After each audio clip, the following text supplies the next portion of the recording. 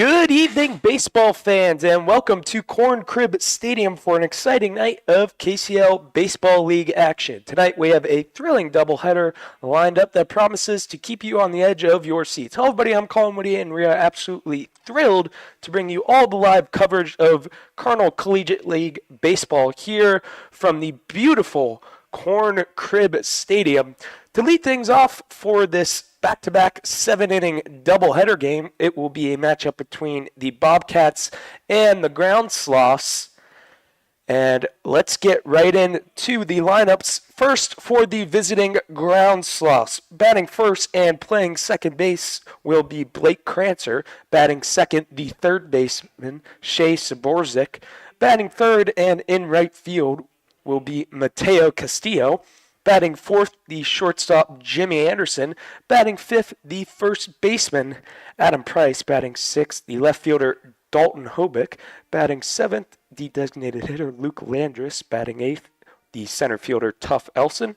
Batting ninth will be the catcher, Charlie Graham. We'll take a short break and be back for first pitch right after this.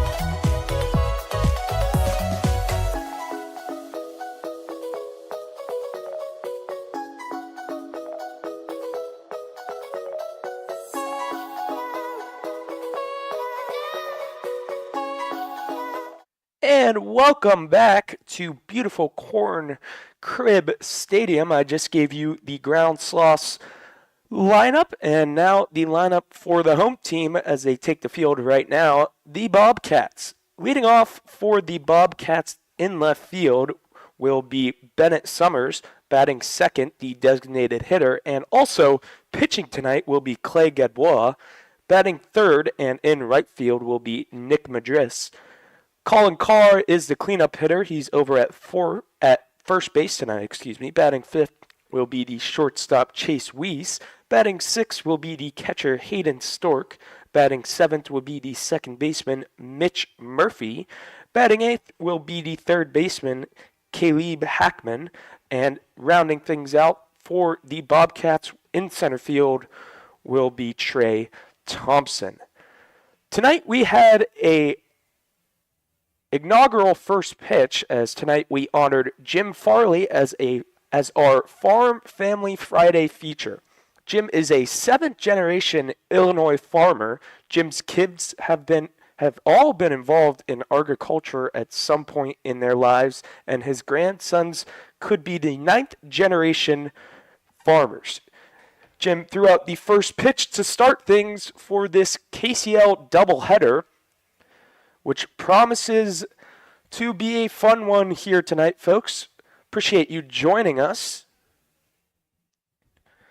Like I said, Clay Gadbois will be on the mound to start things for the Bobcats, playing two ways tonight and also in the two-hole for the lineup. So in steps the leadoff hitter for the Ground Sloths, and we're about to get underway.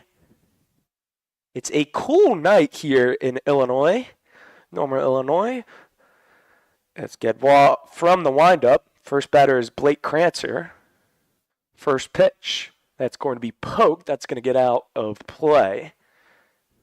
5:04 first pitch time. Good weather here. Been a little windy here tonight, but shaping up to be a beautiful night for baseball.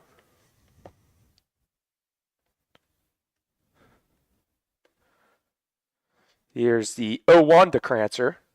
That's high and tight, a ball and a strike.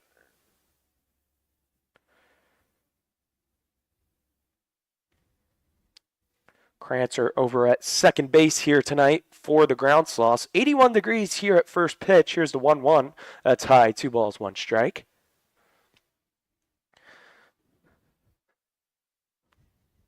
A beautiful night for baseball here in Bloomington, Illinois. Got Wall from the windup. Kicks in the 2-1. That's going to be poked to the third baseman, Hackman. He'll field it onto Hops, throw over, and it gets past the first baseman, Carr, and into the bullpen. Around second and heading for third is Krancer, and he's going to be there easily. So give it an E5 to Hackman. And just like that, a runner at third to open things off here in the first inning for the ground sloths. So a throwing error from Hackman. Carr couldn't pick it, and speeding around the bases goes Krancer. And in steps the 2-hole hitter, third baseman Shea Zaborzik. First pitch to Zaborzik is going to be lined to the second baseman Murphy. He'll field it cleanly, throw on for out number 1. Run does score, and quickly it is 1-0 ground sloths. So about 4 pitches in, the ground sloths lead 1-0 here. After an RBI from Zaborzik. And in steps the right fielder, Mateo Castillo. First pitch to him is swung on and missed for strike 1.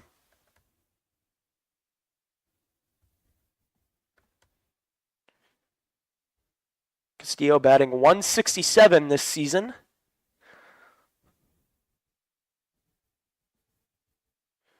The 1 is in tight, ball and a strike. Out of Southern Illinois University, Edwardsville, is Castillo. 1-1 is inside, 2 balls, 1 strike. Hit .286 this past season in 16 plate appearances, .946 OPS. Here's the 1-1. That's in tight, 2 balls, 1 strike.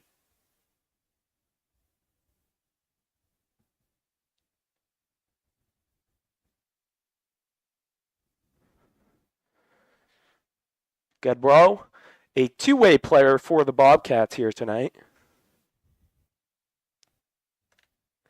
Here's a 3-1. That's going to be poked in the right field. That's going to get down for a hit. And a 1-out single here in the top of the first inning as Castillo singles on the changeup low and tight. And a 1-out base runner here in the top of the first will bring up the cleanup hitter, Jimmy Anderson.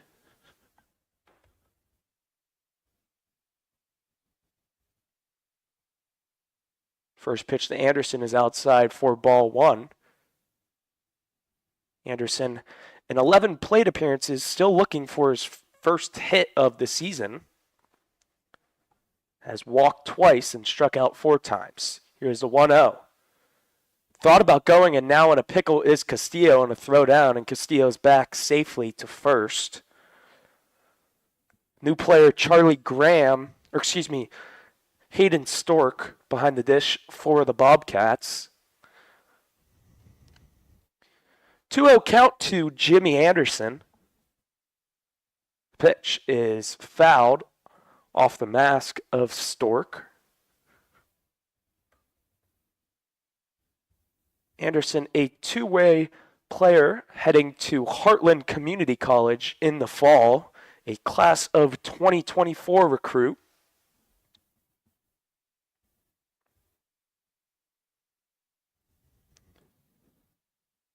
Two balls, 1 strike. Castillo off of first. 1-0 here in the top of the first inning.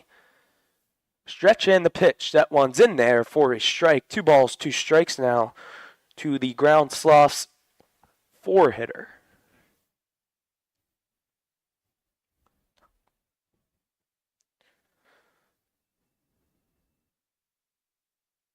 2 balls, 2 strikes. Castillo goes. Pitch is in there. Called strike 3. Throw down not in time. So a strikeout and a stolen base for Castillo. And 2 away here in the top of the first. We'll bring up the first baseman, Adam Price.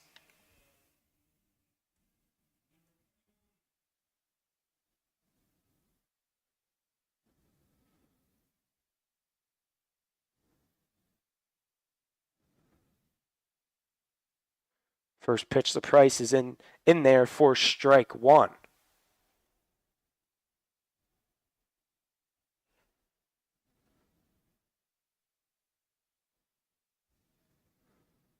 Price out of Heartland Community College. Here's the 0-1 from Goodwa. That's poked back, foul.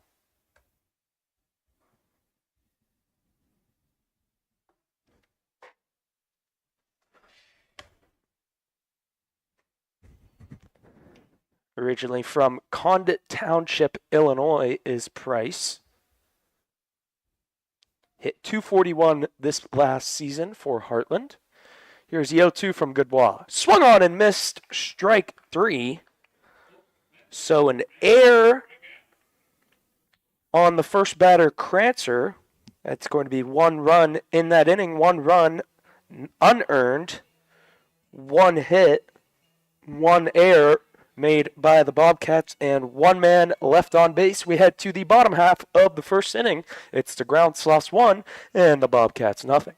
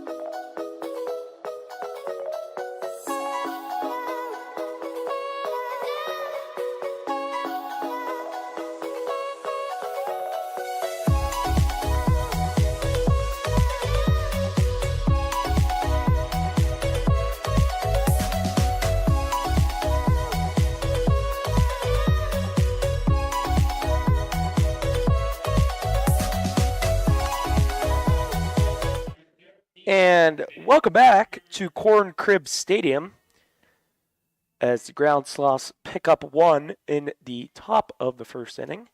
And now it's the Bobcats' turn the bat. And leading off will be the left fielder, Bennett Summers. And on the mound for the Groundslots will be Devin Tupper. First pitch is swung on and missed for strike 1.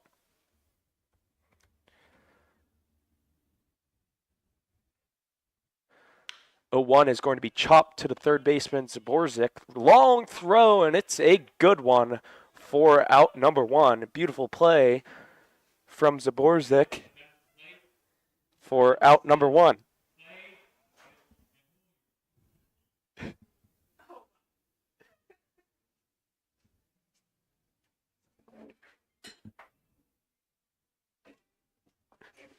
Here comes the 2-hole hitter and pitcher Clay Gadbois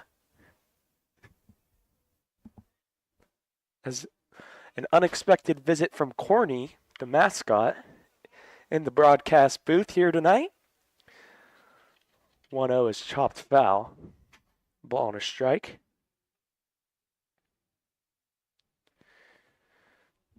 Here's a 1-1. That's high and tight. 2 balls, 1 strike.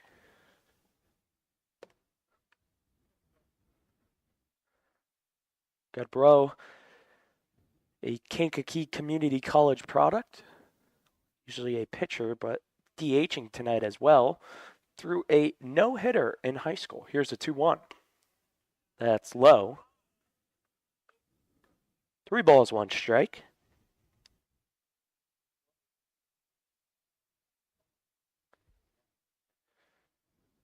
Here's a 3-1 from Turner. Swung on and miss. 3 balls, 2 strikes. Beautiful slider there from Tupper. Tupper out of Eastern Illinois University. Here's a 3-2 off for him. Got him swinging, and Graham trying to find the ball. He'll throw on the first, and it is late.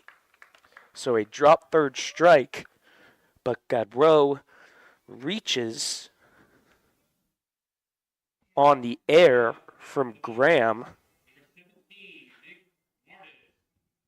So an E2, and Godrow reaches with 1 gone here in the bottom of the first, and in steps the right fielder Nick Madris. First pitch to him is a fastball in there for strike 1.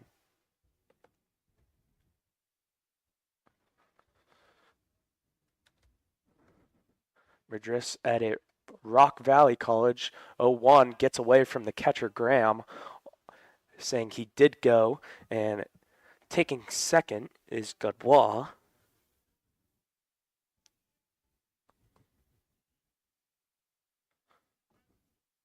So a runner in scoring position. Here's the 0-2. That's going to be grounded to the third baseman, Zaborzik. He'll look him back, throw on the first, and for out number 2. And heading to third is Godbois. After Zaborzik threw it, so a 5-3 putout. And with 2 away here, steps in the first baseman, Colin Carr, trying to tie it up. Here's the first pitch from Tupper. That's going to be poked into left. Back goes Hobick, and it's past Hobick and over the wall for a ground rule double. And we are tied at 1 apiece. So a double from Carr scores Godrow. And the air comes back to haunt the ground sloths.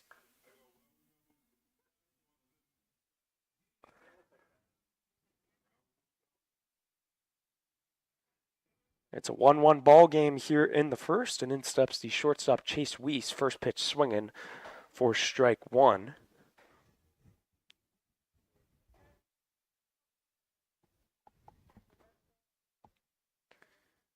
Here's the 0-1 from Tupper.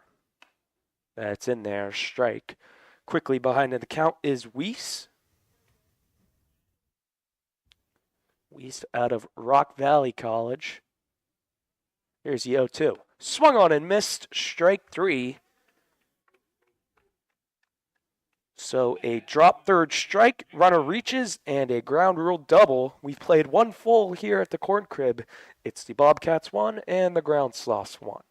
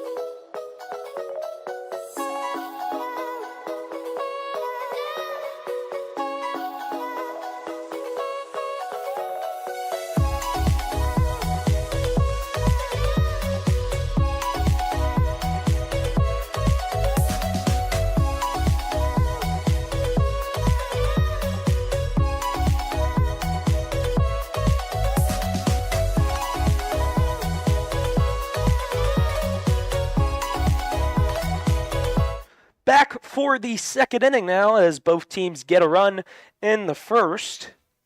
It's the Bobcats 1 and the Ground Sloths 1. Hello, everyone. Colin Whitty here, bringing you the KCL doubleheader for tonight. It'll be 6, 7, and 8 due up for the Ground Sloths, as the left fielder Dalton Hobick will lead them off. Clay Gadbois out for his second inning of work. Here is the first pitch to Hobick. That's outside, ball one. Hobick, a product of Kankakee Community College, played in 45 games this past season, a .234 average, 2 home runs on the campaign. Here's the 1-0. That's outside, 2 balls, no strikes. Tallied 17 RBIs, 28 runs scored, and 9 stolen bases did Hobick. Here's a 2-0. That's in there for a strike.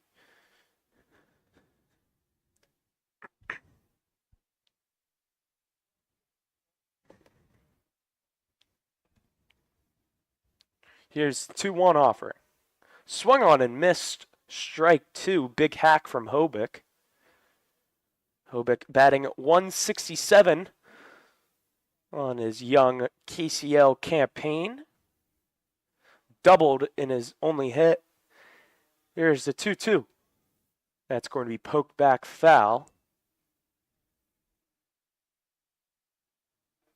2 balls, 2 strikes to count to Dalton Hobick. As 2 errors in the first inning, you could say, is the reason we're tied at 1 and not tied at 0. Here's the 2-2 from Gadbois. That's going to be a little poke out to left. In comes Summers. He will make the catch for out number 1. His hat falling off in the process, but nonetheless, out number 1 to begin things here in the top of the second. So a fly out to left.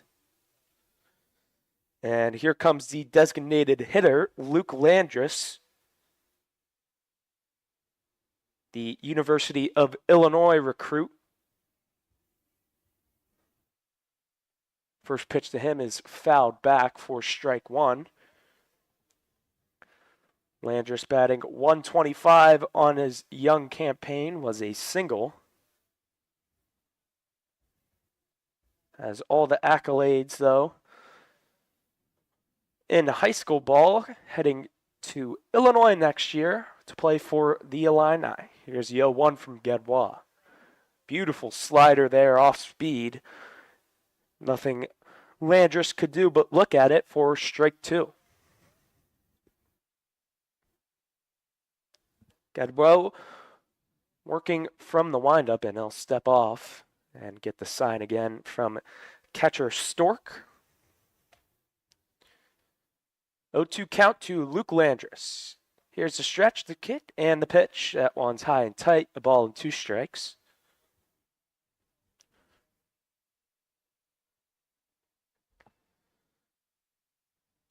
Here's the 1-2 offering. And a little low. 2 balls, 2 strikes.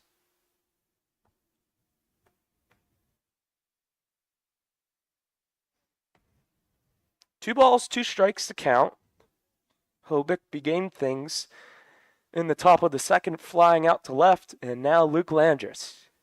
That's going to be poked back up the middle. Going to be a tough play, a diving play from Weiss, and not in time to get the speedy Landris. So an infield hit here. And a 1-out single here in the top of the second for Landris.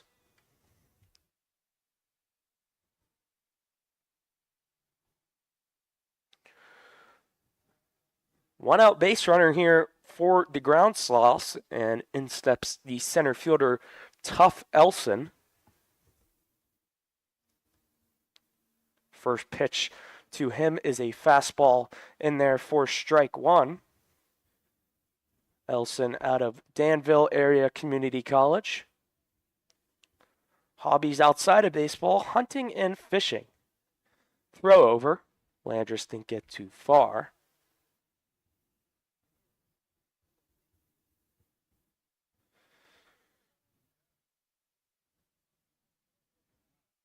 Here's the 0-1. Landris goes, pitches outside for a ball, throw down, and Landris is in there. So a stolen base and a runner in scoring position in the top of the second.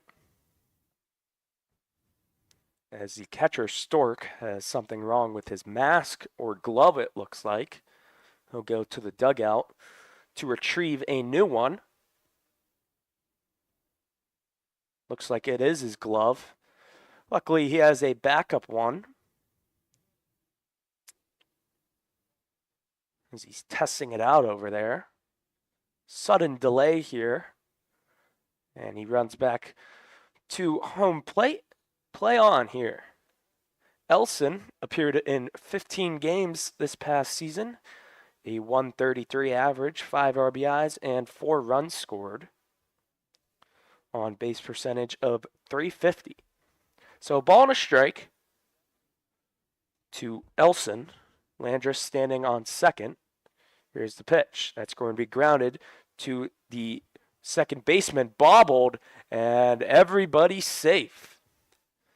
So an error on the second baseman, Murphy. And everybody is safe.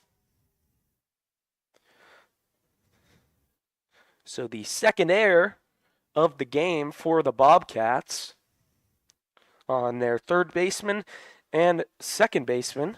Landris on the third, and Elson over at first. First pitch to Charlie Graham is in there for strike one.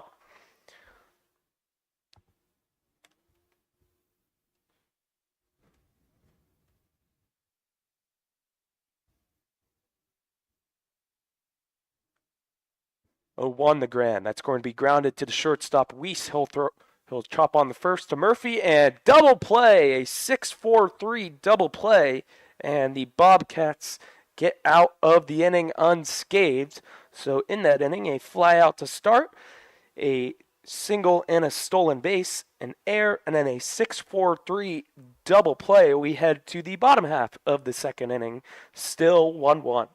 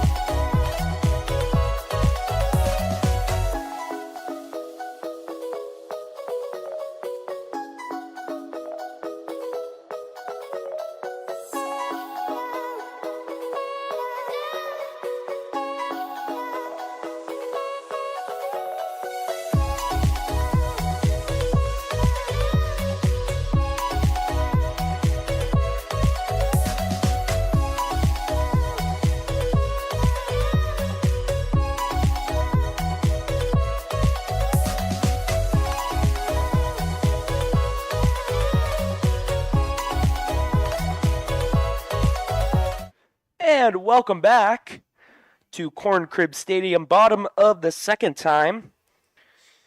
Here as the Bobcats get a big 6-4-3 double play. Thanks to Charlie Graham in his first plate appearance as a ground slop, grounding into that double play. Devin Tupper back on for his second inning on the mound, and to lead things off will be the catcher, Hayden Stork, out of Millikan College.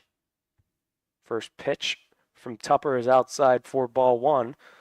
Stork's stats this past season, a .303 average, a .400 on-base percentage. That 1-0 is going to be grounded to the shortstop, Anderson, and through his legs and in the left center for a base hit, and bobbled by the center fielder, Elson.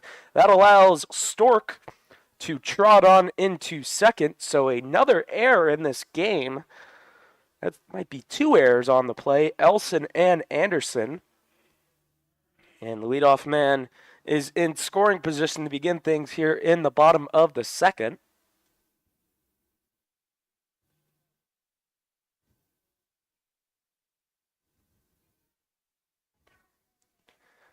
And here's Mitch Murphy.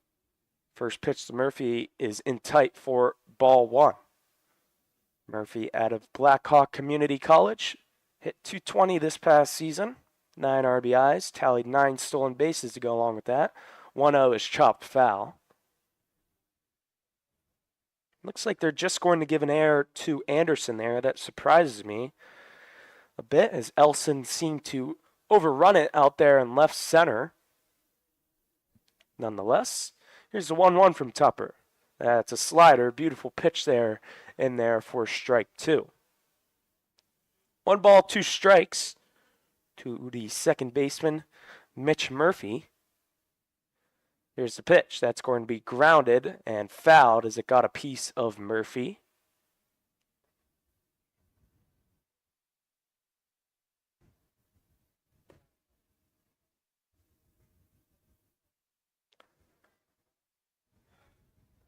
Murphy batting .250 on the young season.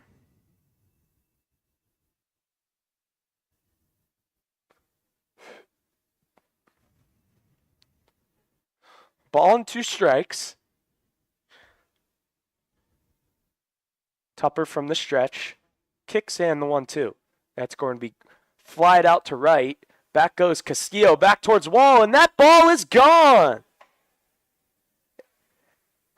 A little Oppo Taco for Mitch Murphy. A 2-run home run, and the Bobcats take a 3-1 lead here in the bottom of the second.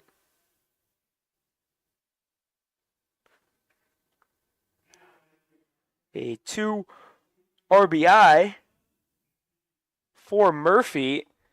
A little Oppo Taco. And it's 3-1 Bobcats.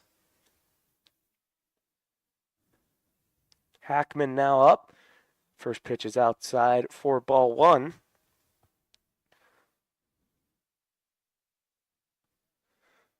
One-0 is chopped foul. So an error by the shortstop Anderson and a home run from Murphy. Here's the 1-1 to Hackman. That's lined in the center field. That's going to get down for a hit on a hard hit ball from Hackman. 3 straight Bobcats getting on base against Tupper.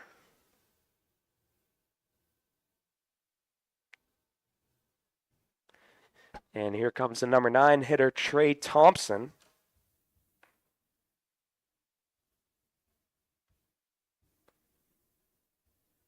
First pitch is outside for ball 1. Thompson, a class of 2024 recruit, heading to Millikan University next season. The 1-0 is outside. 2 balls, no strikes.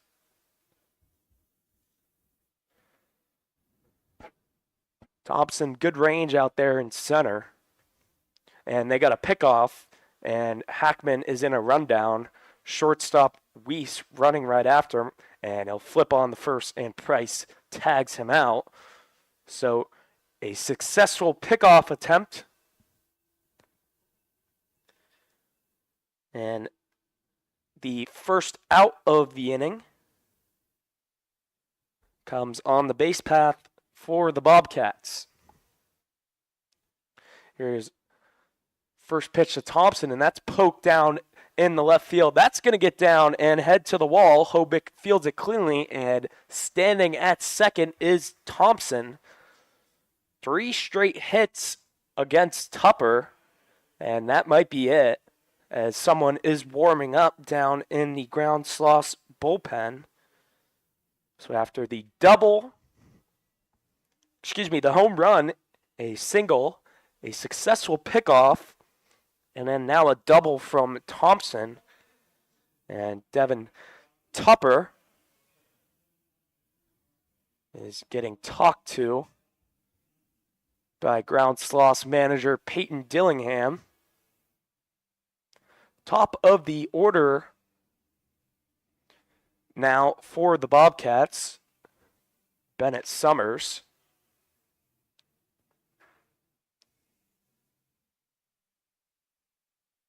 And they're going to leave Tupper in here to try and get these final 2 outs.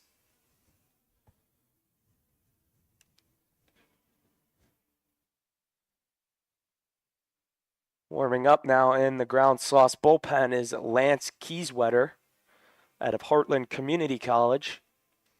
Imagine he will be called upon next. First pitch is poked into left field. In comes Hobick, and it gets by him and on the way to the wall. Thompson around third.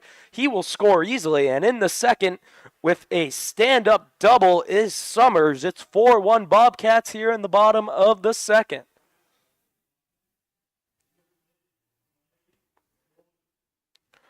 So Thompson will score easily. Summers into second. 4-1 ball game here in the bottom of the second. Here comes Clay Gadbois. First pitch that he sees is poked to the shortstop Anderson. He'll field it cleanly and throw on the first for out number 2. Swinging at the first pitches are the Bobcats. Could barely keep along. But nonetheless, out number 2 as Summers heads to third. 4-1 ball game here in the bottom of the second. First pitch to Madris is in there for strike 1. Like I said, Kieswetter warming up in the bullpen. 0-1 is swung on and missed on the changeup.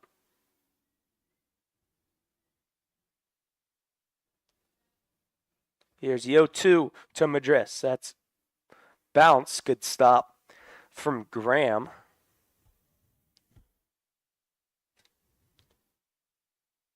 1 ball, 2 strikes. Summers off a third.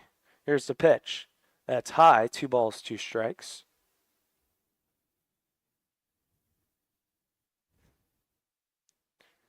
Tupper, quick worker, as that one's poked. That'll get out of play, it looks like. Good attempt from Price, but in the stands. Count remains at 2-2.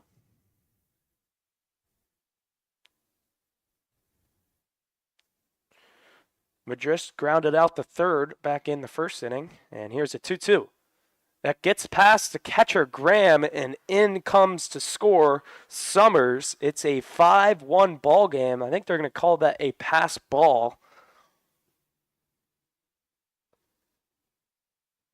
So a 4-run inning for the Bobcats here in the bottom of the second. And that was called a ball. Here's the 3-2. And just got a piece of it, did Madris. Count remains at 3-2.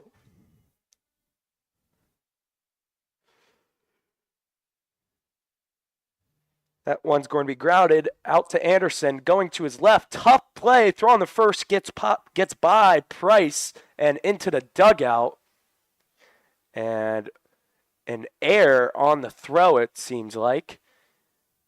And it'll go into the dugout, and on to third goes Madris. Don't know how they'll rule that.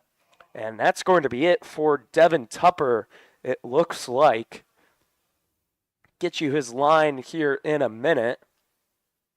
And indeed, it will be it. They will call upon the bullpen here. Lance Kieswetter coming on here in the bottom of the second. It is a 5-1 ball game. We'll take a short break and be back right after this.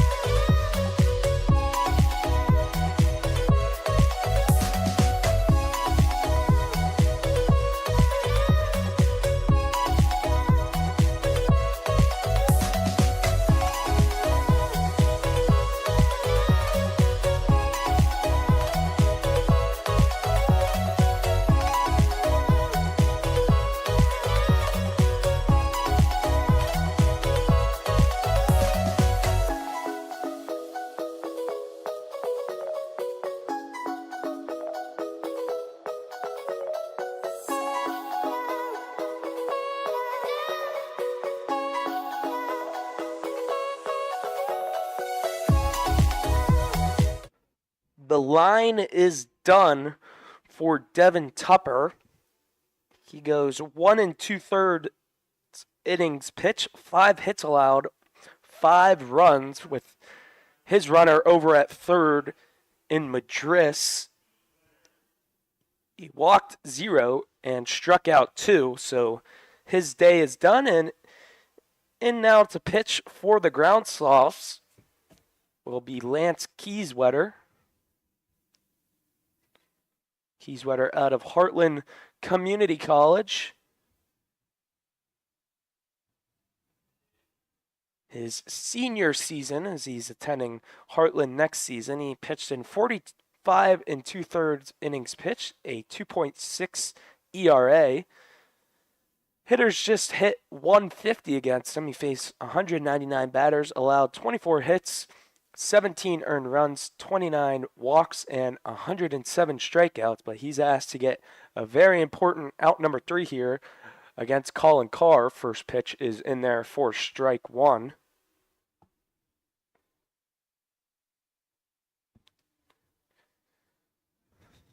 Madris off a third after the error on the catcher, Graham, as that pitch is bounced. Good stop from Graham. As it went into the dugout on the backup after the tough play made by Anderson. A ball and a strike. Kieswetter from the stretch.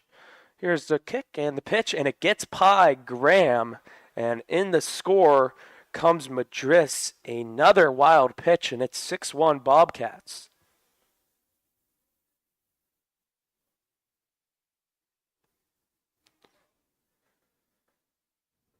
So a 5-run bottom of the second inning for the Bobcats.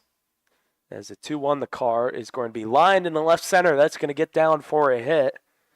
Fielded by Elson in a long curve off the first base bag from Carr, but he'll hang up at first for a 2-out single. So the brutal inning for the Ground Sloths continues.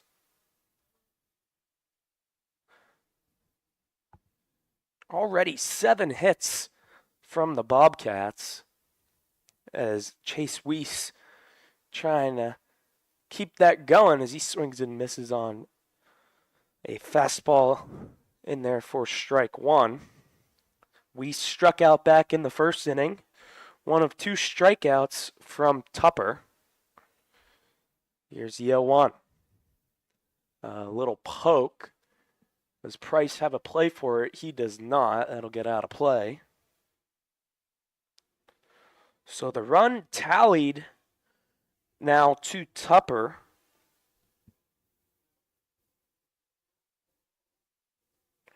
His line is complete. 6 runs allowed. It's been not fundamental baseball, though. 3 errors made by the Ground Sloths tonight. Here's the 0-2. Swung on and missed. Got him on the changeup, and Weiss goes down swinging. But a 5-run inning for the Bobcats in the bottom of the second. We head to the third at the Corn Crib. It's the Bobcats 6 and the Ground Sloths 1.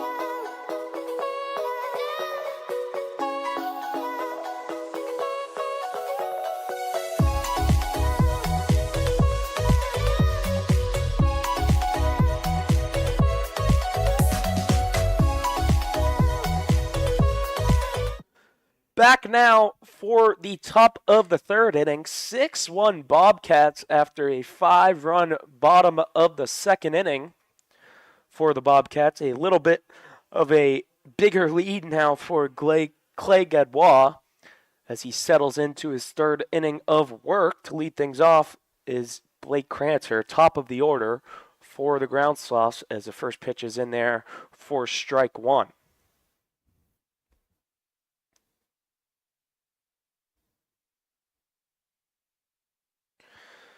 Here's the 0-1. That's low and away, a ball and a strike.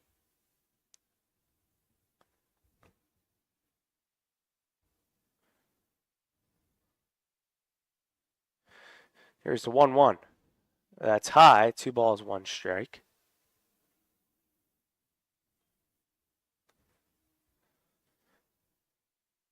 Crancer reached on an error and scored back in the first inning. 2-1s outside, 3 balls, 1 strike.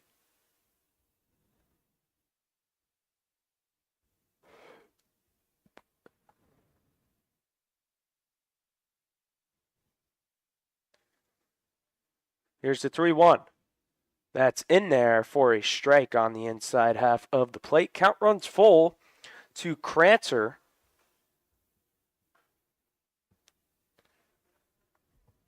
Gadbois from the stretch kicks in. The 3-2 is outside, ball 4. So a leadoff walk here begins things in the top of the third.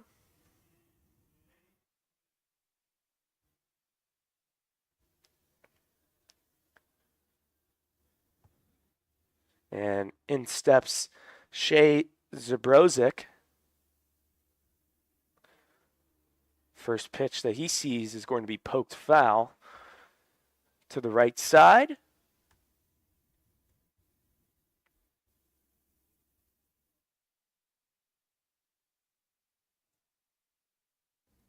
No balls, 1 strike to Zabrozik.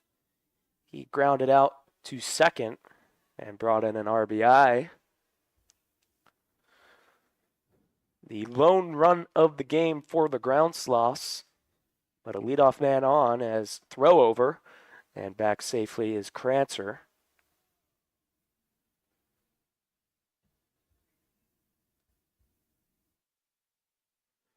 Here's the 0-1. That's outside, a ball and a strike.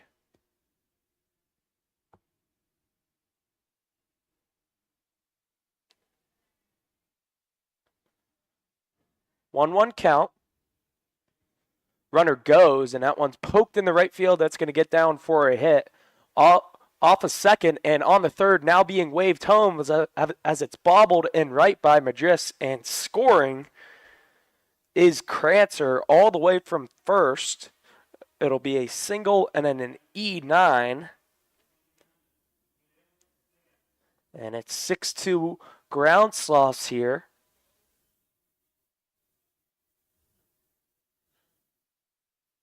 So a single and an E9. The third error of the night from the Bobcats. First pitch to Mateo Castillo's flied deep into center. Back goes Thompson. He will make the catch. Runner on second. Zabrozik will tag, and he's going to try to come home, play at the plate. He is safe, tagging all the way from second base. A long ballpark here at the Corn Crib, and just like that, it's 6-3 Bobcats. What an impressive base running display there from Shea Zabrozik.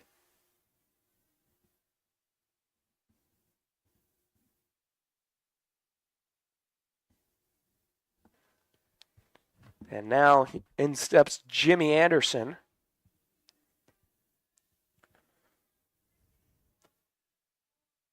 First pitch is high for ball 1.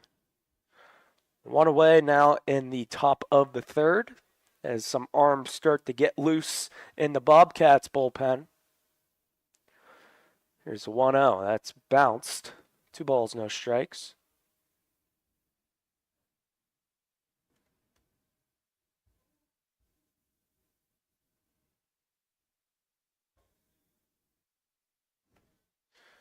Here's the 2-0 count. That one's poked down the right side, foul.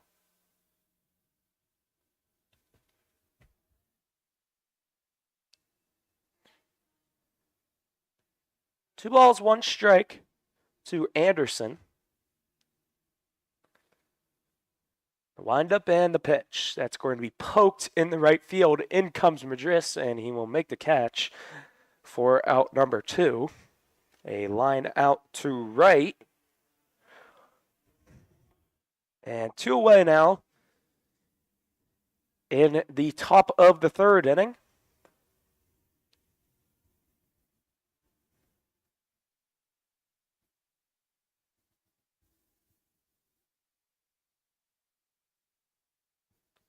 And in steps Adam Price. He struck out back in the 1st inning. The first pitch is high for ball 1.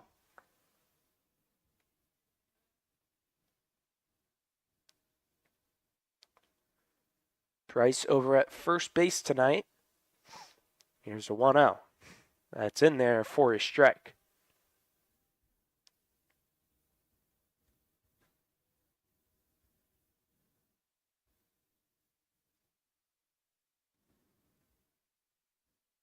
Here's the 1-1 offering. That's outside. 2 balls, 1 strike.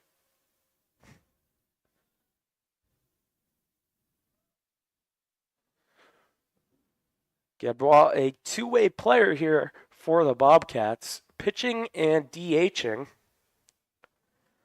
And a 2-1 count to Adam Price, and that one's in tight. 3 balls, 1 strike.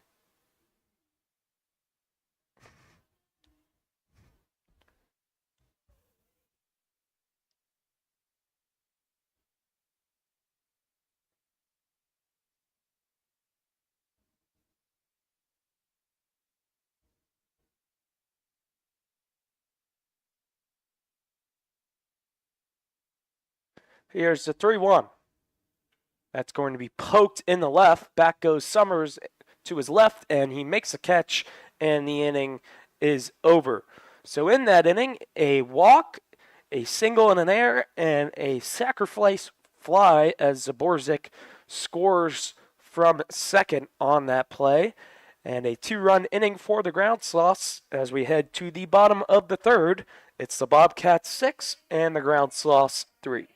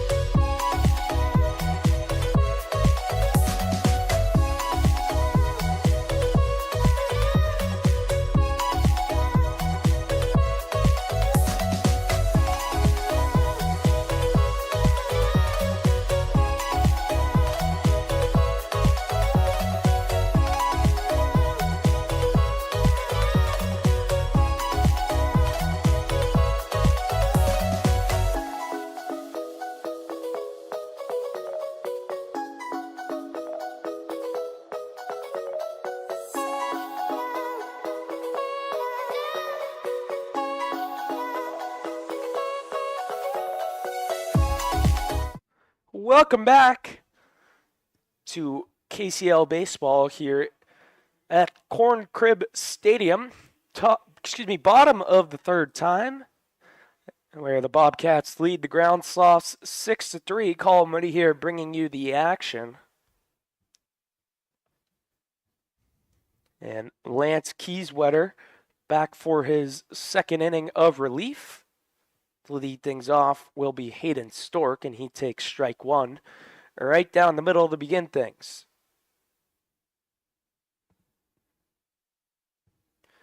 Second pitch is outside, a ball and a strike.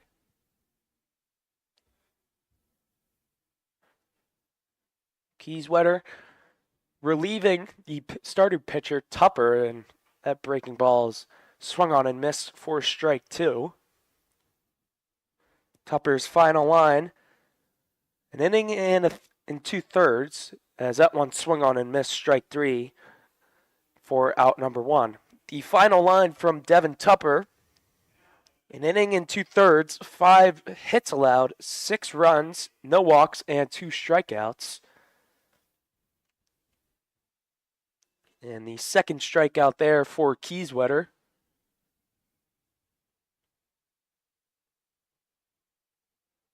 First pitch now to Murphy is inside for ball 1.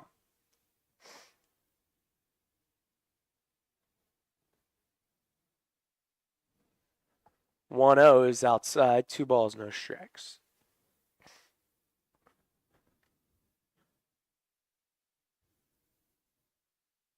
Two-0 is in there. Murphy homered back in the second inning, part of a 5-run inning. 2-1 is in there. 2 balls, 2 strikes. Here's a 2-2. That one's poked, foul, get out of play. Right back behind us.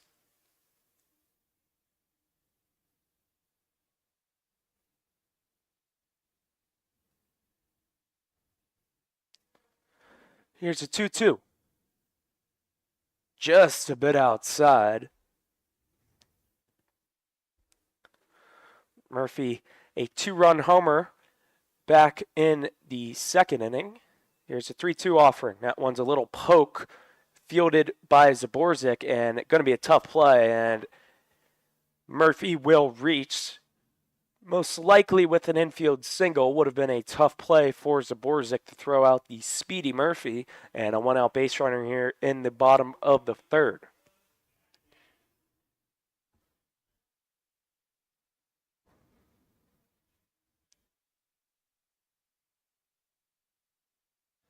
And now Caleb Hackman steps in. He singled in the second inning. They will rule that a hit.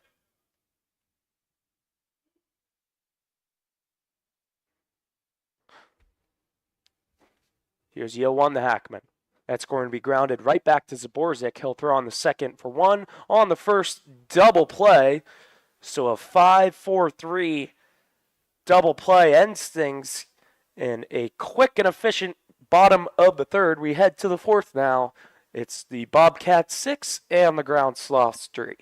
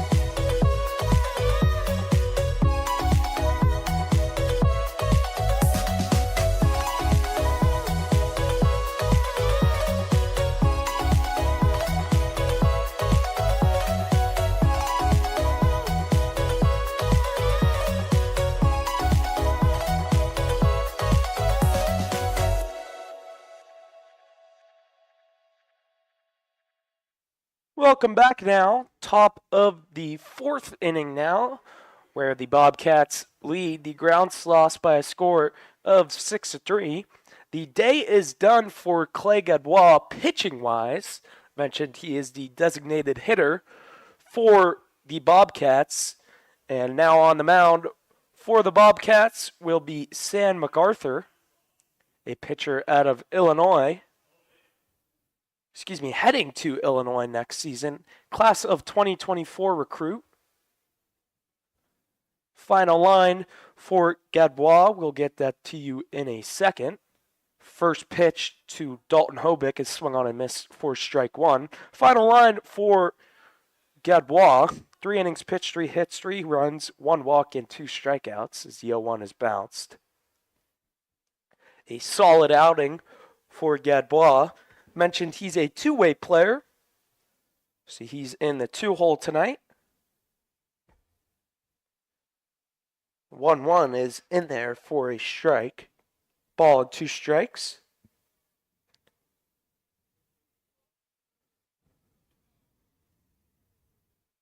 Hobick flew out to left, and that one's cracked into left center over his Thompson, and he's unable to get it, and it's off the wall in the second. And now rounding second on the way to third is Hobick, and he's going to be there safely with a triple. So a leadoff triple begins things here in the fourth.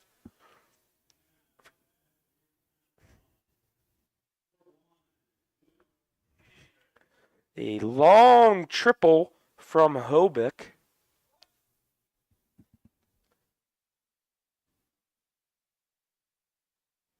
And now Luke Landris, who singled back in the second inning, stole a base also. First pitch to Landris is in there for a strike. 2 Illinois guys going at it right here. Illinois recruits MacArthur and Landris. Here's the 0-1. That one's outside. Good stop from Stork.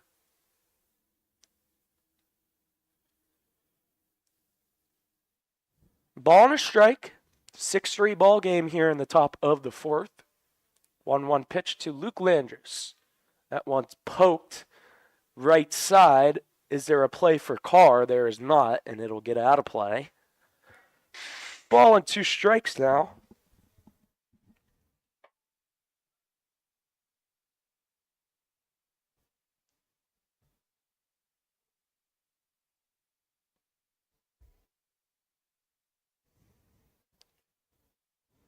Beautiful night for baseball as it's cooled down a bit. Still pretty windy out there. First game of the doubleheader for the KCL as that one's high and tight. 2 balls, 2 strikes.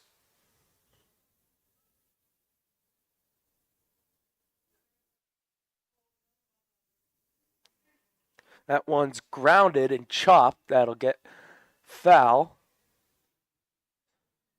Quick feed over there at Hackman.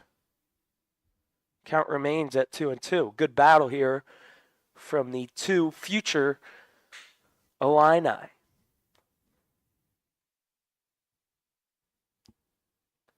Hobick off a third. Here's a 2-2. Is going to be poked right back to MacArthur. He'll throw on the first for out number 1. So a soft out there. Runner Hobick not able to score. A 1-3 putout, and in steps tough Elson.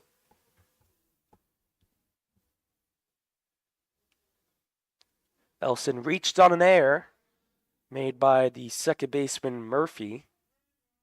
First pitch to Elson. That's going to be poked down the right field line. Is it fair? It is a foul ball, just foul down that right field line.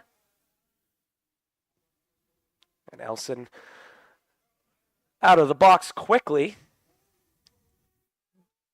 Will have to run and retrieve his bat and get back in the box.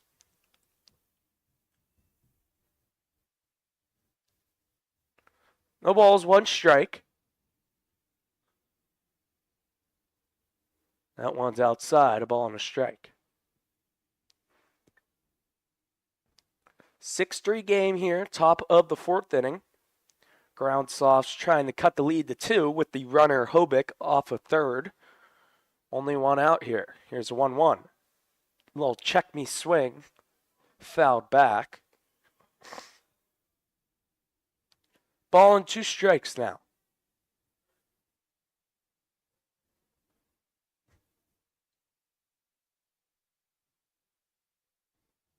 MacArthur gets a sign from Stork, kicks in the 1-2. That's outside, a ball 2 balls, 2 strikes. Infield shaded back. Looks like they will sacrifice the runner Hobick over at third. And that one's outside, and the count runs full.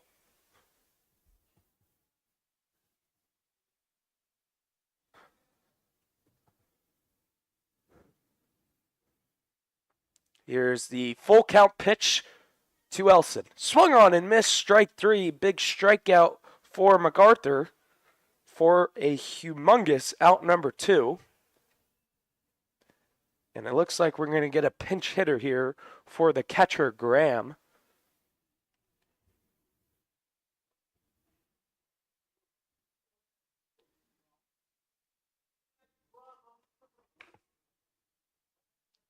First pitch is poked deep to left. Back goes Summers. He will make the catch, and the inning is over. So in that inning, a leadoff triple, but he is stranded at third. A scoreless top of the 4th inning for MacArthur, and we head to the bottom half of the 4th inning. It's the Bobcats 6 and the Ground Sloths 3.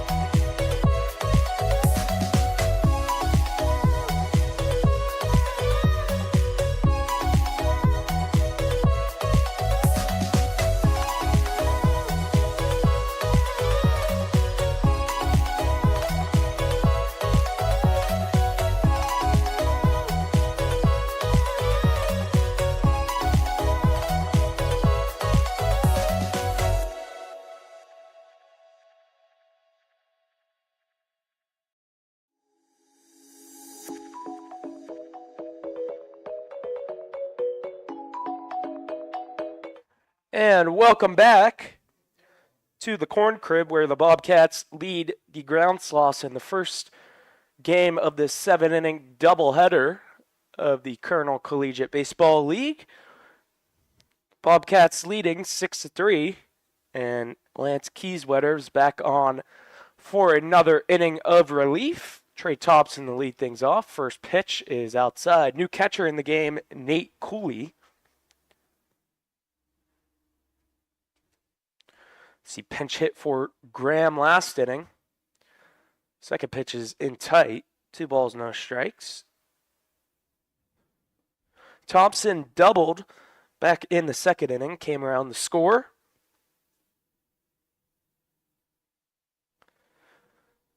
It's 9, and then the top of the order, 1 and 2. Set up for the Bobcats.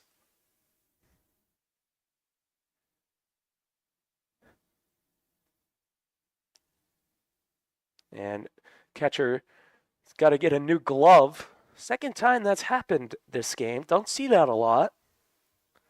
Interesting.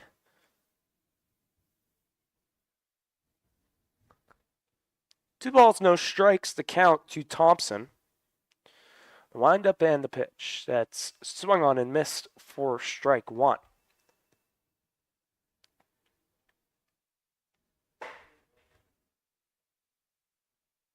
Here's a 2-1. Beautiful changeup there. 2 balls, 2 strikes.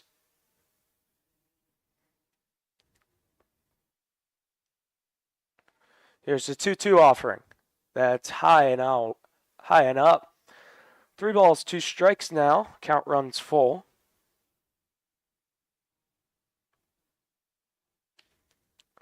Here's the 3-2.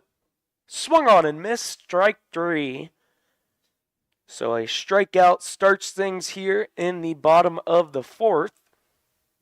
And now the lineup card turns over, and in steps the left fielder Bennett Summers.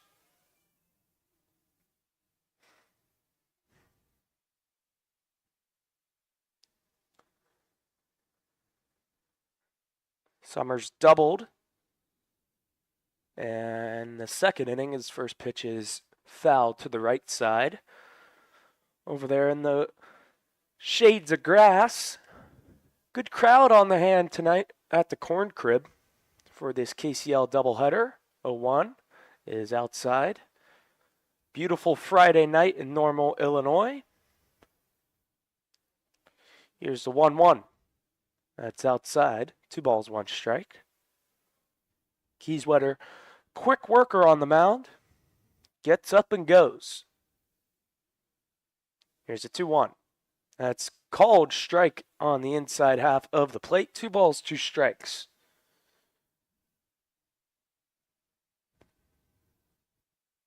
Here's a 2-2. That's going to be poked in the left field. That's going to get down for a hit. Fielded cleanly by Hobick, but nonetheless, a 1-out single here in the bottom of the 4th.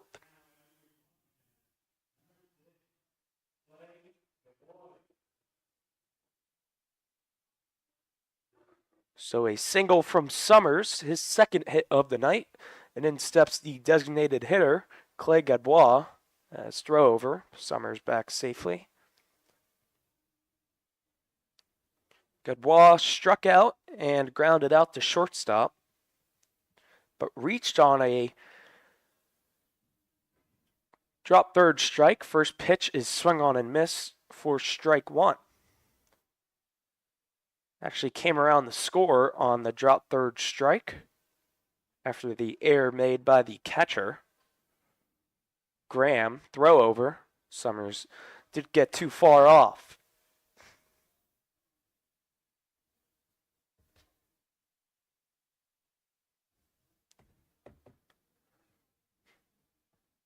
Here's the 0-1. Swung on and missed, strike 2 on the fastball up above the head. Quickly behind in the count, 0-2. Summers leads off first, 6-3 ball game. Here, Bobcats lead. Here's a pitch. Runner goes, swung on and missed, strike 3. Throw down, he is out. A strike him out, throw him out, double play ends things here in the bottom of the 4th. We've played 4 full here at the Corn Crib. It's the Bobcats 6 and the Ground Sloths 3.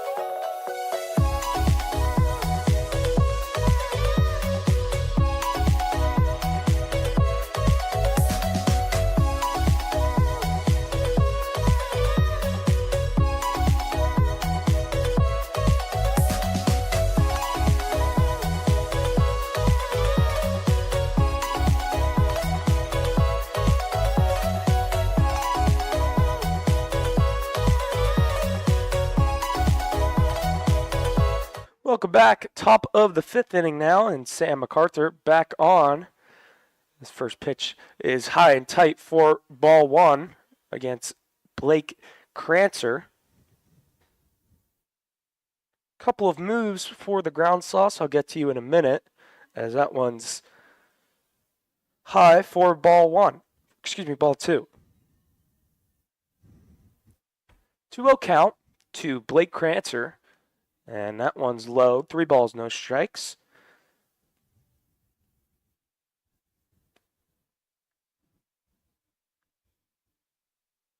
Here's a 3-0. That's high, and a 4-pitch walk begins things here in the top of the 5th.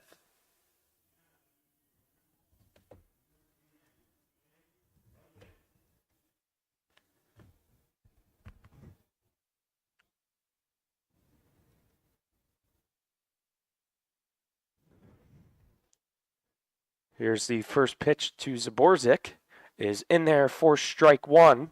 Couple of moves for the ground sloths, like I said. Carter Selk enters for Elson, and he will play left field as a throwover.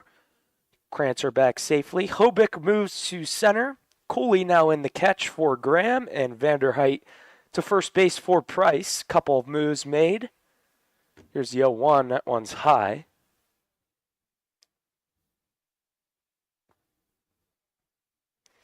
Ball and a strike. 3-run game here in the top of the 5th. Here's the pitch to Zaborzik. It's grounded to the shortstop, Weiss. Throw on the second, and safe is Crancer. So an infield single here. Tough play for Weiss. Only play was to second, but heads-up play from Crancer to get there quickly. And there's 2 on with nobody out here in the top of the 5th inning. And big hitter up, Mateo Castillo, has power to tie this game up. First pitch to him is outside for ball 1. Excuse me, strike 1. Castillo singled and flew out to high fly center field. Here's the 1-0. That one's poked into shallow left. Back goes Weiss. He will make the catch over the shoulder. Good play there for out number 1. So good play from the Bobcats shortstop. And now in steps Jimmy Anderson, who struck out and lined out to right in this game, 0 for 2. Tying run at the plate for the ground sloths. Here's the pitch. It's high and tight for ball 1.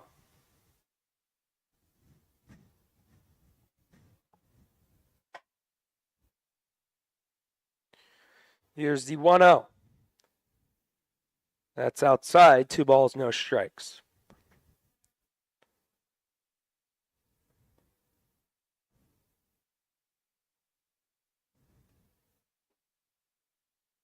Big situation here for MacArthur. Here's the 2-0 offering. That's high. 3 balls, no strikes. Crancer reached on a 4-pitch walk. Zaborzik reached on an infield single. Castillo flew out to shallow left, and now the 3-0 is outside another 4-pitch walk, and the bases are loaded. So Crancer to third, Zaborzik to second, and a mound visit here from Bobcats manager Jacob Wegner. Someone warming up in the Bobcats bullpen. Looks like just a visit, though, or will it be the end of MacArthur's day? Looks like they're just talking things over. It looks like they will leave him in, though. Maybe some time for that left-hander to start warming up down in the bullpen.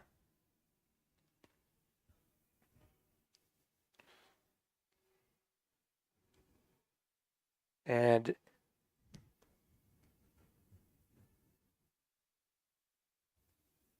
Braden Vanderheit, the pinch hitter for Adam Price. First at-bat of the game, and boy, it's a big one. Bases juiced, 1 out. First pitch is swung on and missed for strike 1. Beautiful fastball there from MacArthur. MacArthur gets the sign. Kicks in the 0-1. Swung on and missed, strike 2 on the fastball, overpowering Vanderheit so far this at-bat. No balls, 2 strikes, bases loaded. Krantzer at third, Zborzik at second, Anderson at first, and that one's outside. Good stop from Stork. 1 ball, 2 strikes. Top of the 5th inning, 6-3 ball game here. Bobcats clinging to a 3-run lead. Go-ahead run at the plate. Here's a 1-2. Swung on and missed, strike 3. Got him on the fastball. Didn't even come close to touching MacArthur, did Vanderheit. And a big out number 2 here for the Bobcats. And now the pinch hitter, Carter Selk. First pitch that he sees is in there for strike 1. Dalton Hobick will hit here. He tripled his last plate appearance. 1 is high and tight.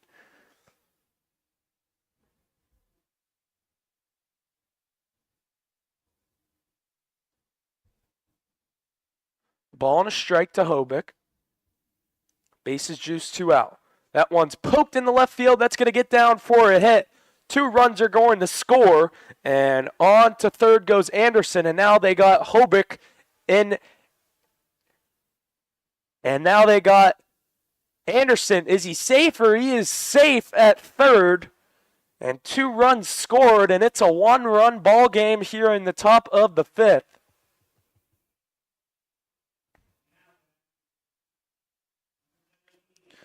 Getting in a rundown was Anderson on that double from Hobick. 2 runs scored.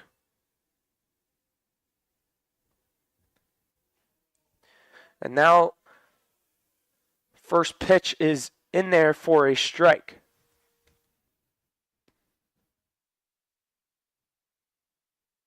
To Braden Windy, pinch hitting for Luke Landris. Lots of substitutions for the Ground Sloths. That one's chopped to the third baseman. Going to be a tough play. Hackman fields it cleanly and makes a strong throw to first for out number 3.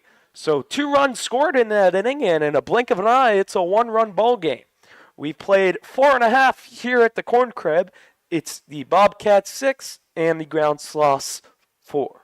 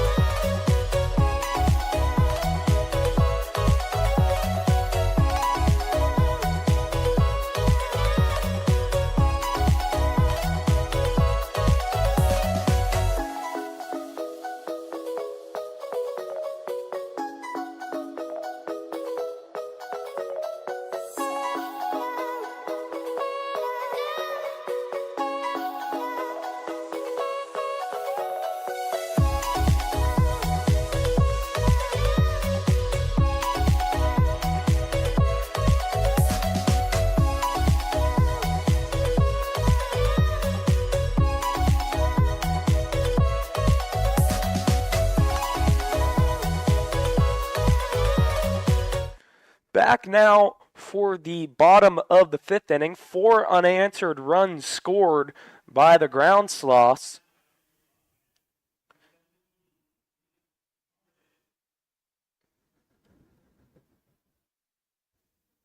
And Nick Martis to lead things off for the Bobcats here to start things in the bottom of the 5th. Lance Kieswetter back on the mound. As that one's low. 2 balls, no strikes. Some defensive changes for the Ground Sauce, which I'll get to in just a second. As a 2-0 is, did he go? He did not, says first base umpire. 2 balls, no strikes. Carter Selk now in left. Hobick moves to center as that pitch is in there for a strike. 3 balls, 1 strike. Castillo still in right, and that one's going to be chopped to the second baseman Crancer. Going to be a tough throw and unable to make it, and it goes past. So another error on the second baseman Crancer to begin things here in the bottom of the 5th inning.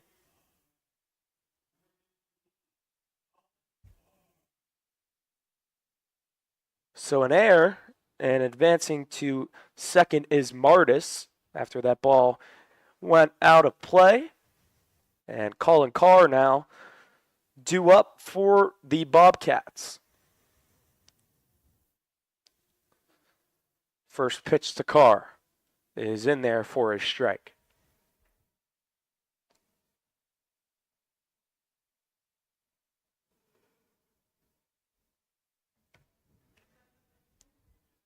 Here's the 0-1.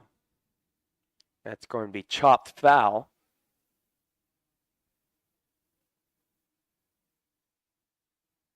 Down the third baseline.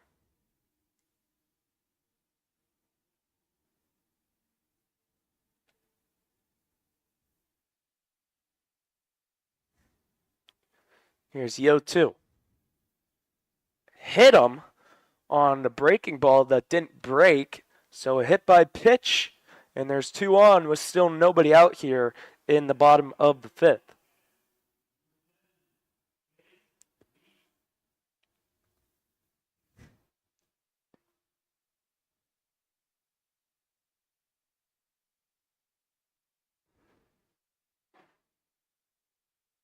Here's Chase Weiss now.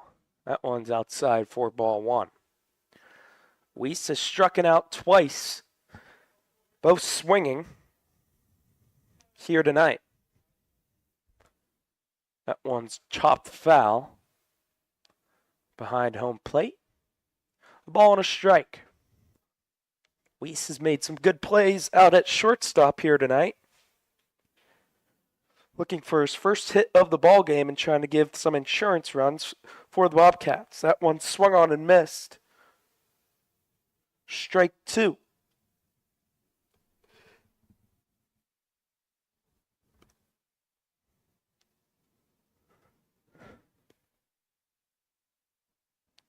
A ball and 2 strikes. Here's a pitch that's outside and bounce. Good stop from Cooley.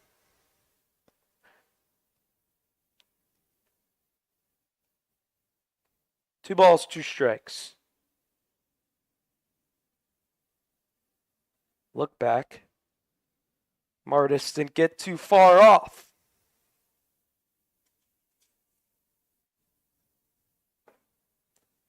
Here's a 2-2.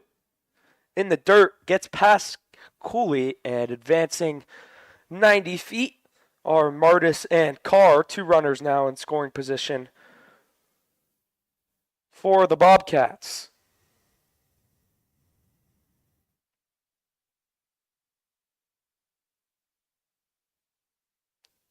Three balls, 2 strikes. Big pitch upcoming from Kieswetter. Here it is. That's high, ball 4. And the bases are juice with nobody out.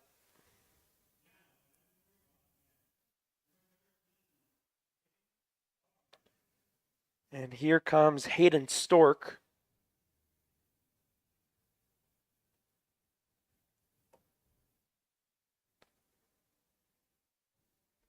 Bases juice, nobody out. 6-5 ball game.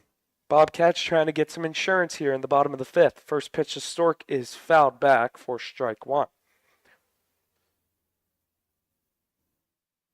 Stork reached on an air, came around the score, and has struck out here tonight.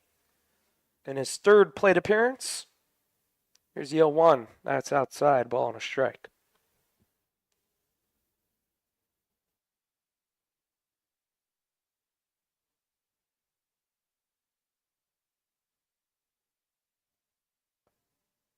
Here's the 1-1. That's low and tight. 2 balls, 1 strike.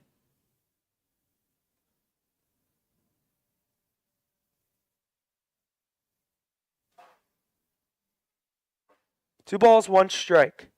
The pitch. That's low. 3 balls, 1 strike. One more ball and Kieswetter walks in a run. Someone warming up now in the Ground Sloths bullpen. That one's chopped foul, and the count runs full yet again.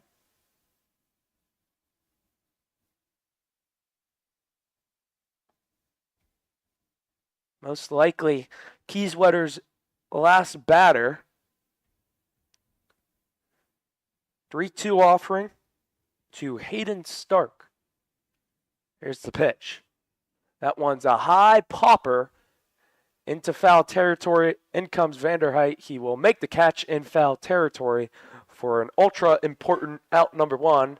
And that will be it seems like, for Kieswetter, as they will most likely call on Mitchell Wilson here. Or is this just a mound visit from manager Peyton Dillingham? Kellen Hirschberger was warming up, and they're going to keep him in here, it looks like. Putting some trust into Kieswetter is Dillingham.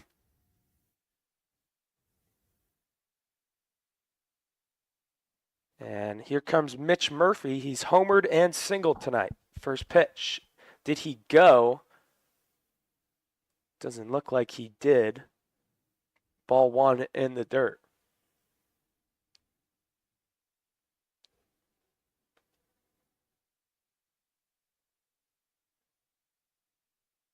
A long appeal.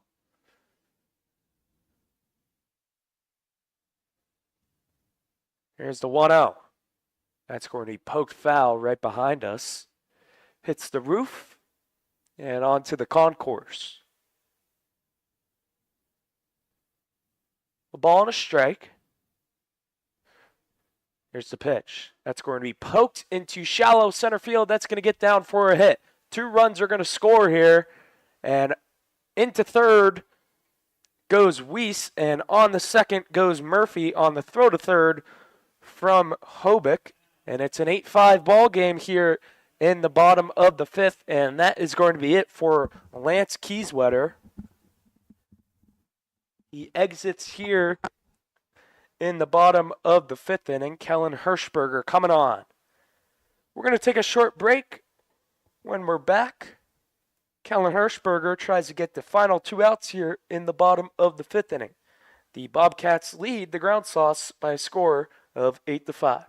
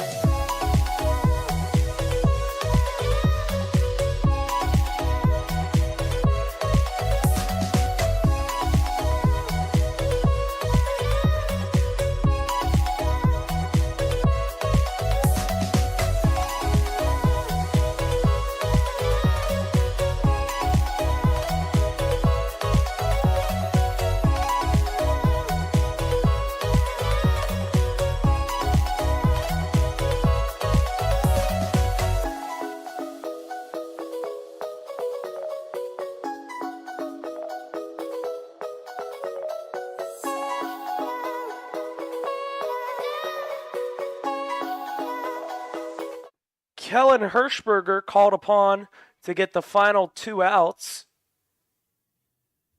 in the bottom of the fifth, trying to keep this a 3-run deficit. Bobcats leading the Ground Sloths 8-5. Hirschberger, a pitcher out of Spoon River College, committed to Trinity Christian College. This past season appeared in 9 games, 14 innings pitched, 7.71 ERA, and Caleb Hackman is the first man he will face, and that one's poked right behind us again and into the concourse. Hackman has singled and grounded into a double play here tonight.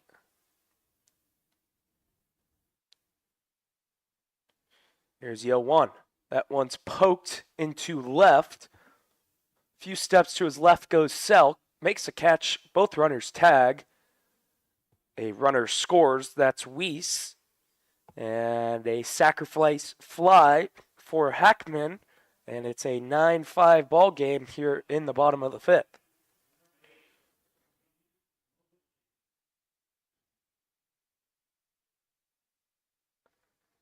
So moving to third goes Murphy.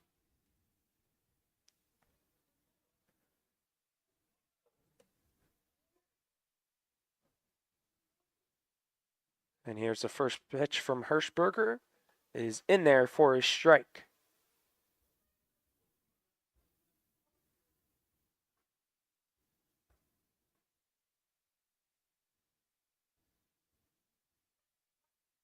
Here's the 1-0. That's outside. Dan Moselle pinch hitting. Ball on a strike.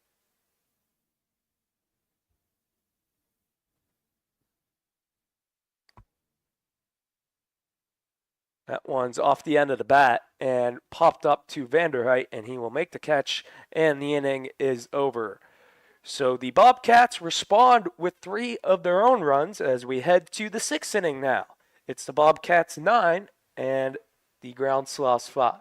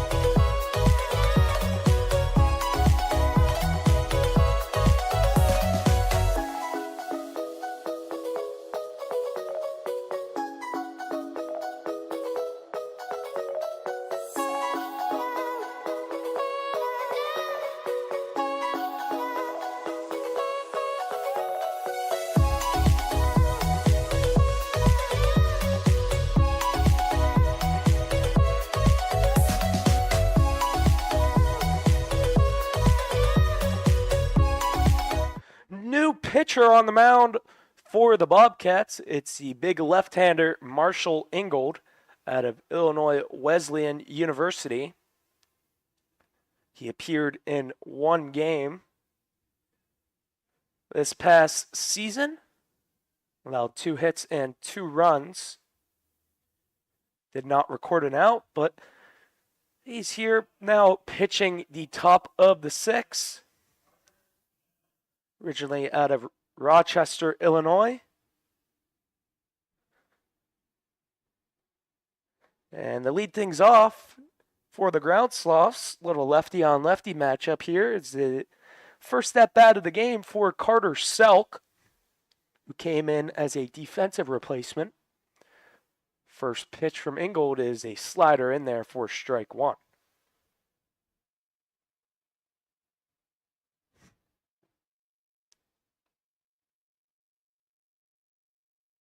The 0-1 to Selk. Swung on and missed on the breaking ball.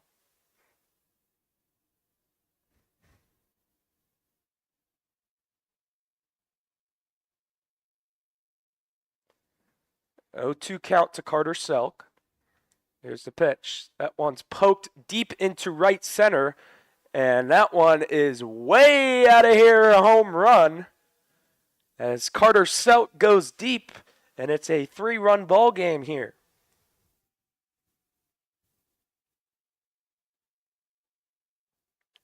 So Selk homers, and just like that, the ground sloths respond to begin things here in the top of the 6th. And here comes Nate Cooley now trying to keep the rally going.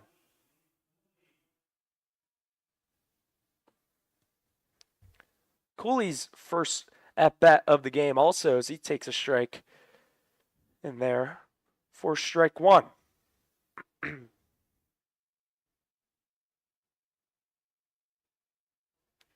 And that one's going to be grounded to Weiss. He'll field it cleanly, throw on the first to Carr for out number 1. 1 away in the top of the 6th.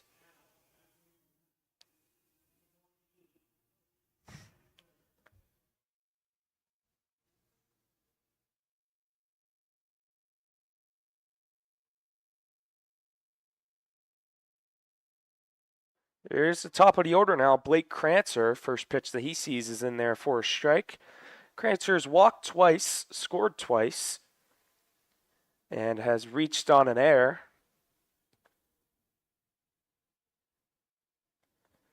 Yo 1 is bounced.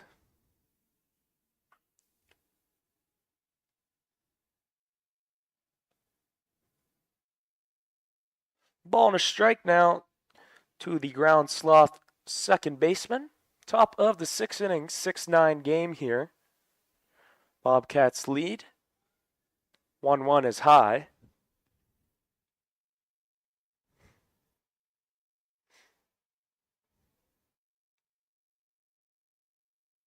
Two 1 count. Ingold from the stretch. Here's the pitch. Slow breaking ball in tight. Just a bit inside. 3 balls, 1 strike.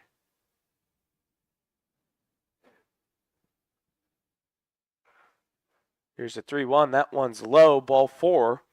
The third walk of the game for Krancer.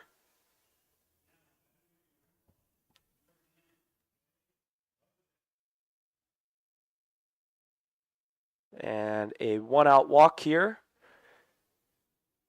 Brings up Shea Zaborzik. First pitch is fouled back for strike 1. Zaborzik has singled twice and grounded out to second.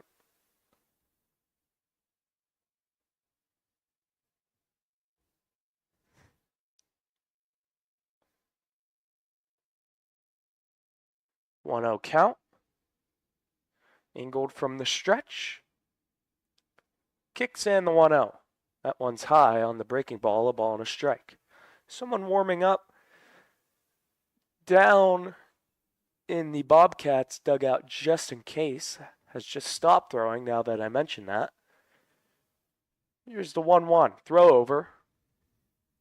Back safely goes Krancer.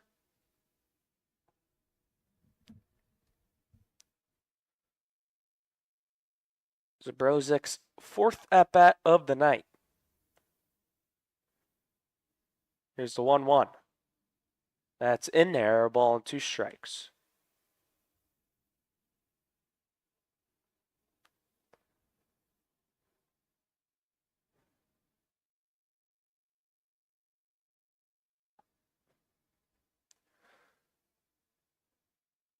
Here's the 1-2. That's going to be a little poke to the right side, and that's going to get through for a base hit. Krancer slipping around second, and he will retreat back to second, not wanting to make an out on the base pass, but a little ground ball single. And the tying run comes to the plate after back-to-back singles. A walk and a single. In Mateo Castillo, who is flown out to the shortstop and left center, flew out deep to center, and has singled here tonight. posing as the tying run at the plate.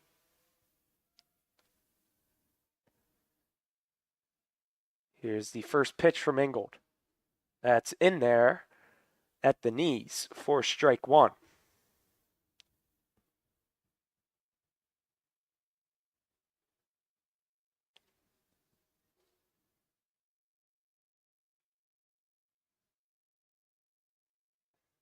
Here's the 0-1.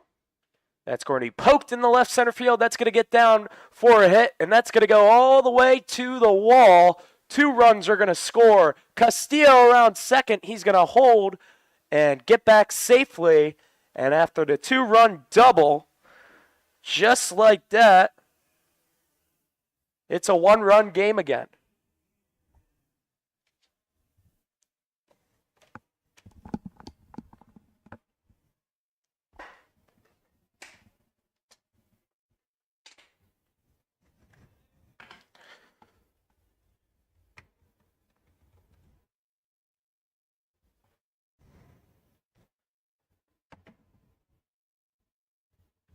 And now stepping in with the tying run at second. And taking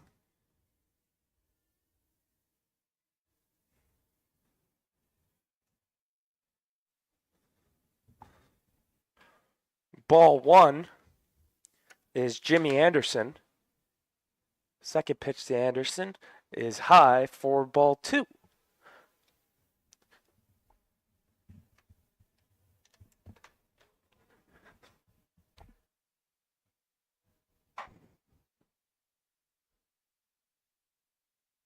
Here's the 2-0.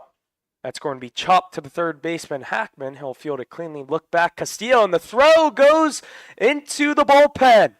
Castillo around third. He's going to go home, play at the plate, and safe is Castillo. And all the way to third goes Anderson on the air made from Hackman. What is going on here? That's the 4th error of the night for the Bobcats.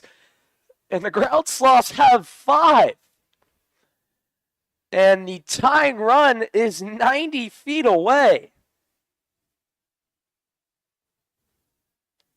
Unbelievable. Unbelievable.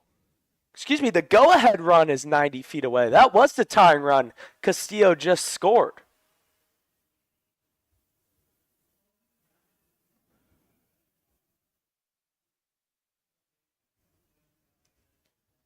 Unbelievable here.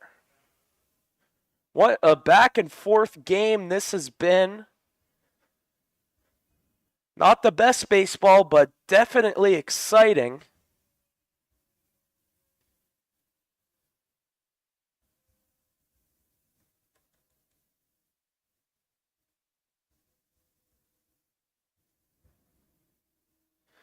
And just like that, they're going to bring the infield in here. Hope for a play at the plate. Here comes Vanderheit. First pitch that he sees is high, deep into right. Martis, and he can't catch it. Around second and on the third goes Vanderheit. And another error for the Bobcats. What is going on? An E9 and going 3 bases is Vanderheit. Unbelievable. 10-9 ball game.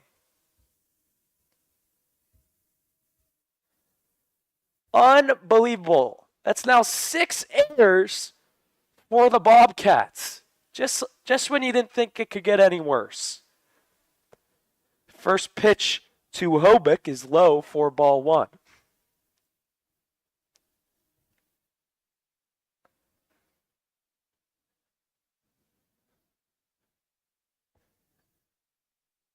Slow breaking ball is in there.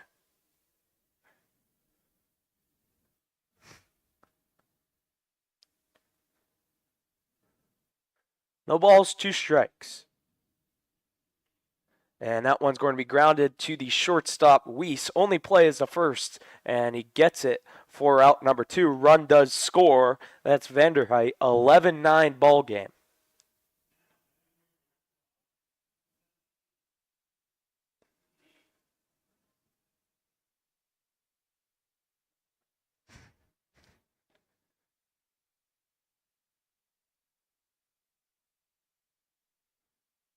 First pitch to Braden Windy is in there for a strike.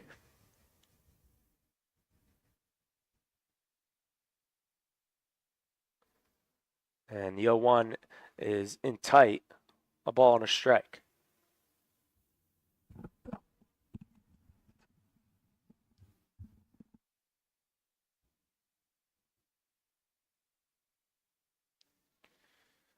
One is high.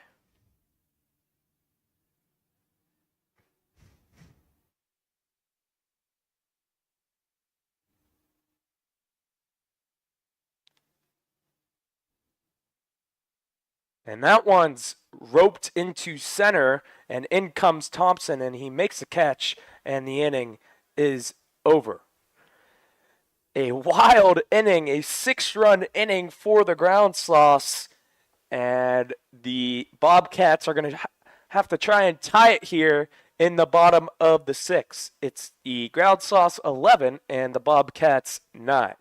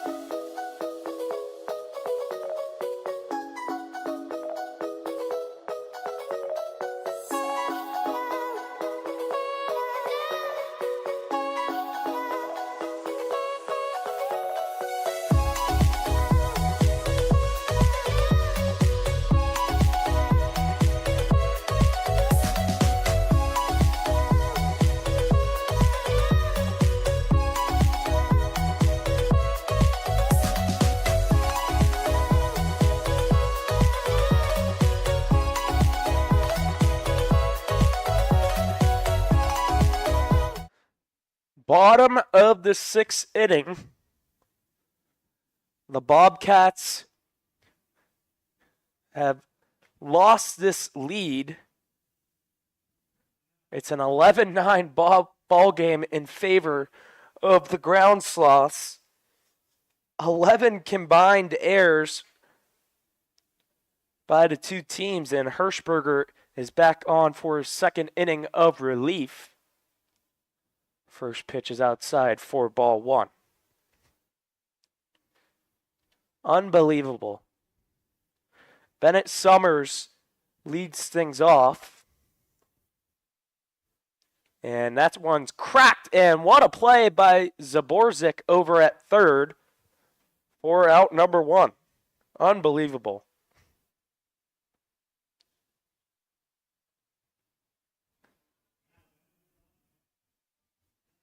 And in steps the designated hitter, Clay Godbois,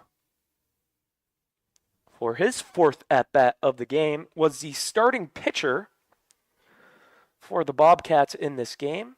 And that one's in there for strike 1. Has struck out twice and grounded out to shortstop.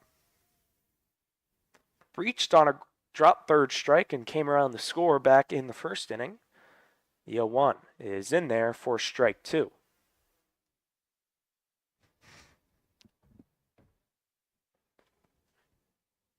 No balls, 2 strikes to count. Pitch is chopped foul down the third baseline and into the Ground Sloths dugout, which is empty as we speak. Someone warming up in the Bobcats bullpen. Here's the 0-2. Just a bit inside. 1 ball, 2 strikes.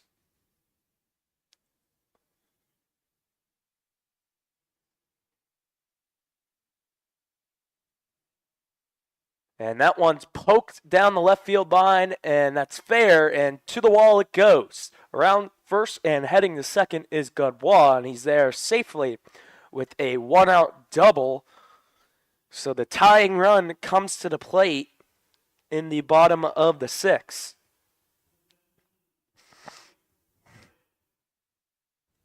What an interesting game this has been. And Nick Martis steps in.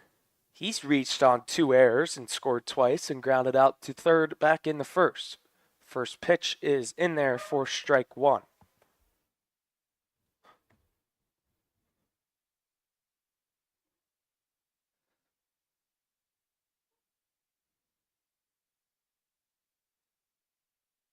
Here's the second pitch. Slow breaking ball in there for strike 2.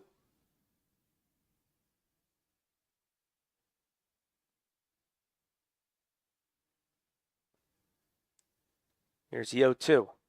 Swung on and missed. Made him look silly on the slider for out number 2 here in the bottom of the sixth.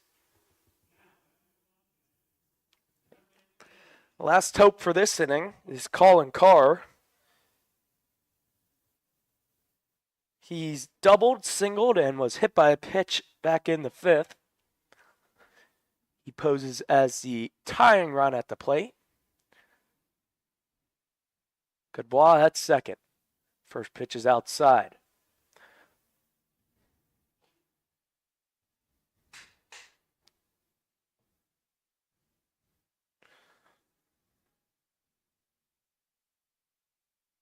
Here's the 1-0. That's high.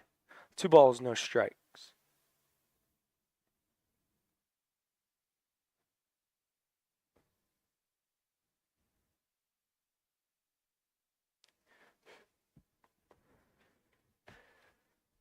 Here's the 2-0. That's in tight. 3 balls, no strikes. Hirschberger called on to relief in the 5th. Trying to have a 1-2-3-6 as that pitch is in there for strike 1. 3 balls, 1 strike to Colin Carr.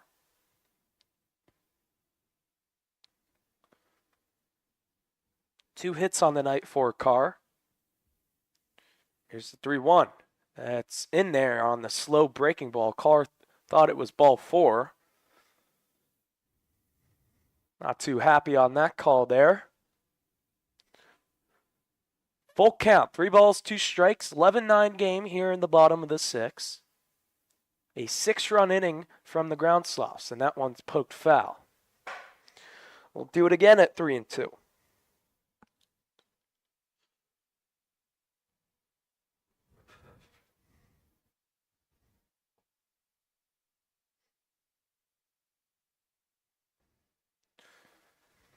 Here's another 3-2 offering. Runner goes from thirds. Pitch is swung on and missed. Strike 3 to end the inning. So in that inning, a line out to the third baseman, a 1-out double, and 2 strikeouts, and a 0 put up from Hirschberger. We head to the 7th inning. It's the ground sloths 11 and the Bobcats 9.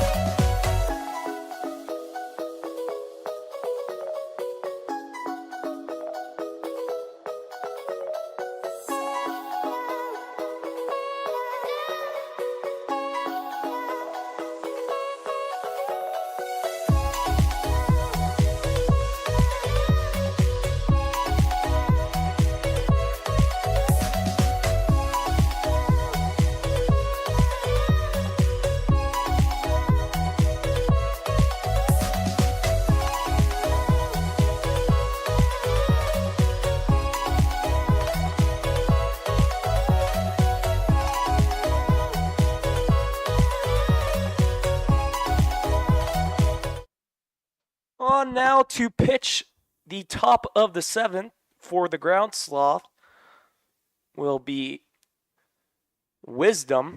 Jack Wisdom, for the Bobcats.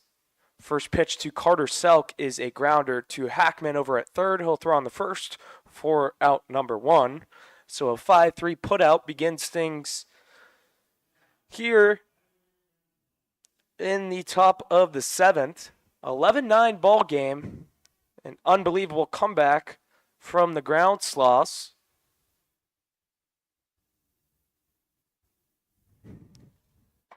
And in steps Nate Cooley. First pitch that he sees is poked foul right behind us and into the concourse.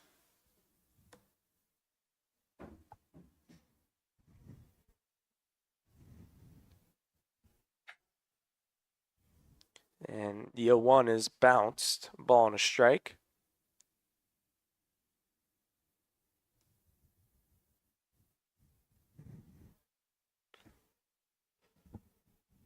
Here's the 1-1. That's in there for strike 2.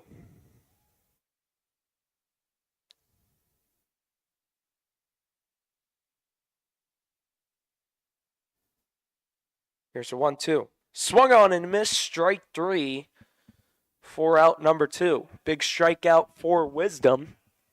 2-way here in the top of the 7th.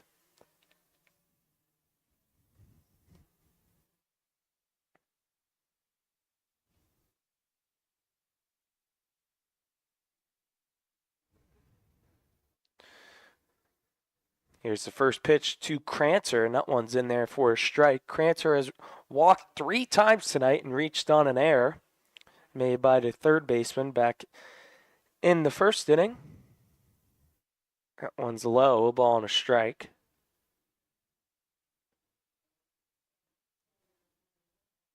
Crancer over at second base tonight. And that one tied him up, but a little inside. 2 balls, 1 strike. For Jack Wisdom. And that one's a bit inside. 3 balls, 1 strike.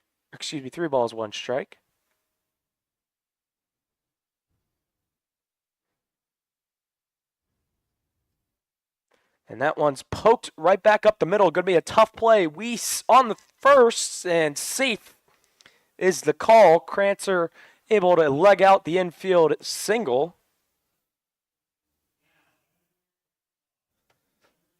And a 2-out base runner here in the top of the 7th.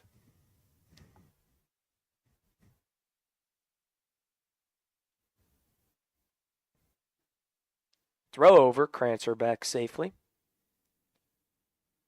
So an infield single with 2 outs in the 7th, and that one's poked. That'll get out of play, it looks like. Yes, it will.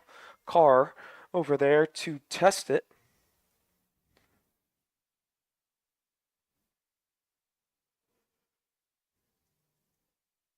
(11-9) ball game here. Ground sloths lead. First game of the doubleheader. Merchants Blue Caps coming up next. Runner goes. That pitch is lined in the right side of the field. That's going to get down for a hit and head to the wall. Crancer's going to score easily. And rounding second and going the third is Zaborzik, and he is there with the triple. So a triple from Zaborzik. Crancer scores. And it's a 12-9 ball game here in the top of the 7th.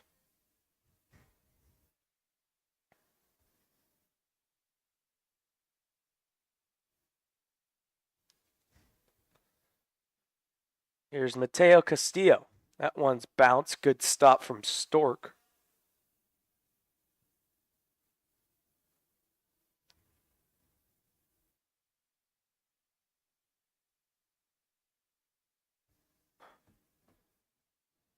Here's the 1-0 from Wisdom. That's outside.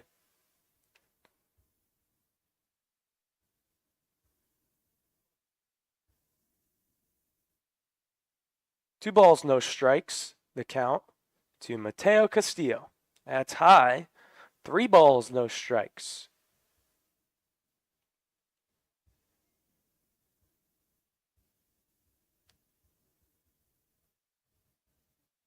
Three-zero automatic strike there. Taking all the way was Castillo.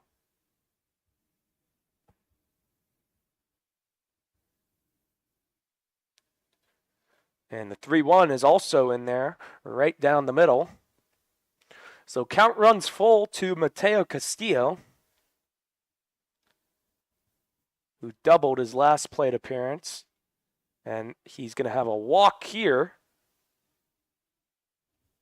So runners on the corners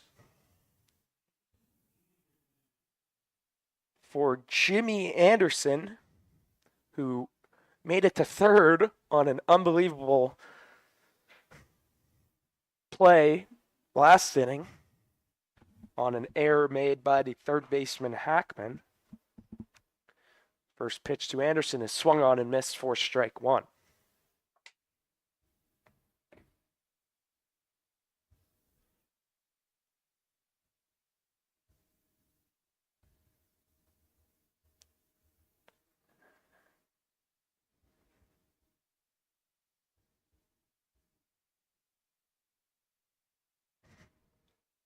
Runner goes, Castillo pitches low, and scoring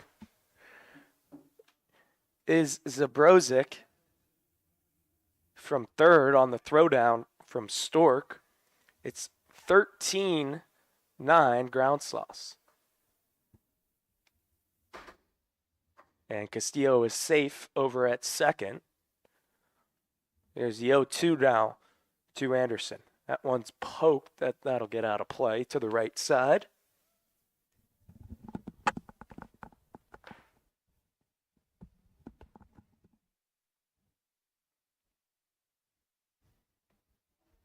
No balls, 2 strikes to count. Here's the pitch. Called strike 3. Got him on the changeup, and the inning is over. 2 runs scored that inning for the Groundsloss as we head to the bottom half of the 7th inning. Last hope for the Bobcats. The score, the Groundsloss 13 and the Bobcats 9.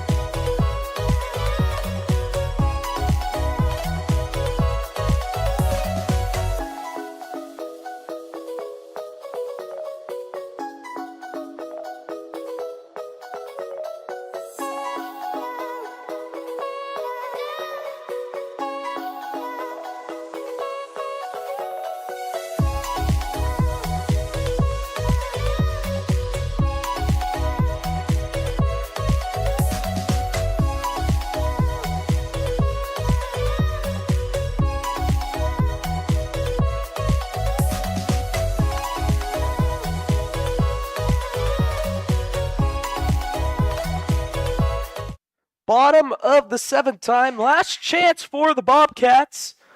Here, down 4 runs. Chase Weiss will lead things off here in the bottom of the 7th. 8 unanswered runs by the Groundsloss. First pitch to Weiss is in there for strike 1.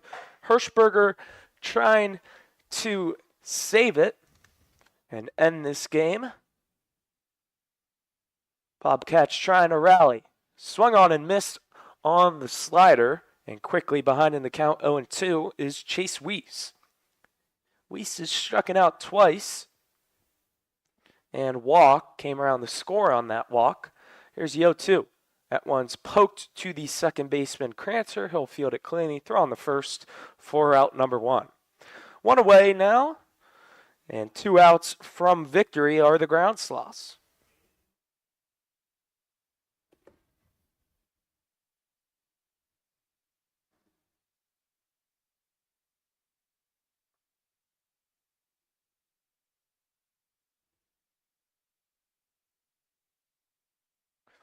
One away now.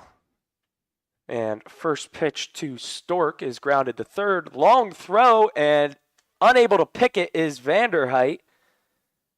And another error made in this game. That's now 6 total for the ground sloths.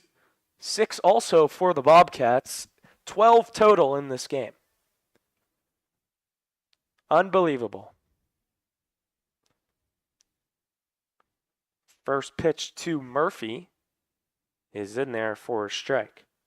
He'll go down as an E5 for Stork.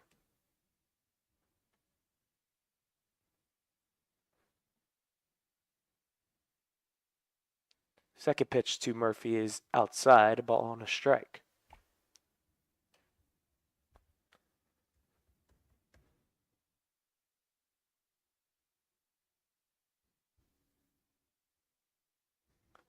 There's a 1-1. That's poked foul.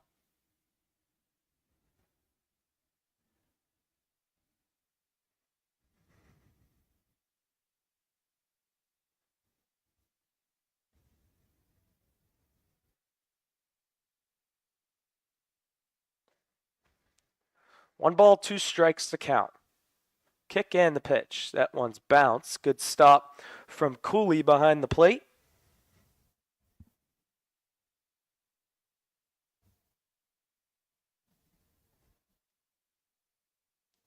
Two balls, 2 strikes to Murphy. Stork over at first. That one's just a bit outside, and the count runs full.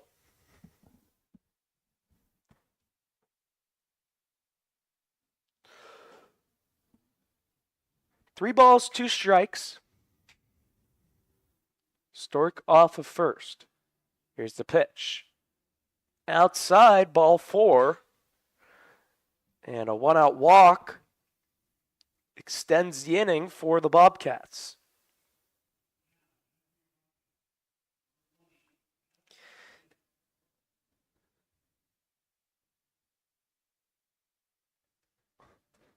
And now for the Bobcats, pinch hitting Alec McGinnis for Hackman. First pitch from Hirschberger. That one's fouled back and into the netting.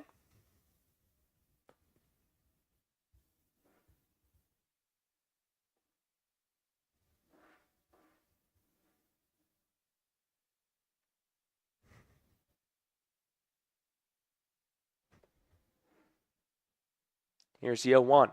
That's high, a ball and a strike. 13-9 ball game, bottom of the 7th, 2 on, 1 out. Alec McGinnis up.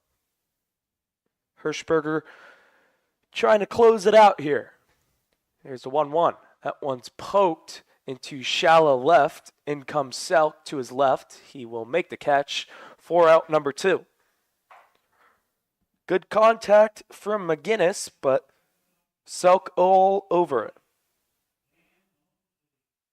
And here's Dan Moselle. Final hope for the Bobcats, trying to extend this game.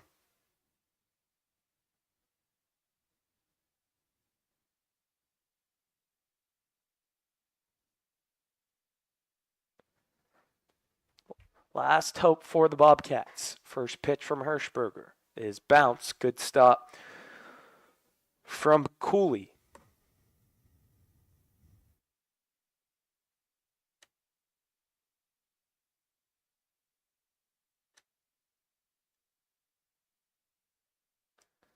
Ball and no strikes. Here's the pitch. That one's Low, 2 balls, no strikes.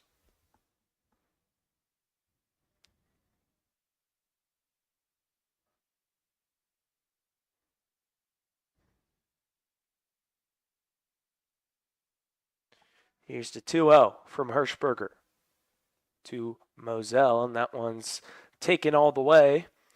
2 balls, 1 strike.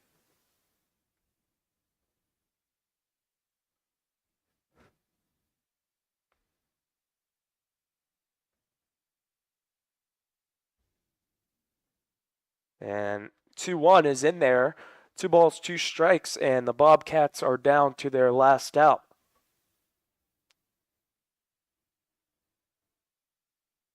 Two balls, 2 strikes. Dan Moselle, the last hope. Hirschberger trying to close it out. Here's the pitch. Swung on and missed, strike 3, and that's the ball game. The ground sloths rally with 8 unanswered runs in this game, and they steal one from the Bobcats by a final score of 13-9. Stay with us here as our doubleheader between the Blue Caps and the Merchants is set to begin in about 20 to 25 minutes. But we'll take a short break and be back with game number 2 of this Kernel Collegiate Baseball League. Your final score from the Corn Crib, the Ground Sloths 13 and the Bobcats 9. Stay with us as game 2 of the doubleheader coming up right after this.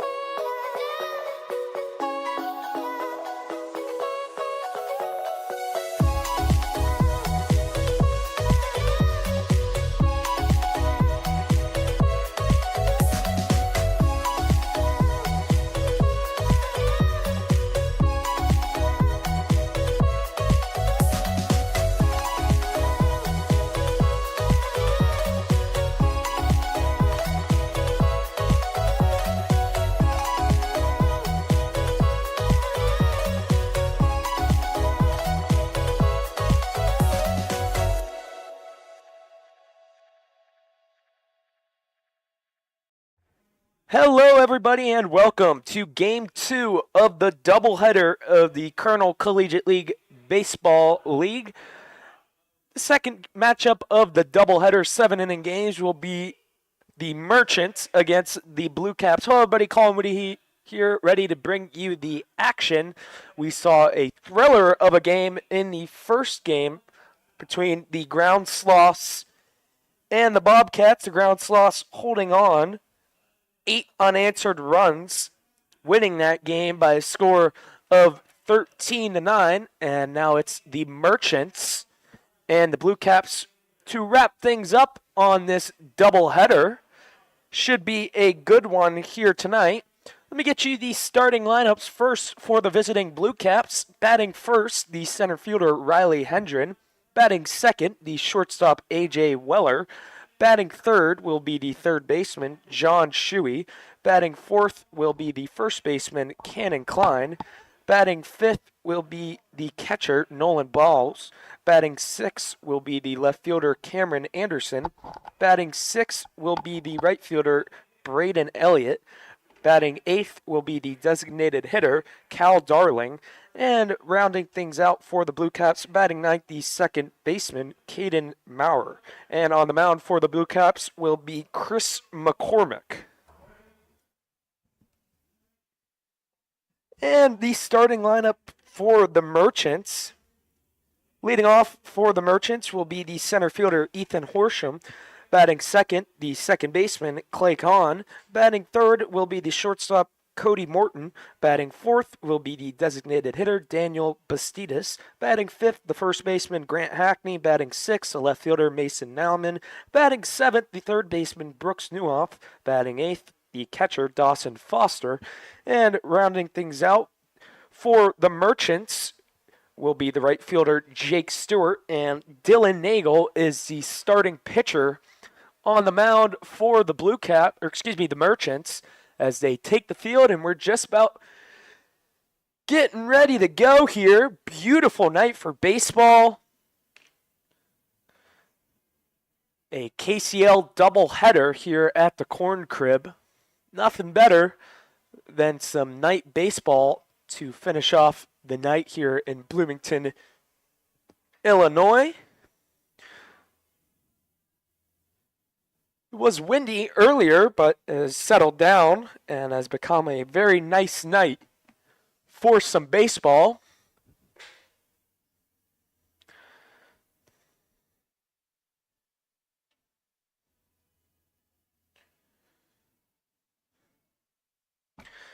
As Nagel finishes his warm-ups.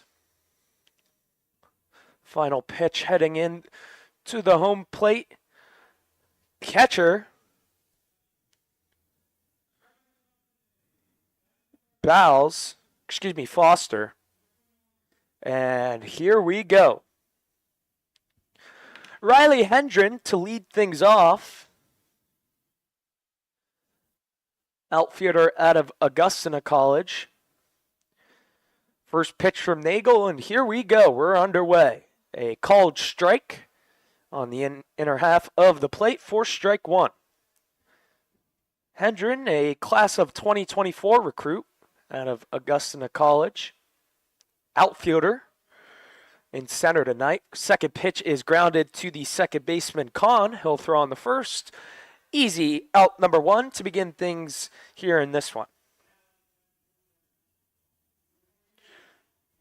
So quickly one out. And here comes the shortstop, A.J. Weller. Weller, an infielder out of Illinois State. Out of Geneseo High School in Geneseo, Illinois. First pitch is outside for ball one. Weller was a standout quarterback for his high school football team. Bats left and throws right. Second pitch is poked foul to the left side. A ball and a strike.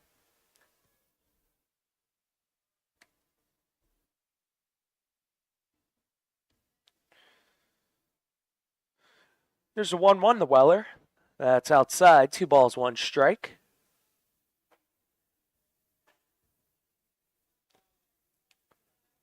Weller's sister, Maggie, is a junior defensive specialist for ISU volleyball. 2-1 is out, poked foul to the left side. 2 balls, 2 strikes now to the Blue Caps shortstop. Nagel pitching exclusively from the stretch, gets a sign from Foster. Kicks in the 2-2. That's bounce. Count runs full to the Blue Caps 2-hitter.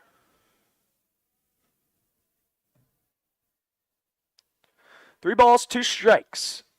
Here's the pitch. That's outside, ball 4.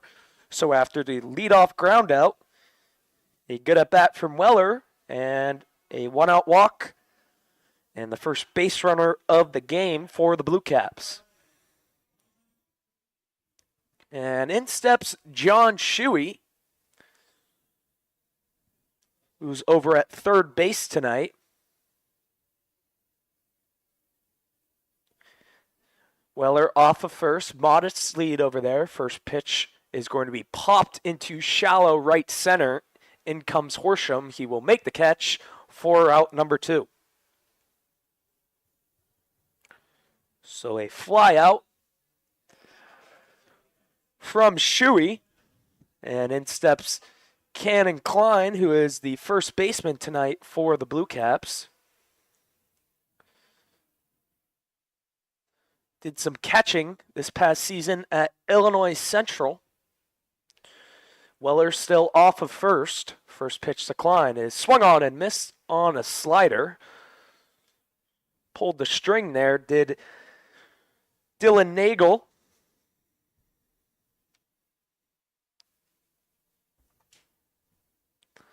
Here's the 0-1 from Nagel. That's in the dirt. Good stop from Foster. Klein appeared in 52 games this past season at Illinois Central, a .277 average, 5 home runs, tallying 29 RBIs, also stole a base. Here's the 1-1, runner goes, pitches low for a ball, throw down, he is out. Got him on the throw down. A beautiful throw from Foster, and the inning is over. So in that inning, no runs scored, no hits, no errors, and 1 runner left on base. We played half of inning here at the Corn Crib. Still no score.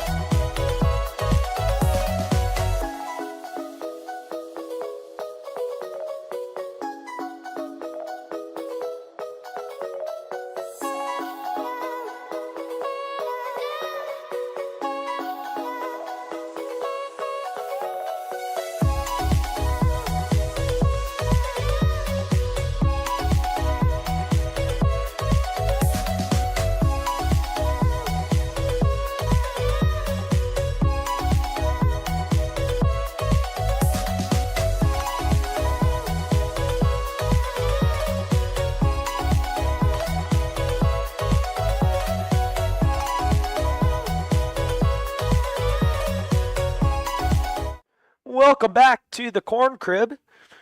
Colin Woody here, ready to bring you the action. Scoreless top of the first inning for the Blue Caps. Now it's the Merchants' turn to bat, and to lead things off for them will be the center fielder, Ashton Horsham. Horsham out of Illinois Central, and on the mound will be Chris McCormick. First pitch that he throws is low for ball 1. McCormick out of Iowa Central Community College. 1-0 to Horsham is swung on and missed, the ball on a strike. McCormack has appeared in 4 games this past season, 2 2/3 innings pitched, as the 1-1 is chopped up the middle, and that's true for a base hit for Horsham. Good piece of hitting there, and the leadoff man is on to begin things here in the bottom half of the first inning. To finish the college stats on McCormack, 2 2/3 innings pitched, 16.88 ERA, 2.63 WHIP, and tallied 4 strikeouts. 3 walks, 5 earned runs, in just 4 appearances. Here's Clay Kahn up, and he takes strike 1 to begin the at-bat. Horsham singled up the middle on a high chopper. The 0-1 count to Kahn is in tight, ball and a strike.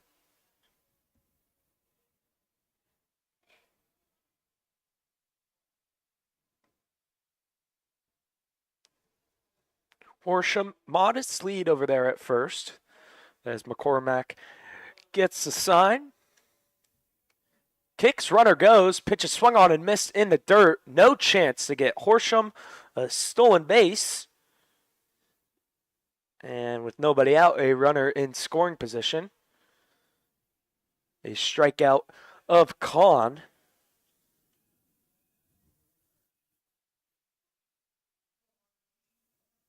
And here's Cody Morton with a runner in scoring position.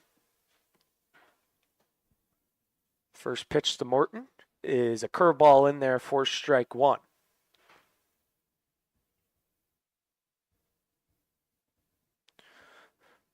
Morton, an infielder out of Danville Community College. Runner goes to third, pitches inside, and no throw. Horsham easily into third. 2 stolen bases this inning for Horsham. And the first run of the game, just 90 feet away for the Merchants. McCormack kicks in the 1-1. That's just a bit high. Morton, this past season, hit .343, 7 home runs, 38 RBIs, tallying 14 stolen bases. And he swings and misses here for strike 2. 2 balls, 2 strikes. Morton had an on-base percentage of .434 and a slugging percentage of .552. Need a base hit here. Slow curveball, got him looking. A beautiful pitch from McCormack for a big out number 2.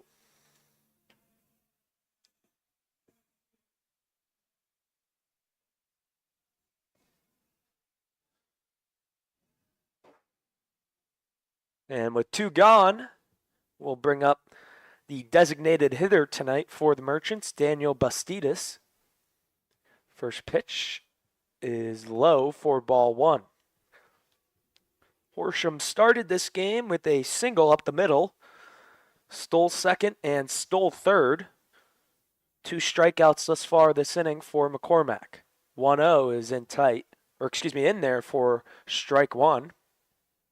Ball and a strike. Umpire is wearing red this evening. Here's the 1-1.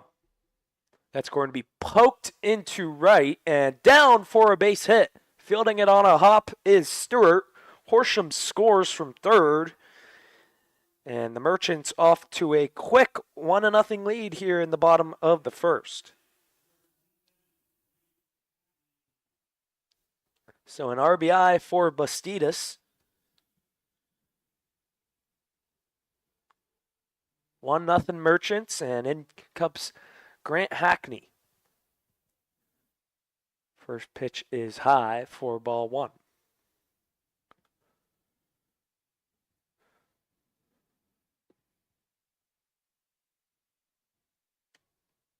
Here's a 1-0. That's low and outside. 2 balls, no strikes.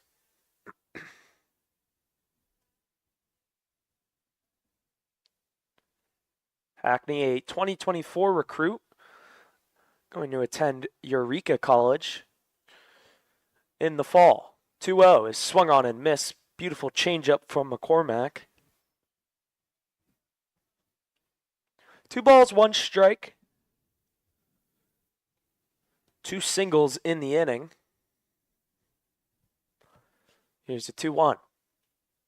Beautiful curveball in there for a strike.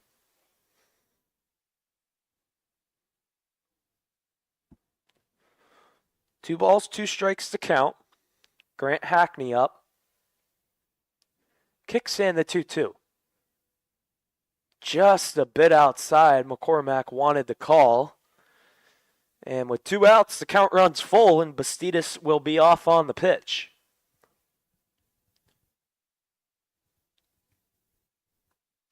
McCormack gets a sign from Foster. The pitch is chopped to the shortstop, Morton. Going to be a tough play. Throw on the first, and it gets by to first baseman Hackney.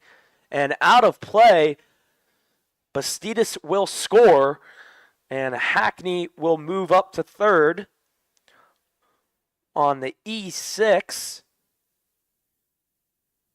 And it's 2-0 Merchants here in the bottom of the first. Excuse me, they say Bastidas does not score. Thought the umpire motioned for him to come home. Apologies on that. So an error by Morton. And now there's 2 on with 2 out for Mason Nauman. And that gets past the catcher Foster, and Bastidas will score easily with a play at the plate. McCormack covering. And finally, it is 2-0 Merchants here in the bottom of the first.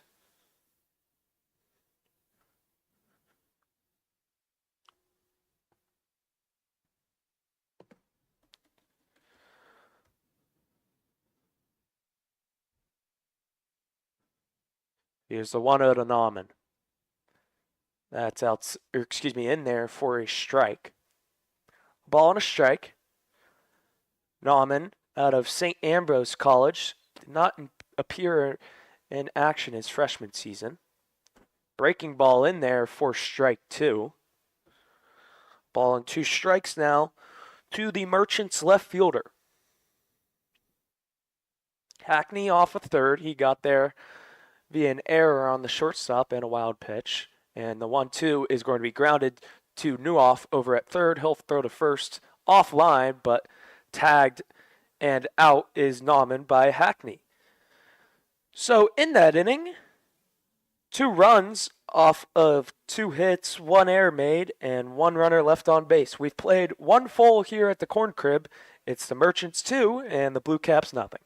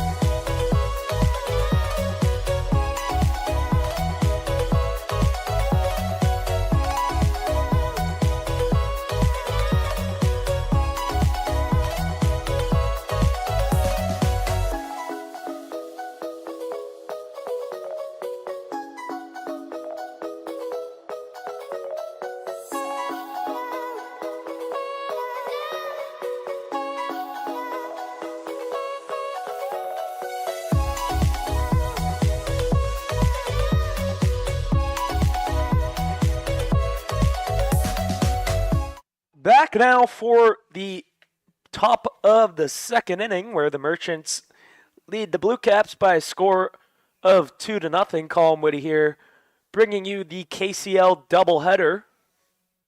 A crazy game in the first game where the Ground Sloths defeated the Bobcats by a score of 13-9, and now here, the Merchants leading the Blue Caps by a score of 2-0. Lead things off for the Blue Caps will be the first baseman Cannon Klein. At bat did not count because Weller was thrown out at second. First pitch to Klein is chopped to the right side and through to right field for a base hit. So the first pitch Klein sees, he chops to the right side for a single. A leadoff man is on to begin things here in the top of the second.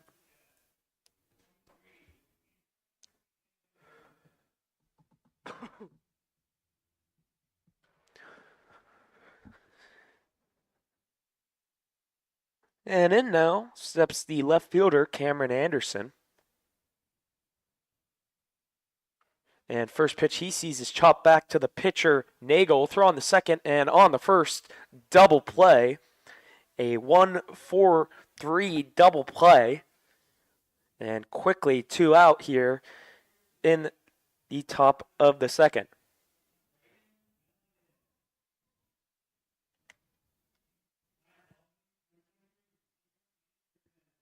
And here comes Cameron Anderson after Bowles grounds into the double play. First pitch to Anderson is high and tight for ball one.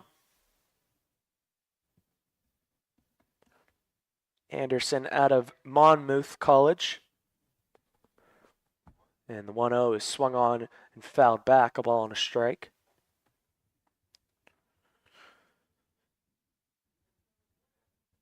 Anderson used as a pitcher at Monmouth. 1-1 is in there for a strike by Nagel. In 2023, at a 6.07 ERA, 1-4 record, appeared in 8 games. Here's 1-2 from Nagel. That's chopped foul.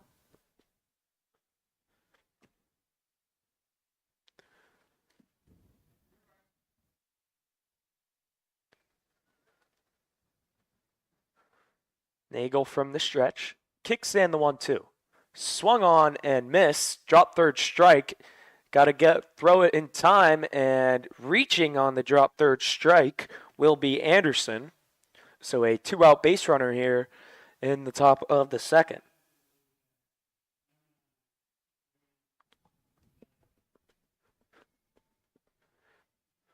So reaching on the drop third strike.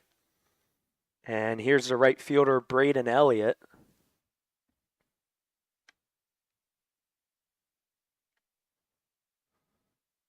First pitch from Nagel is swung on and missed, strike one.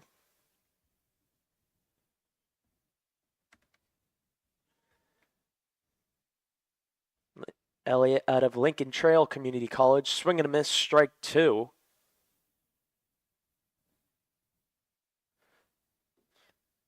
Did not appear in a game this past season. Here's the 0-2 from Nagel.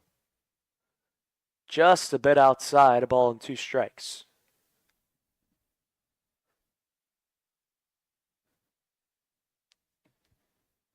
Anderson reached on the drop third strike, and that one's poked back from Elliott. We'll do it again at 1-2.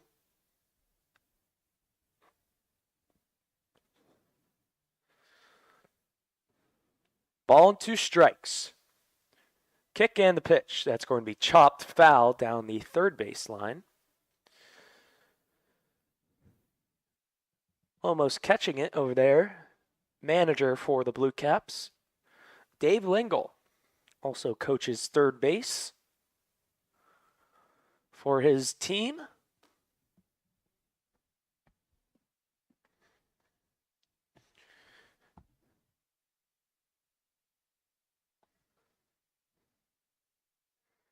Nagel kicks in the 1-2. Just got a piece, did Elliott. Count remains at 1-2.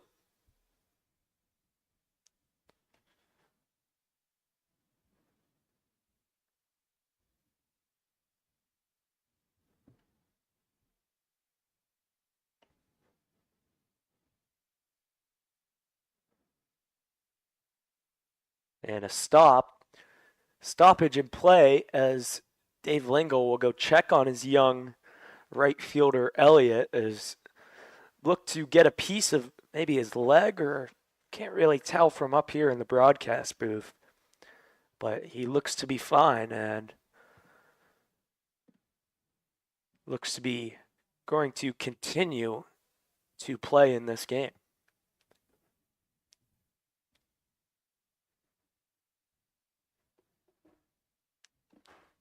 ball and 2 strikes to count to Braden Elliott. Nagel kicks in the 1-2, is fouled back yet again, 3 straight foul balls.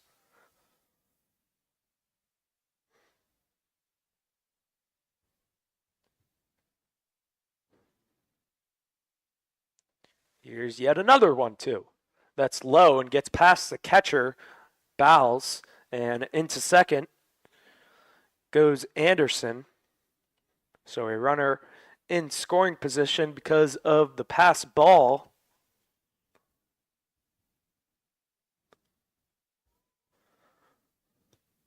Two balls, 2 strikes to count.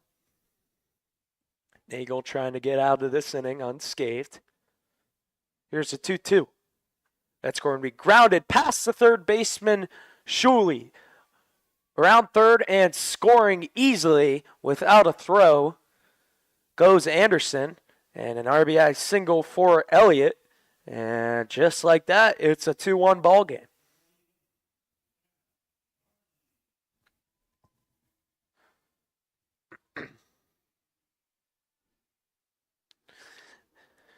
So after the single from Elliott, in steps the designated hitter, Cal Darling.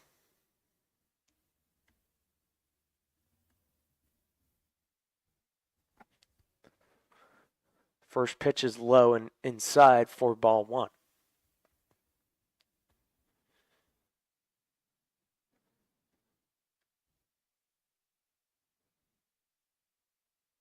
Second pitch is pop foul. Darland out of Heartland Community College.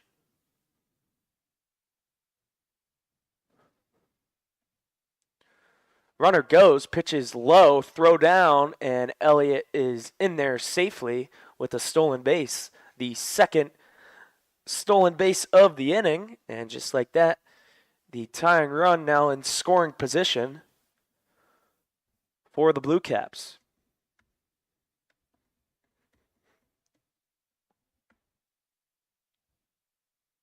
Nagel from the stretch. Kicks in the 2-1. Is just a bit low. 3 balls, 1 strike.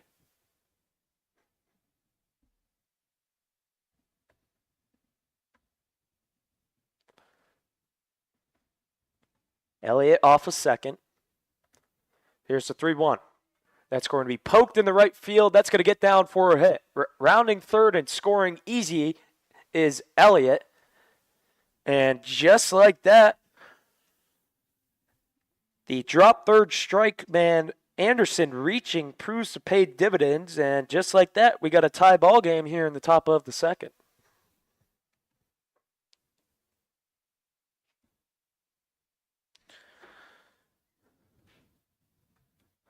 And now stepping in, the number 9 hitter playing second base tonight, Caden Maurer.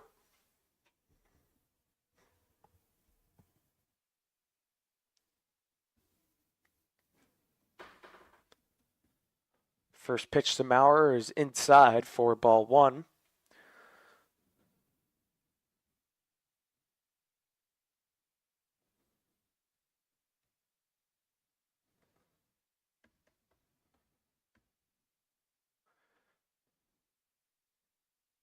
Darling. And the 1-0 is poked to right. Stewart got a good jump on it, and he will make the catch, and the inning is over. So in that inning, 2 runs off of 2 hits, no errors made from the Merchants, and 1 runner left on base. We've played 1.5 here at the Corn Crib. We're knocked up at 2-2.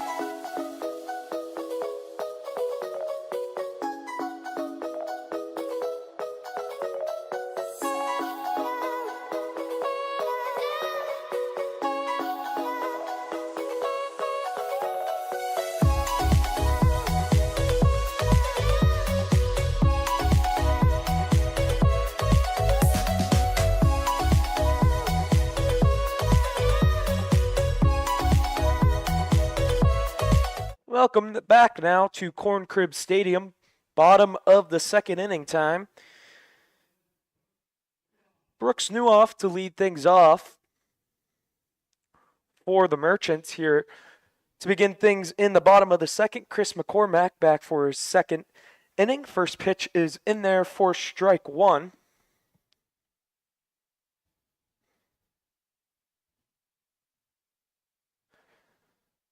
Second pitch to Newhoff is popped into right center. Over goes Hendren, and he makes a running catch for out number one. Looked like a tough play off the bat, but Hendren has speed out there in center, and he needed every bit of it to get a loud out number one to begin things in the bottom of the second. In steps the catcher, Dawson Foster. First pitch to Foster is fouled back for strike one. Foster, a catcher at a Sauk Valley Community College.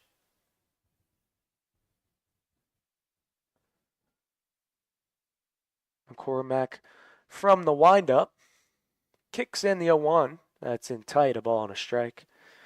Foster this past season appeared in 27 games, a .339 average, 1 home run, 9 RBIs. An on-base percentage of .467. 1-1 is low.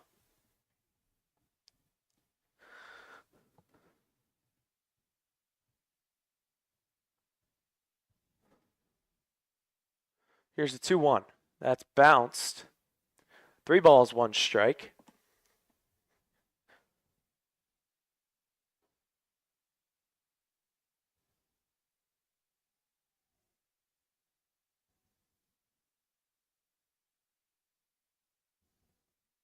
Three balls, 1 strike, the count to Dawson Foster. McCormack out of the windup, kicks in 3-1. That's just a bit outside. So a 1-out walk here in the bottom of the second. And a base runner for the Merchants. And in comes the 9-hitter, Jake Stewart.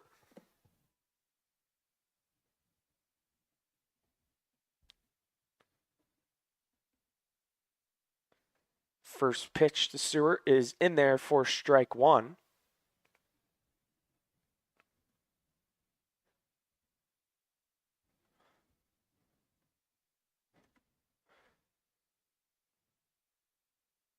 Second one is in there for a strike, quickly behind the count.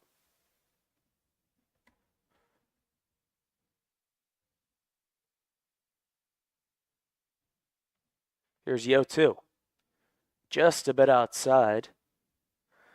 Stewart, a class of 2024, attending Lakeland Community College next season.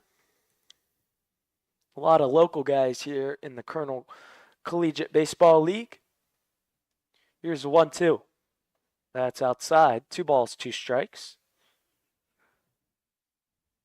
So after the walk to Foster from McCormack, facing the number 9 hitter Stewart right now. Here it is. That one's poked foul to the left side.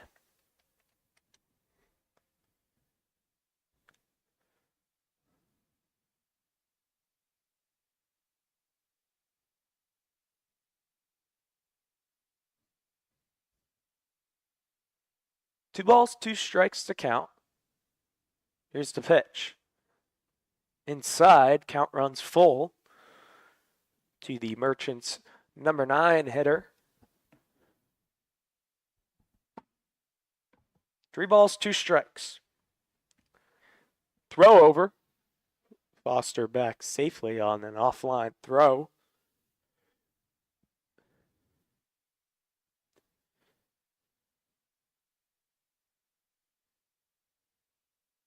And runner goes and picked off, and safe to second goes Foster as no one was covering the bag.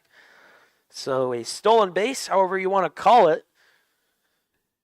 And with only 1 out, a runner in scoring position for the Merchants. Here's a 3-2 to Stewart.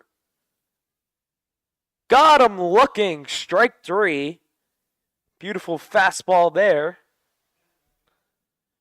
4 out, number 2. And so the lineup card turns over. And in steps Ashton Horsham, who singled on a chop ball up the middle in the first inning. Came around to score. Stole 2 stolen bases as well. First pitch is low. 4-1. Horsham out of Illinois Central Community College. Here's the 1-0 from McCormack. That one's in there. A ball and a strike. Foster off of second after he reached on a stolen base. And now looks back, throwback, getting back safely, is Foster. Horsham hit .302 this past season for Illinois Central. 3 home runs, 25 RBIs, tallied 21 stolen bases. Here's the 1-1. Swung on and missed, strike 2 on the changeup inside from McCormack. A ball and 2 strikes to count. McCormack from the stretch. The 1-2. That one's poked into right. Elliott got a good jump to his left, and he will make the catch, and the inning is over. So in that inning, no runs off of no hits, no errors made from the Blue Caps, and 1 runner left on base. We've played 2 full here at the Corn Crib. It's the Merchants 2 and the Blue Caps 2.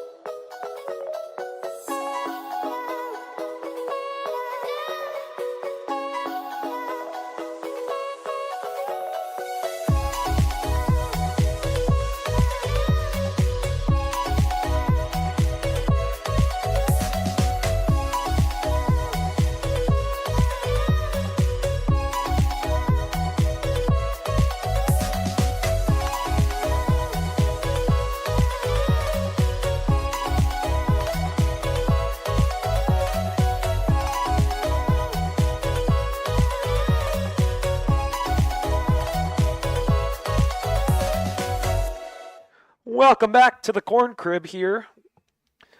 Knotted up at 2 apiece between the Merchants and the Blue Caps. Blue Caps set the due up top of the order. Riley Hendren will lead things off. He grounded out to second to begin the ball game. Back on the mound, Dylan Nagel for the Merchants. Nagel, a class of 2024, heading to Heartland Community College. First pitch to Hendren is low for ball 1. Pretty even so far. 2 runs scored by each team. 3 hits from the Blue Caps, 2 from the Merchants. And that one's flied into shallow center. In comes Horsham. He will make the catch for out number 1. Converging was Morton and Kahn. 1 away here to begin things in the 3rd.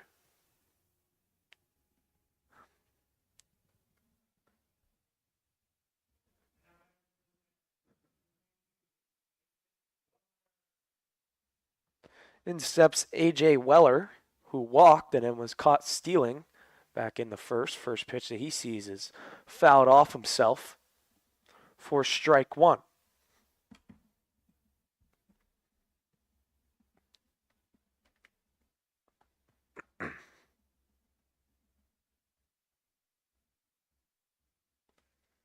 Second pitch is high, a ball and a strike.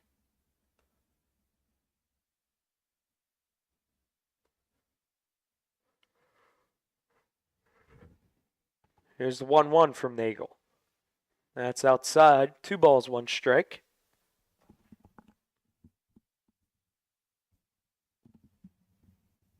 Two balls, 1 strike the count. Pitch is just a bit low. 3 balls, 1 strike.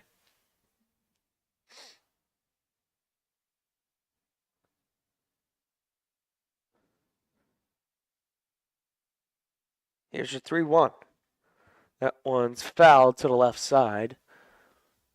Over near the Blue Caps bullpen. Count runs full to the Blue Caps number 2 hitter. Playing over at shortstop tonight. Here's the 3-2 offering. Fouled to the left side yet again. We'll do it again at 3-2. Beautiful night for baseball as the crowd spurters in here. Here's the 3-2. Called strike 3 on the outside half of the plate. Got him looking with the fastball for out number 2. And in steps John Shuey for the Blue Caps. He flew out to center back in the first inning.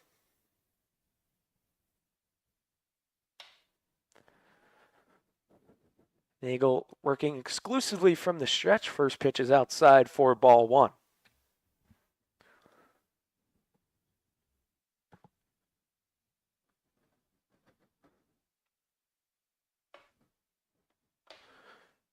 One-0 is chopped foul to the right side. Ball and a strike on Shuey.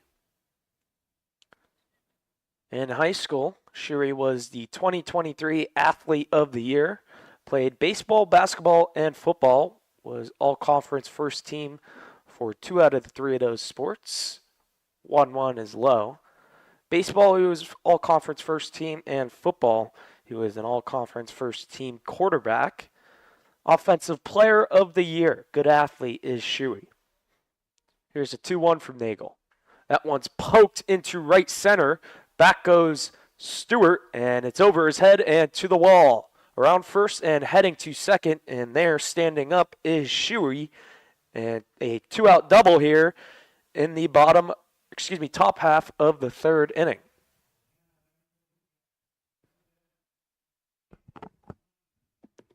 And with the 2-out double, in steps Cannon Klein.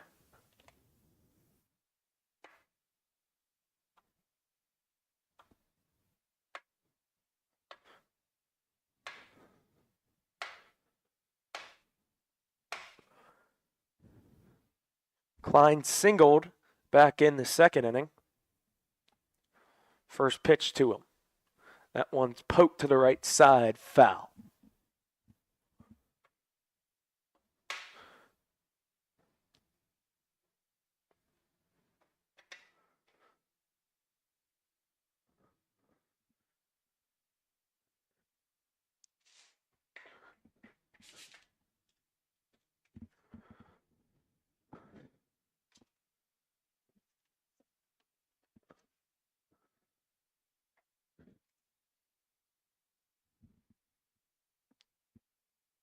Here's the 0-1 to Klein. That one's poked to the right side. Second baseman Kahn fields it. Throw on the first, and safe is the runner, and scoring is Shuey all the way from second. So a lazy throw from Kahn onto Hackney at first, and not stopping is Shuey, and Klein is able to leg out the infield single. It's 3-2 Blue Caps.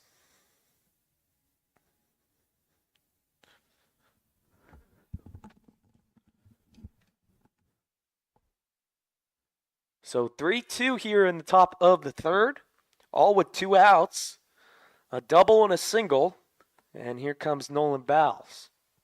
First pitch is high and tight, ball 1. Someone's starting to warm up down in the Merchants bullpen.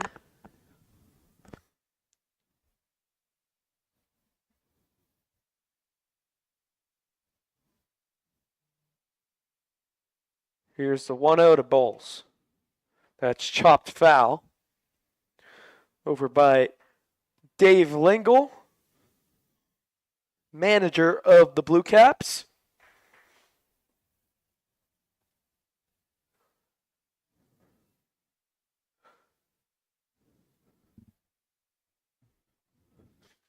Here's the 1-1. That one's in on the hands and popped back foul.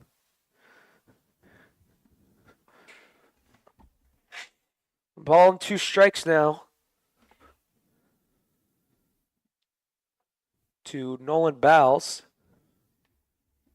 Here's the pitch. That one's poked foul yet again in the same spot.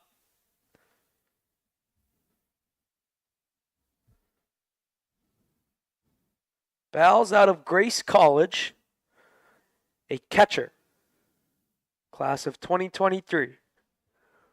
Here's the 1-2. Swung on and missed, ugly swing, got him on the changeup. But in that inning for the Blue Caps, 1 run off of 2 hits, no errors made by the Merchants, and 1 runner left on base. We head to the bottom half of the third inning. It's the Blue Caps 3 and the Merchants 2.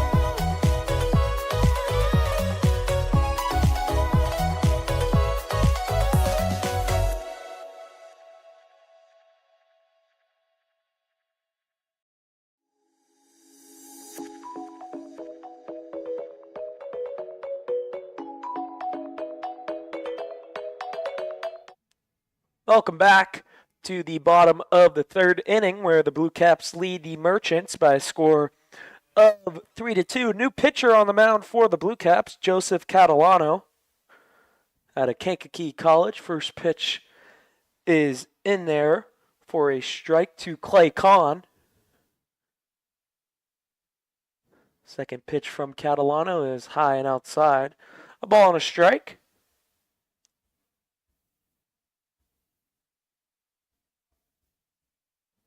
One, the Kahn is low. Kahn struck out back in the first inning.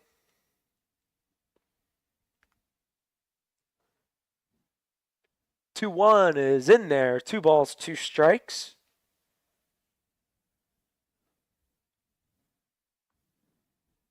Two balls, 2 strikes, the count, the windup, and the pitch. Is just a bit outside to Kahn. Here's the full count offering. That one's a little poke to the shortstop Weller, and he makes the catch for out number 1.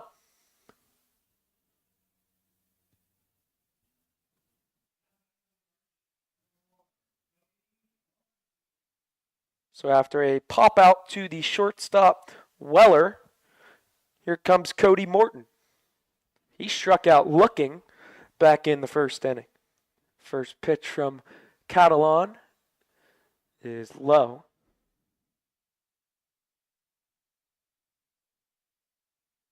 Here's the 1-0. That's in there for a strike.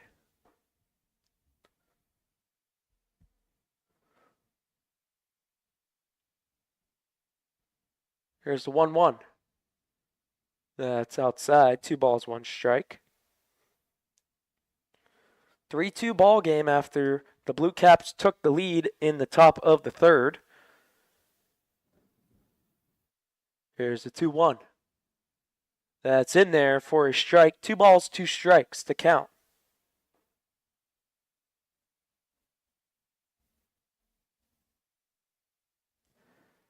Catalano out of the windup.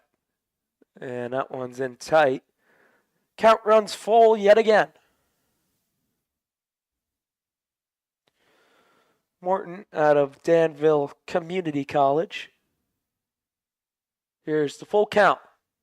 That one's poked into left, right at the left fielder Anderson for out number 2. A very loud and hard out number 2 in the bottom half of the 3rd inning.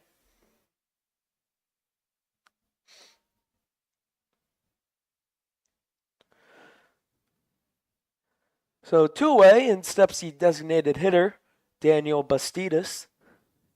He singled and drove in a run back in the first. First pitch is low for ball 1.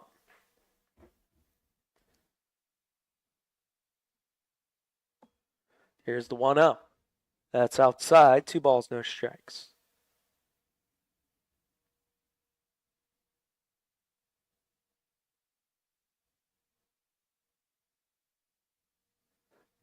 Here's the 2-0. That one's chopped foul to the left.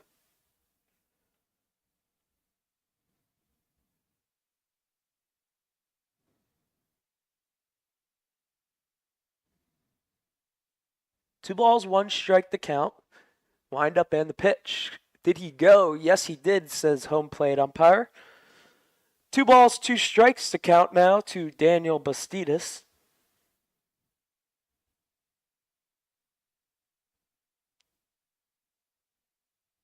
Here's the pitch. Swung on and missed. Strike 3. So a pop-up, a line-out, and a strikeout. 3 up, 3 down in the bottom half of the 3rd inning. We head to the top half of the 4th inning. The Blue Caps lead the Merchants by a score of 3-2.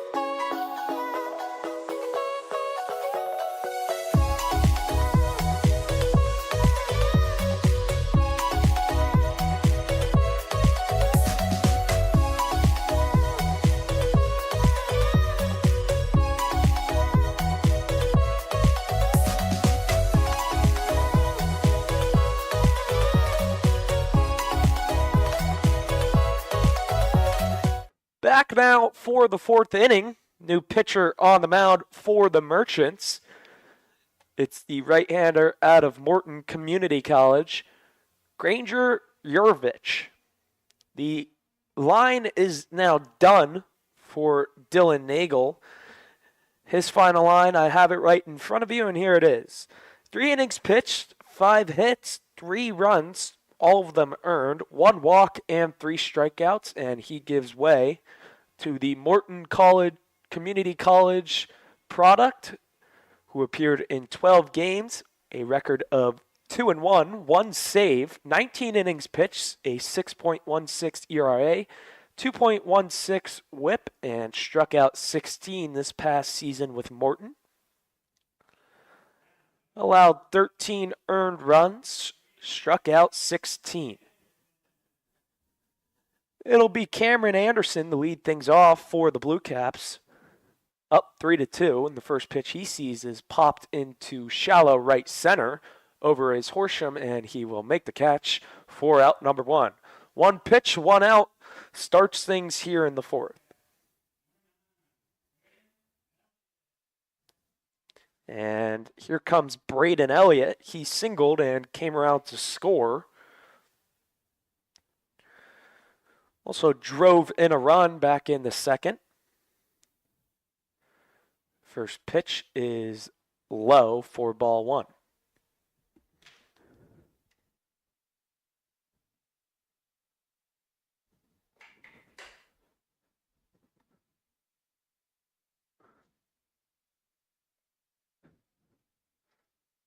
Here's the second pitch. That one's poked into shallow left. In comes Nauman, and he is unable to make the catch, and over his head it goes. Horsham back it up, and into second standing up is Braden Elliott. He's 2 for 2 on the night, a single and a double.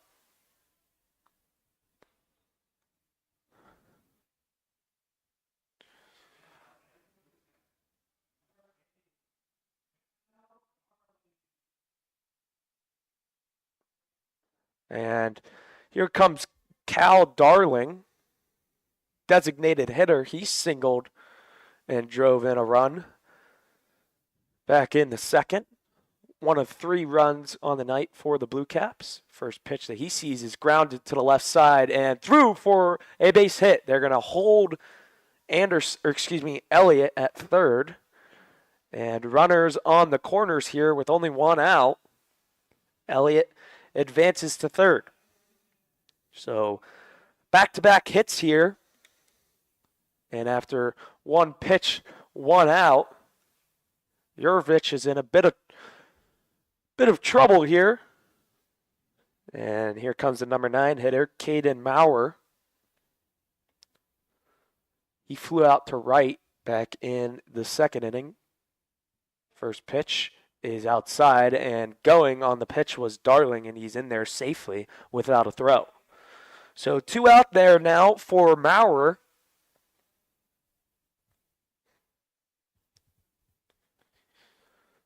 Still only 1 out, as Jurevich will go back to the windup. Here's the 0-1 pitch. Swung on and missed, strike 2 on the fastball.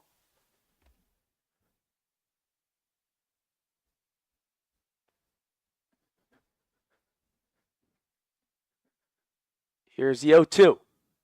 That one's a little poke to the right side. That'll get the run home. Only play to first, and it's made by Kahn. For out number 2, run scores, and it's 4-2 Blue Caps. So a quality at bat there from Maurer. Scores the run on the little ground out. Darling over to third, and top of the order now, Hendren takes ball 1. Hendren grounded out to second to begin the game and flew out to center. Here's the 1-0. Swung on and missed in the dirt.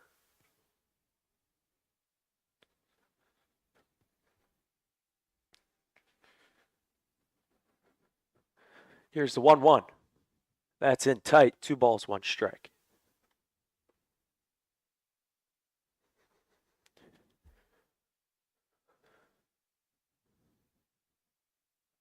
Jurevich from the windup.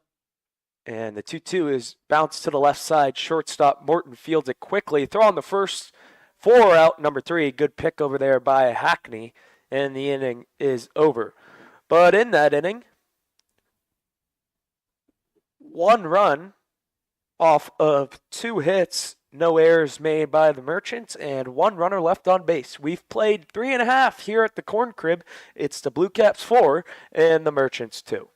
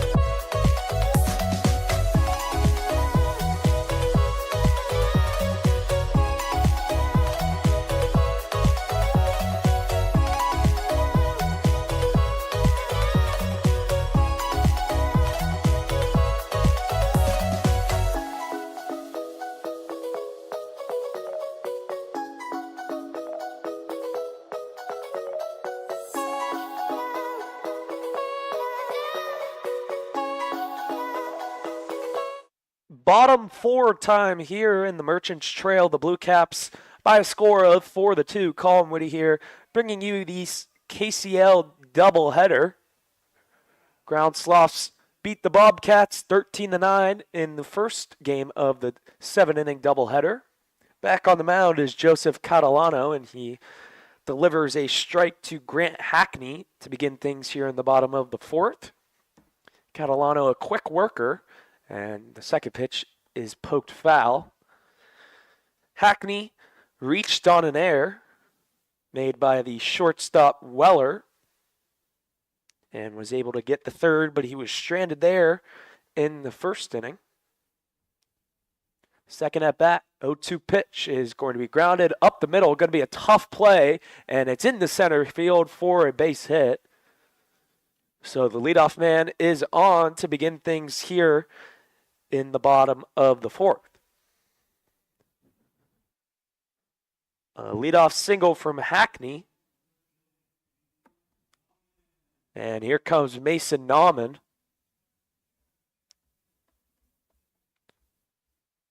First pitch to Nauman is high for ball 1. Nauman poses as the tying run at the plate. If he could get in the one here. Second pitch is in there for a strike.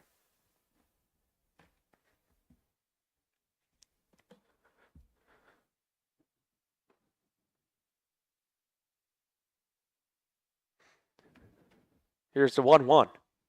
That one's poked to the left side, foul. And out of play. A ball and 2 strikes now to the Merchants left fielder.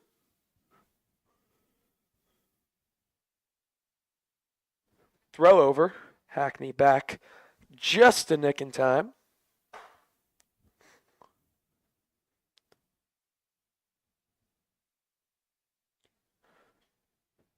Throw over again. And Hackney back yet again.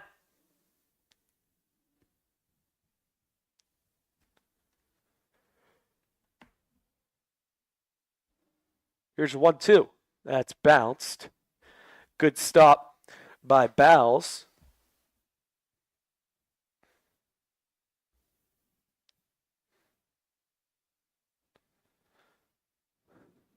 Here's the 2-2. In tight, count runs full.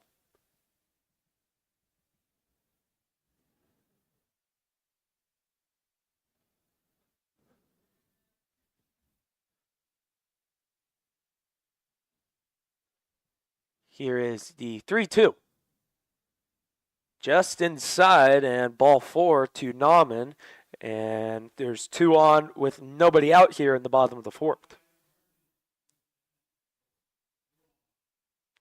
And here's Brooks Newhoff. He flew out to center back in the second inning.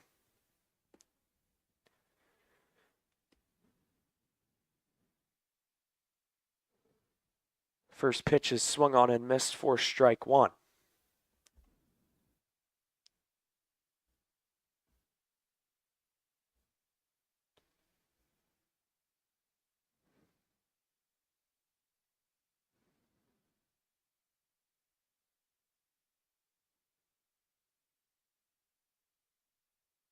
The 1 is outside, ball on a strike.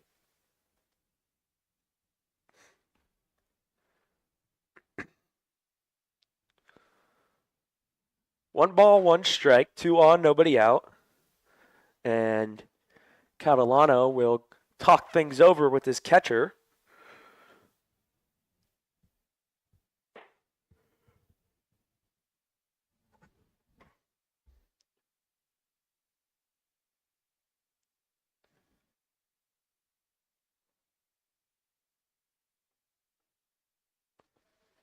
For 2 ball game.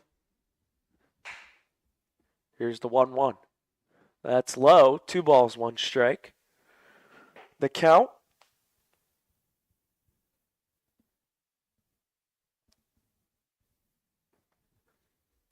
Two one to Newhoff. That one's poked foul right above us and into the concourse. Big bounce off the roof.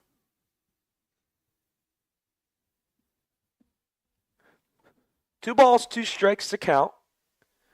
Here's the pitch.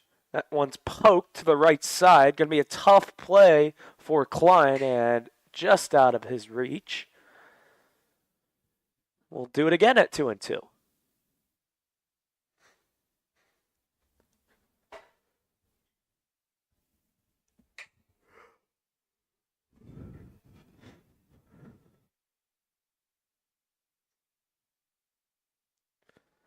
Two balls, 2 strikes, 2 on, nobody out. Bottom of the 4th. Here's the pitch. Fouled back. We'll do it again at 2-2.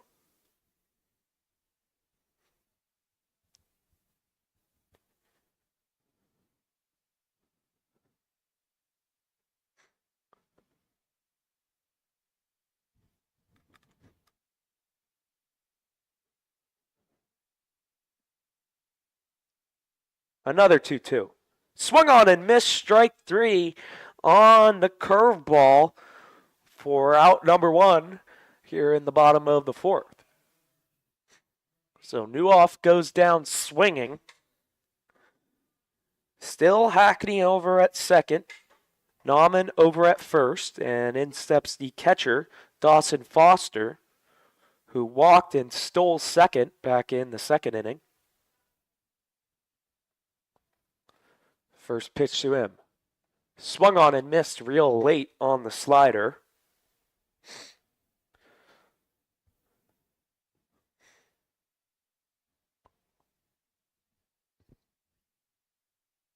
Yo won the Foster. Is bounced and gets past the catcher Bowles.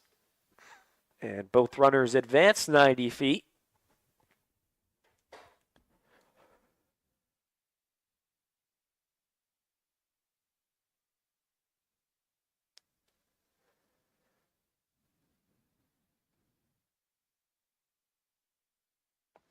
Here's the 1-1. That's right down the middle. A ball and 2 strikes.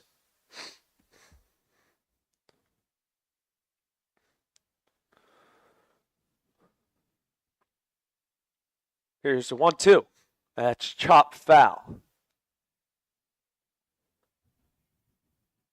4-2 ball game. Tying run over at second base. That's Nauman. Hackney over at third. Here's the 1-2. Got him looking on the strikeout. Fastball on the outside half of the plate for out number 2. And here comes Jake Stewart. Last chance this inning for the Merchants, and he swings and misses. Strike 1.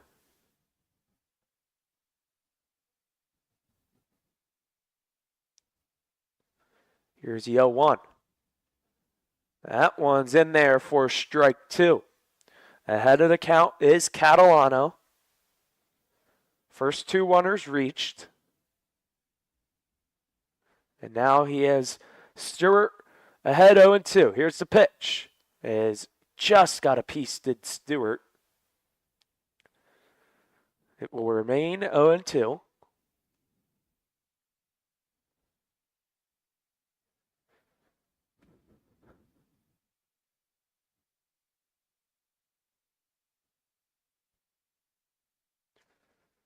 Oh, 2 to count. Catalano from the windup. The pitch is low and outside. A ball and 2 strikes.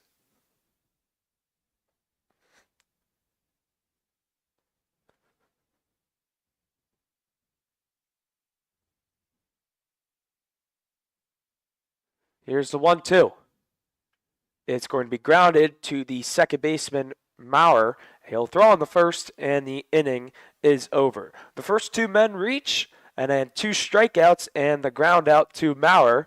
Score remains the Blue Caps leading the Merchants by a score of 4-2. We head to the top of the 5th inning.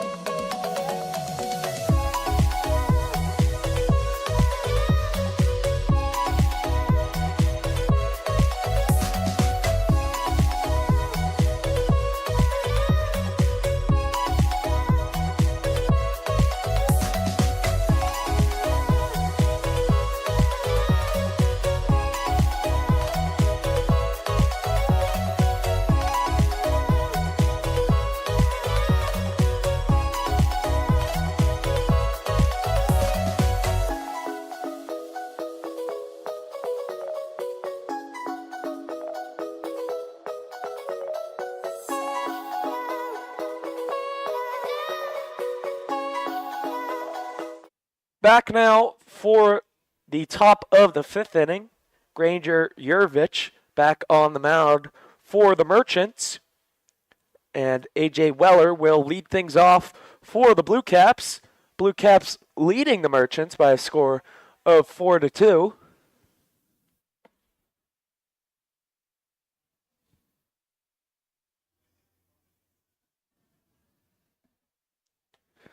Weller walked and was caught stealing and struck out looking back in the 3rd inning. First pitch from Jurevich is in there for strike 1.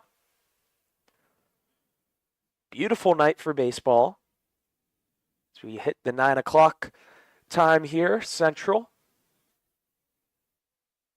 That one's poked deep into center. Horsham, it's over his head and all the way to the wall. Around second and heading for third. There goes the helmet, and in there standing with the triple is A.J. Weller.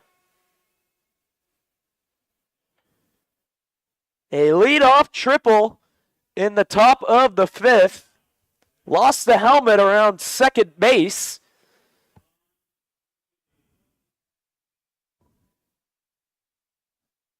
Ball was hit towards the deepest part of the field, deep out there in center.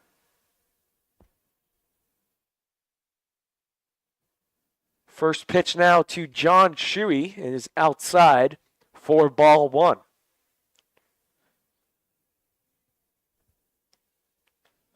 Jurevich from the windup. Here's the 1-0. That one's poked into center. It'll be ran and caught by Horsham. Runner on third tags. That's Weller, and he will score and add another run to the Blue Caps. It's 5-2 here in the top of the 5th. So a sac fly from Shuey. He gets the job done.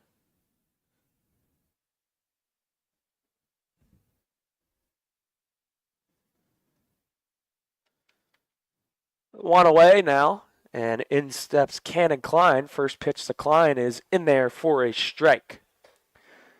Klein has had 2 singles, stranded on first in both those appearances.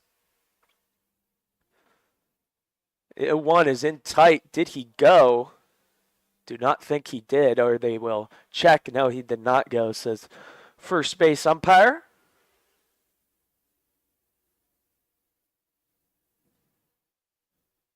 The 1-1 count. Swung on and missed by Klein. A ball and 2 strikes.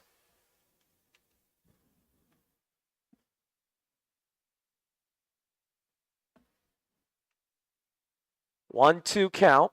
The windup and the pitch. That one's poked to the right side, foul.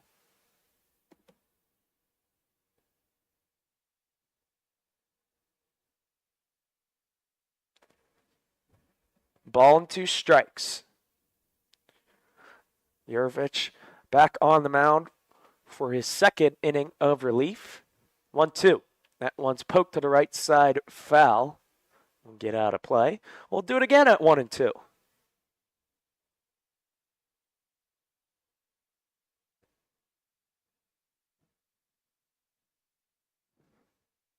Here's yet another 1-2 offering. That's high. 2 balls, 2 strikes.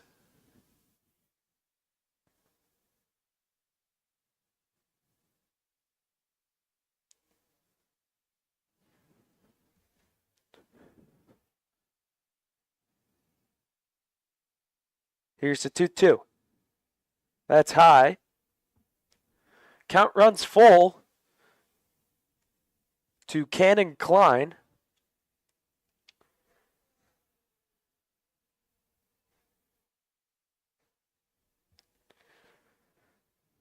Here's the 3-2 offering. That's fouled back. Just getting a piece of it was Klein. We'll do it again at 3-2. Good battle here from Klein.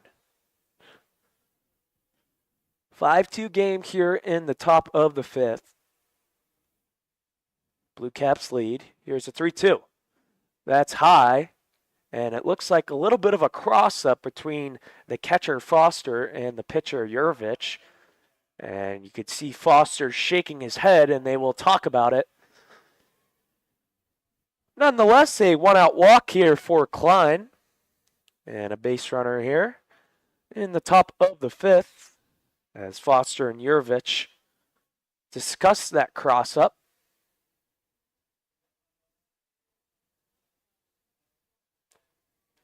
Nonetheless, a runner on first, 1 out, and here's Nolan Bowles. Throw over. Klein back safely.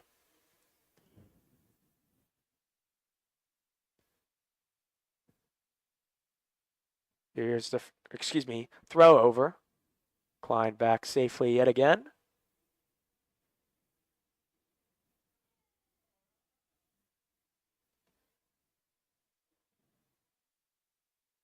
Here's the first pitch to Bowles, and that's grounded, and it hit a part of the mound, and in the left field it goes. Some bad luck for the Merchants as that ball hit a piece of the pitching mound and goes in the left field. You could see Jurevich just shaking his head. Nothing you could do about that, as that ball was most likely going to be a tailor-made double play, and some unfortunate luck for the Merchants. And in steps Cameron Anderson. First pitch to him is high for ball 1. So a single from Bowles, and Klein moves up 90 feet to second. 2 on, 1 out here. And now 2-0. 2-0 to Cameron Anderson.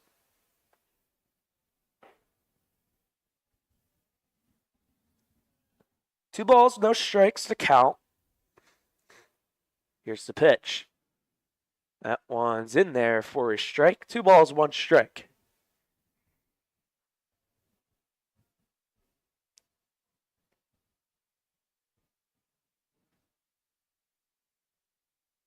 Here's a 2-1.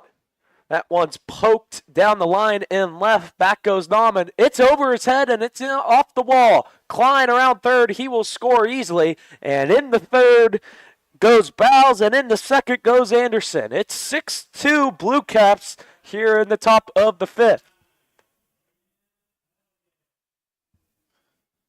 So an RBI double for Anderson scores Klein. And the Blue Caps flexing their muscles here, and we're going to get a mound visit here from Merchants manager Tanner Schieber to talk things over with his young pitcher, Granger Jurvich. And during this pitching break, we'll take a short break and be back right after this.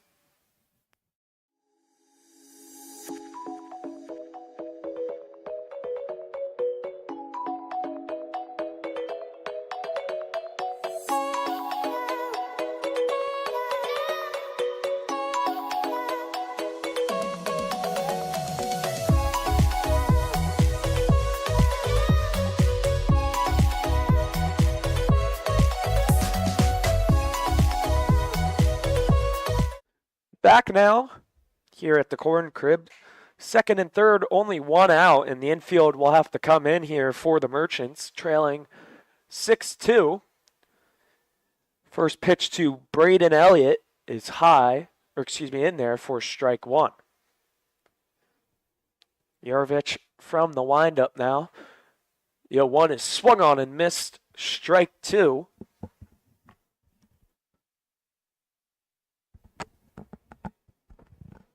Here's 0-2 from Jurvich. That one's poked foul right above us. That'll get out of play. Count remains at 0-2.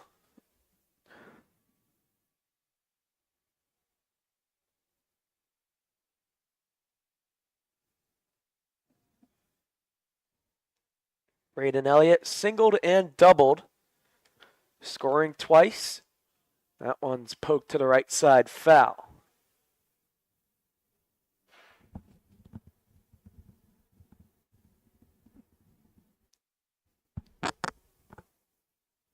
Here's the 0-2. Swung on and missed, strike three. Big strikeout of Jurvich on Elliott for big out number two.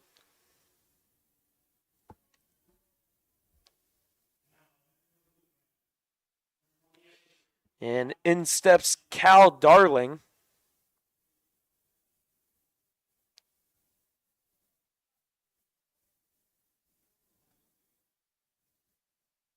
First pitch to Darling is in there for a strike. Darling has singled twice, drove in an RBI back in the second.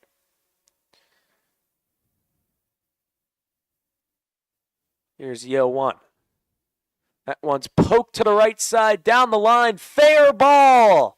And into the corner it goes. 2 runs are going to score, and Darling's in second standing with a double.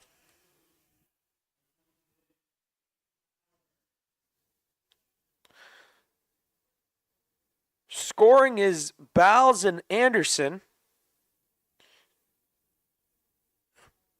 And Darling standing at second with a double.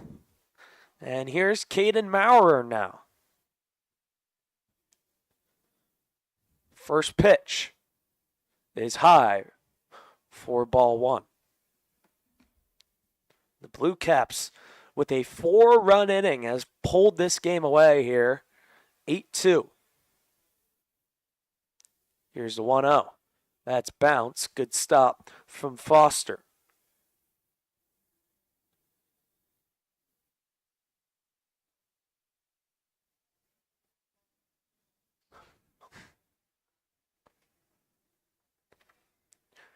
Here's the 2-0.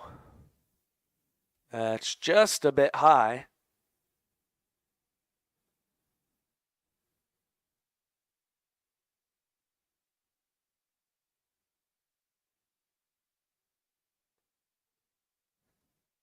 Here's the 3-0 to Maurer. Ball in there for a strike. Looked a bit high from the broadcast booth. Nonetheless, 3 balls, 1 strike to the number 9 hitter on the Blue Caps. Here's the pitch. That one's poked foul.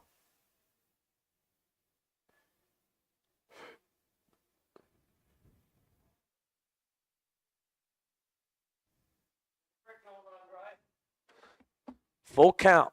3 balls, 2 strikes. Jurvich ready from the stretch. Kicks and the pitch is a bit high, ball 4. And the inning continues.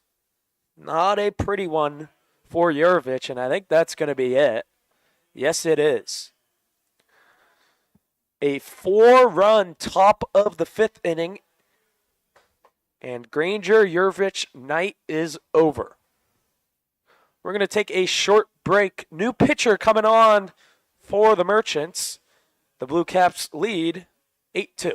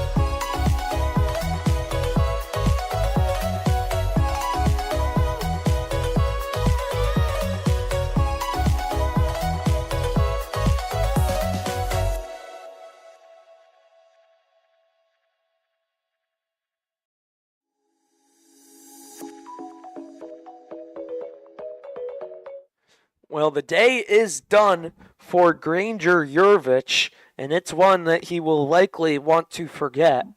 His final outing, pending what happens here on the next batter. 1 2/3 innings pitched, 6 hits, 5 earned runs, 2 walks, and 1 strikeout. And to replace him and asked to get the final out of the top of the 5th is Calvin Pettit, pitcher out of Iowa State. First pitch is going to be poked into shallow right. That has trouble written all over it, and it's down for a hit. 1 run scores. The other runner is going to be held at third. And a double here for Hendren. And it's 9-2 Blue Caps. And here comes A.J. Weller.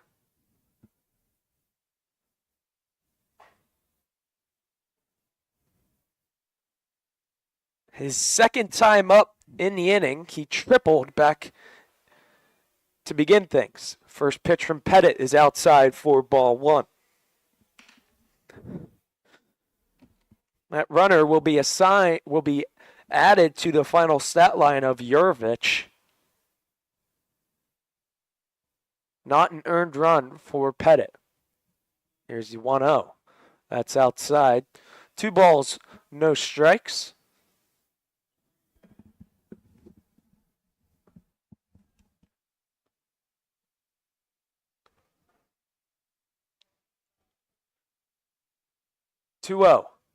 That's fouled over on the on-deck circle.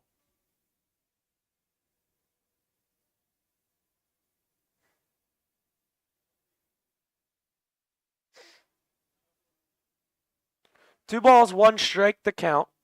A.J. Weller up. The pitch. Swung on and missed, strike 2 on the fastball. Some velocity to that pitch there from Pettit. 2 balls, 2 strikes. Pettit gets a sign from Foster. Checks the runner, Maurer at third. Kicks in the 2-2. That one's poked to the left side. That'll get out of play over by the soccer nets there. Here at the Corn Crib. We'll do it again at 1-2. Excuse me, 2-2.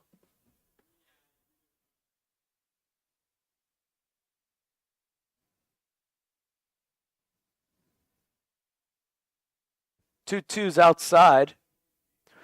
Count runs full.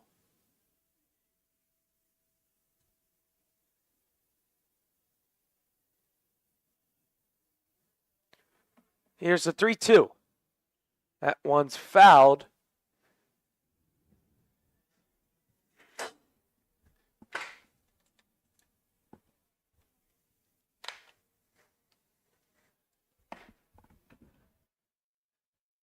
Here's the 3-2 from Pettit to Weller.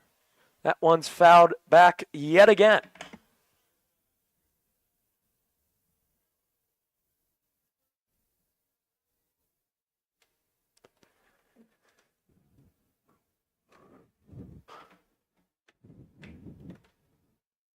Here's another 3-2. That's outside and past the catcher, Foster, and Maurer will score.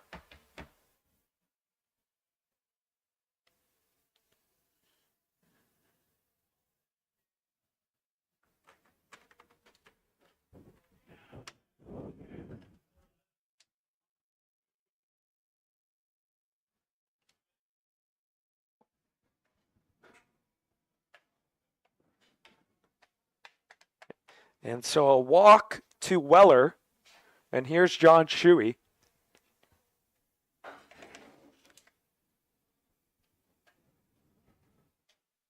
Throw over. Back safely goes Weller.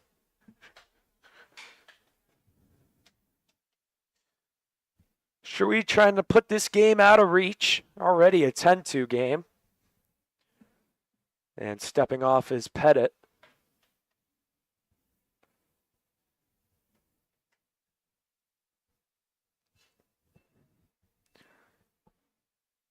Here's the first pitch. That one's poked to the left side. Third baseman trying to get it, and he will run out of room. Newhoff, good attempt at it. So a foul ball, strike number one.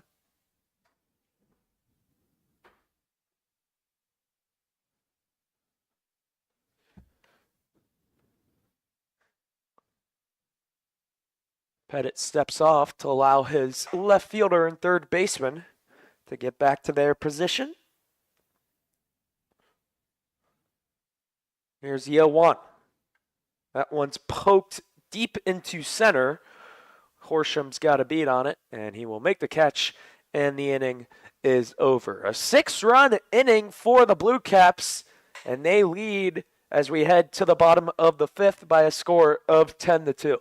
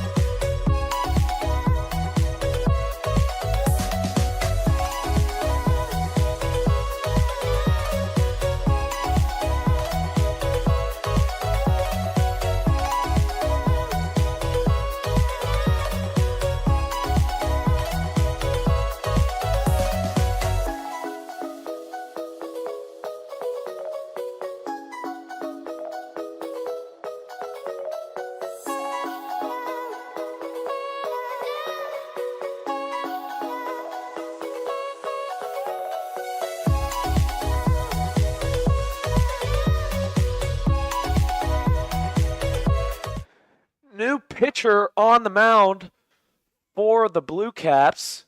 That's number 20, Austin Mauback. Will be attending Millikan University next season.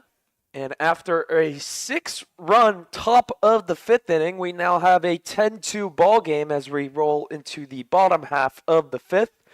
Merchants are going to need a rally, if I've ever seen one, to try and get back into this game. And to lead things off will be the center fielder, Ashton Horsham. So here we go. Mauback first pitch to Horsham is in there for strike 1.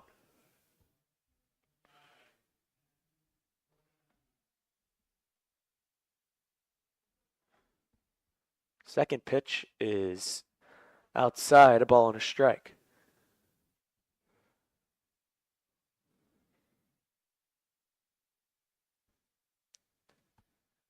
One is outside. 2 balls, 1 strike.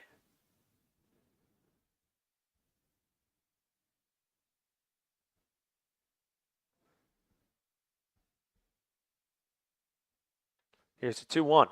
That one's grounded to the second baseman, Maurer, and he will make the play. Easy and quick out number 1 to begin things in the bottom half of the 5th. And in steps Clay Kahn now. Trying to get the final stat line for Joseph Catalano. Here it is. 2 innings pitched, 1 hit, no runs, 1 walk, and 3 strikeouts. Very efficient out there on the mound as Kahn takes ball 1 up and away.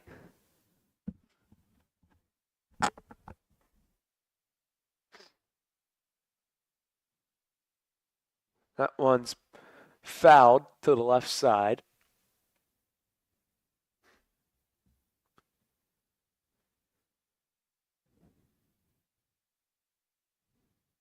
Ball and a strike now to Clay Kahn. Swung on and missed on the changeup. Beautiful pitch there from new pitcher Austin Mauback.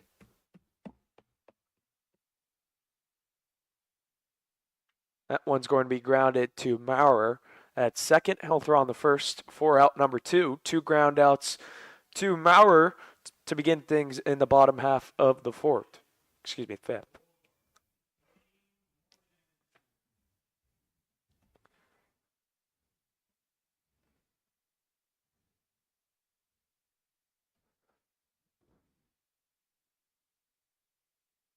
Here's Cody Morton now. First pitch is high and tight.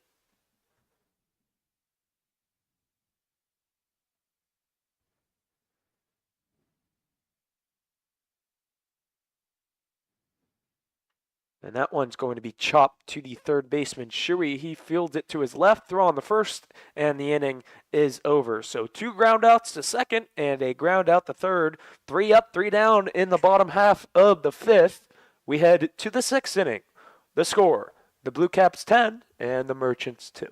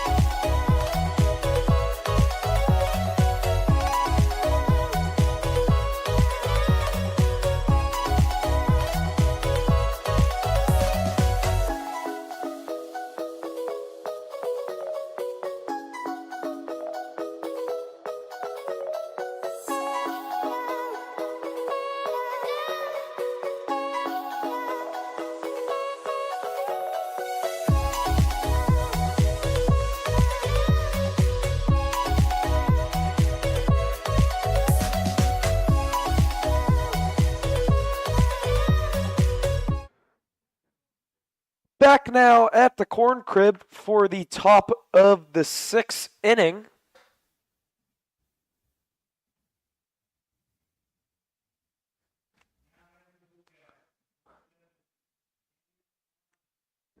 Cannon Klein will lead things off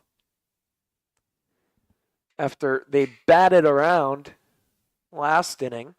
Yeah, part of a 6-run inning. Calvin Petit back for his second inning. Only recorded 1 out in the 5th. First pitch to Klein is high and tight.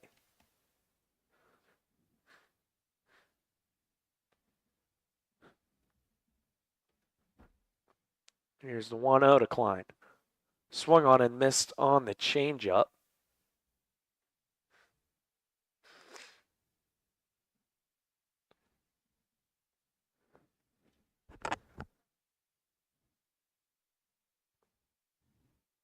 Here's the 1-1. That's in there for strike 2.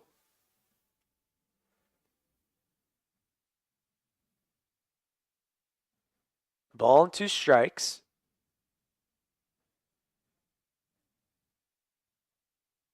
Petit having trouble getting the sign from Foster.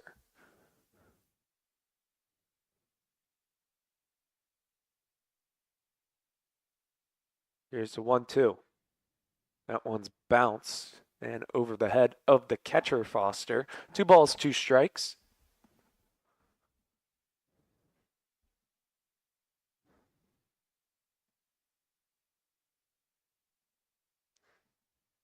Two. That's high.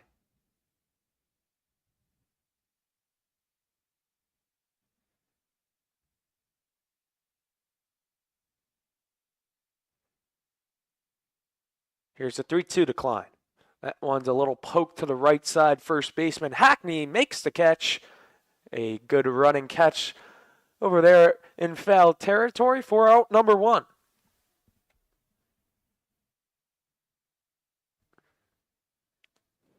So a pop out to the first baseman. And in steps Nolan Bowles.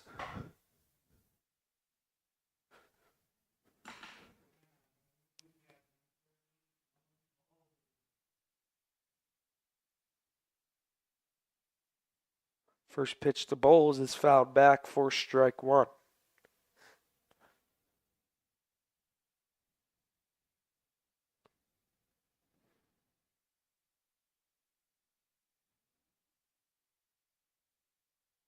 The 0-1 is just a bit outside, a ball and a strike.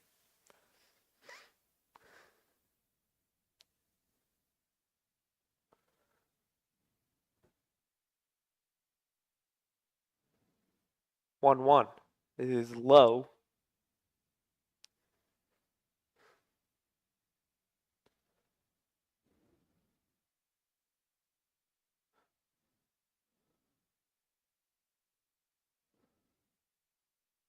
And a mound visit here from Foster and Petit.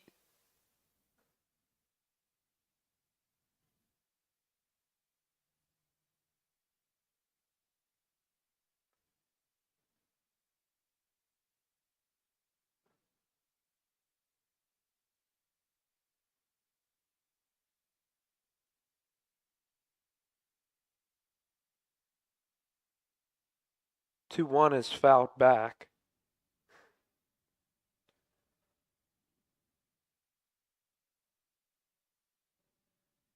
Two balls, 2 strikes to count.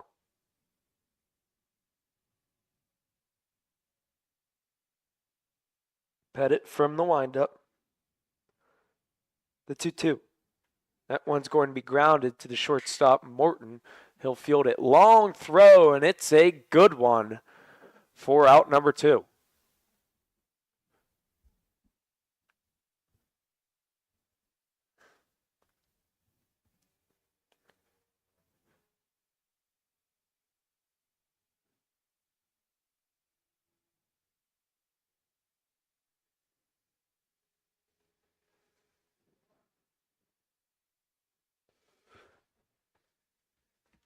And now in steps left fielder Cameron Anderson. He doubled last inning. Struck out and reached on a ground. Drop third strike, rather. and flew out to center as he swings and misses through strike one from Petit. Here's the 0-1. In there for strike two. Quickly behind the count now.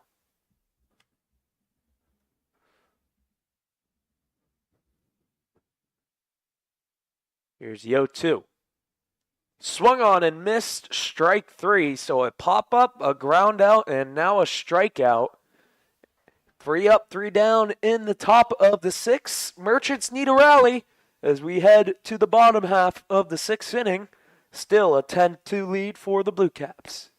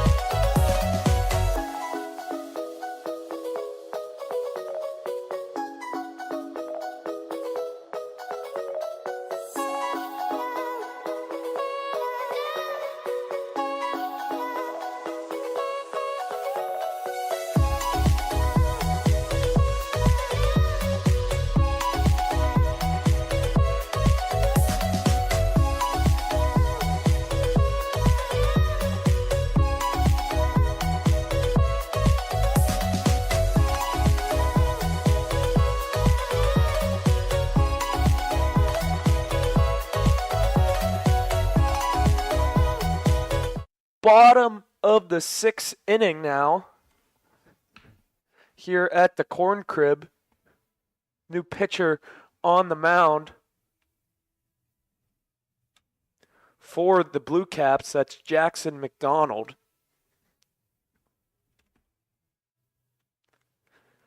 And Austin Maubach's day is done. He went 1 inning. No hits, no runs. No walks and no strikeouts. And he gives way to McDonald out of St. Charles Community College.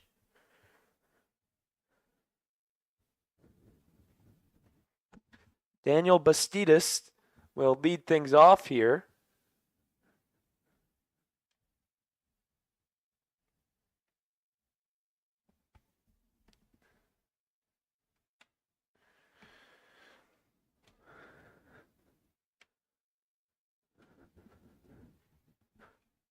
Here's the 1-1.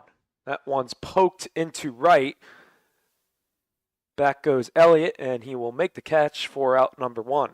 1 away here in the top of the sixth.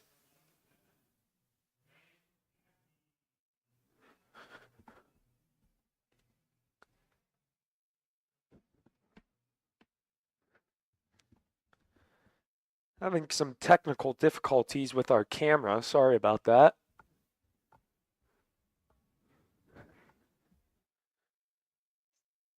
First pitch to Darling is outside for ball 1. Second pitch is low.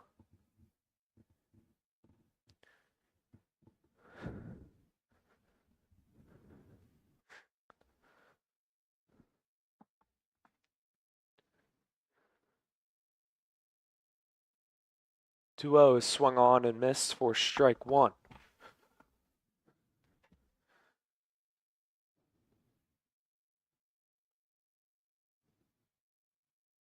Swung on and missed strike 2 on the curveball.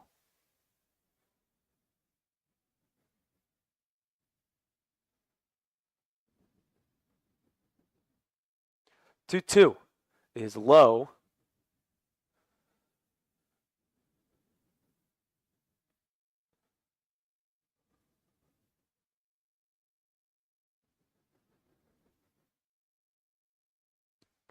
3-2, swung on and missed, strike 3. And down goes Hackney swinging for out number 2.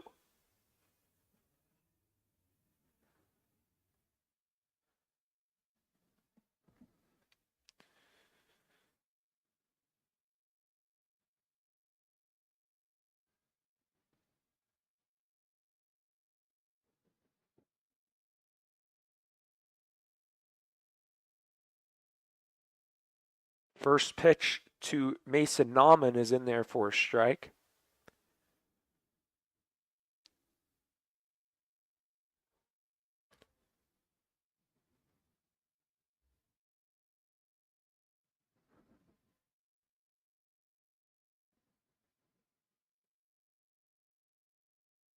Here's a 2-1. That's low. 2 balls, 1 strike the count.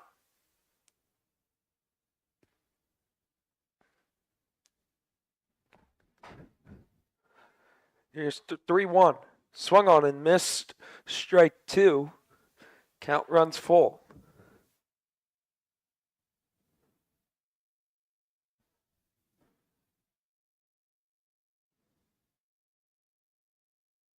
And drop third strike.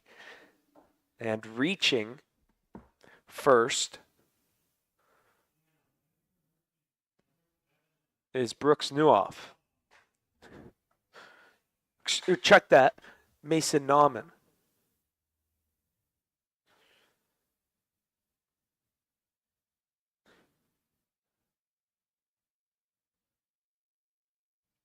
And now here's Brooks Newhoff.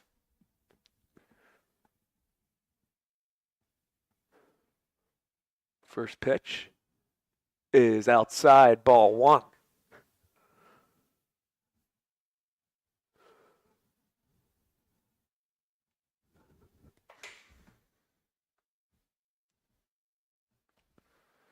Throw over. Back safely goes Nauman.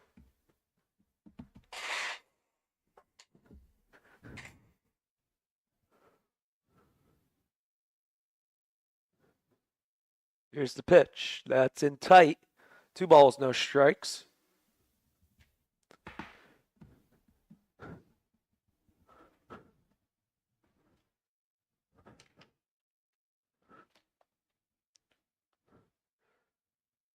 Swung on and missed. Newhoff did offer.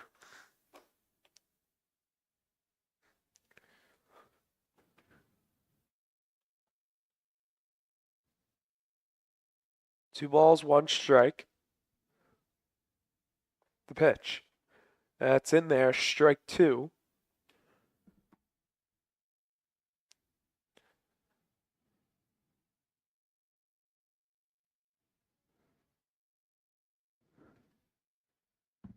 Two balls, 2 strikes to count. Jackson McDonald in. Here's the pitch. That one's poked foul right behind us.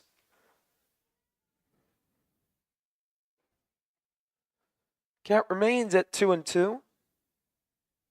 McDonald out of St. Charles Community College, 6-2 third innings pitch, 5.40 ERA this past season.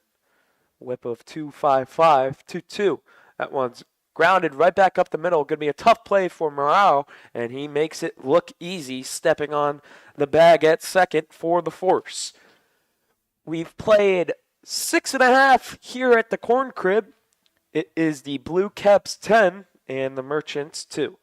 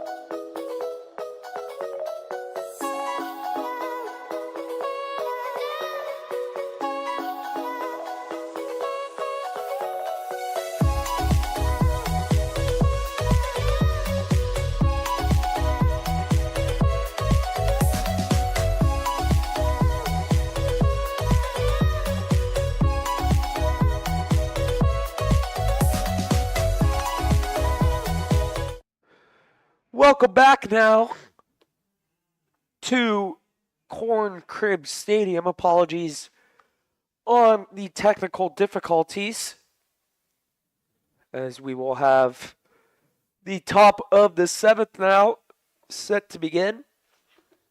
Lead things off for the Blue Caps will be Braden Elliott, right fielder. Calvin Petit back on the mound. First pitch to Elliott is grounded to third, fielded cleanly by Newhoff. He'll throw the first for out number one. One away here in the top of the seventh.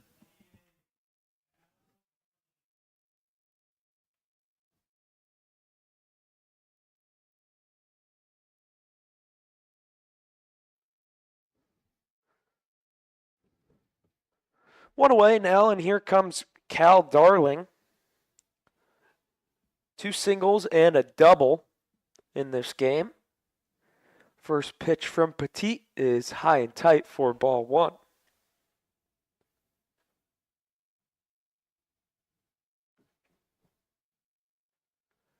Petit working from the windup. 10-2 ball game here in the top of the seventh.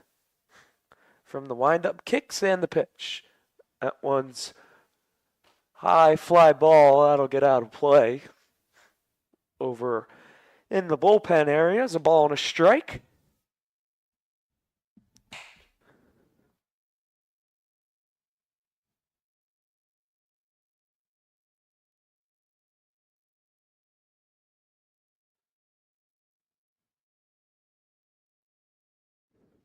A ball and a strike now. Here's the windup and the pitch. That's fouled back. A ball and 2 strikes to the Blue Caps number 8 hitter.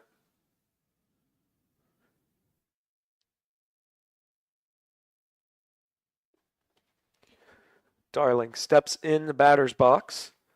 Petit gets the sign from the windup. Kicks and the 1-2. Just a bit high on that slider. 2 balls, 2 strikes.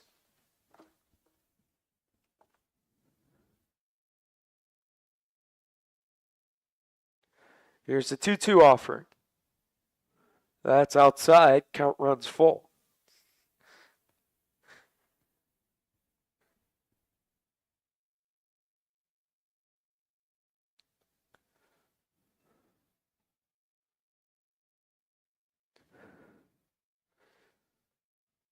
Here's the 3-2 from Petit.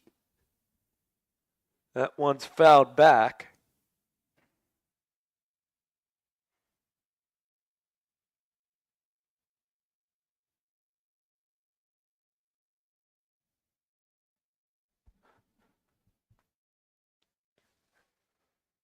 Three-two from Petit from the windup. Kicks in the 3-2. Swung on and missed. Strike 3. Down goes Darling for out number 2. And here comes Caden Maurer after the strikeout of Darling. Petit has come on and done a good job here for the Merchants. 5 up, 5 down the past 5 batters. First pitch is in there for a strike. Here comes the second pitch now from Petit. That one's going to be grounded to the left side in the hole. Going to be a tough play, long throw, and no chance to get this speedy Maurer. So an infield single with 2 outs. And the lineup card turns over, and Riley Hendren will now hit. He has doubled, grounded out to second and short, and flew out to center. His 5th at-bat of the game. First against Petit. Petit from the stretch. Kicks in the first pitch to Hendren is in there for strike 1.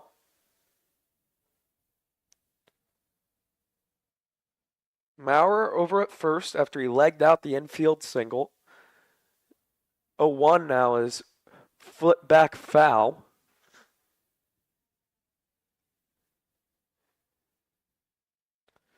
The ball's 2 strikes to count.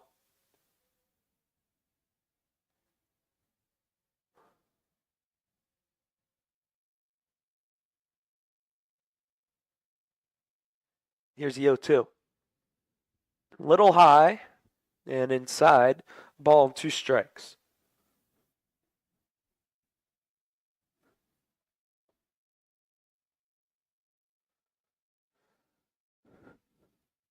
Here's the 1-2. Just a bit high. Or excuse me, they will call it called third strike. And the inning is over. And in that inning, a ground out to third base, a strikeout, an infield single, and then another strikeout. Final chance for the Merchants coming up in the bottom of the 7th inning. Going to need an 8-run rally to try and tie this game up.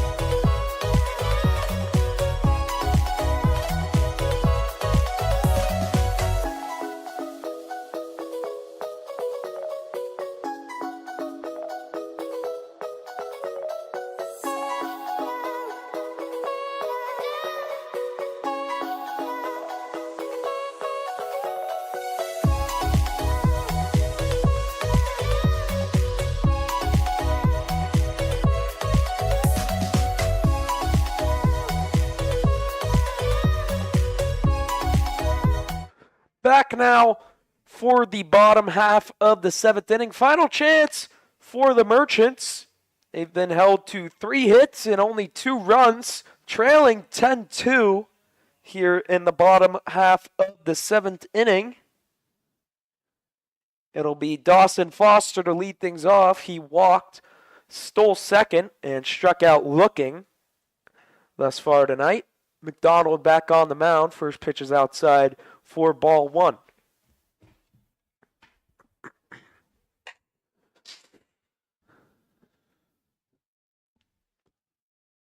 McDonald from the windup, kicks and the 1-0. Swung on and missed way late was Foster.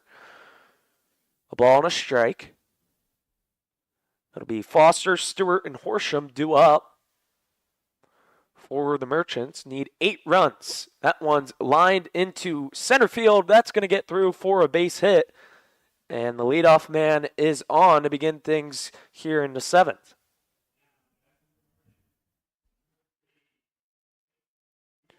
And here comes Jake Stewart. He struck out looking and grounded out to second thus far tonight. McDonald trying to end things for the Blue Caps. Cap off a victory. First pitch to Stewart is in there for strike 1.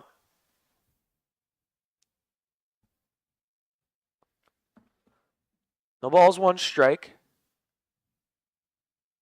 Here's the pitch. That's in tight. A ball and a strike.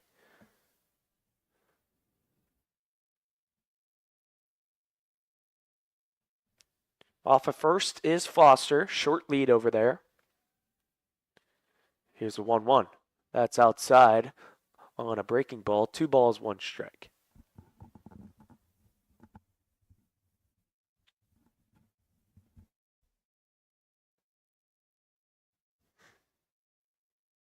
Two 1 count. Here's the pitch. That one's poked down the left field line. That's fair. And into the corner it goes. Misplaying it in left is Anderson. And around third, heading home, is Foster. He will score without a throw.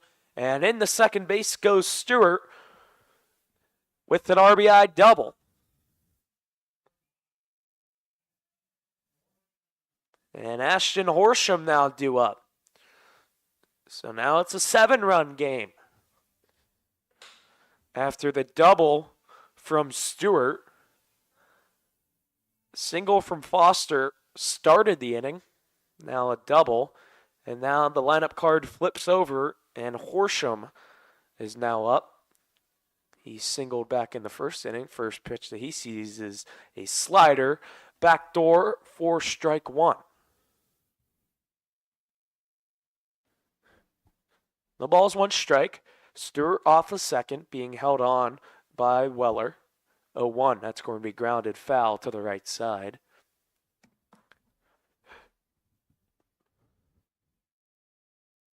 (10-3) game here, bottom of the 7th inning. 13 hits total from the Blue Caps, only 5 from the Merchants. 0-2. That's low, ball and 2 strikes. 1-2 is the count.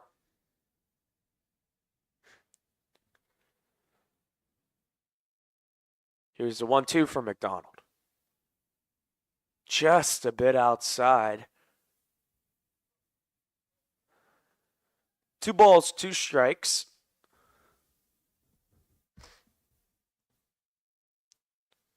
Here's the pitch. That one's a little poke out to left field, and that's going to get down for a base hit. Around third and scoring easily. And in the second goes Horsham. He trades spots with Stewart. And just like that, we got a 6-run ball game. And Dave Lingle has seen enough. He's going to go and try and calm things down for McDonald. Again, a 6-run game after the double from Horsham, trading spots with Stewart. And Lingle, manager for the Blue Caps, looks to be just talking things over with McDonald.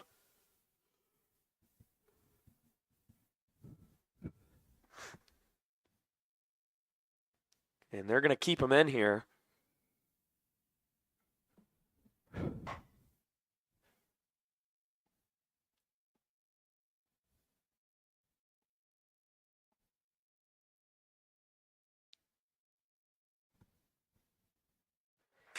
First pitch to Kahn is outside for ball 1. Clay Kahn now up for the Merchants, trying to keep the line moving and give themselves a chance to try and get back in this ball game. Second pitch is in there for a strike. Kahn has grounded out the second, popped out to the shortstop, and struck out back in the first inning. Here's a 1-1 from McDonald. That one's fouled to the left side.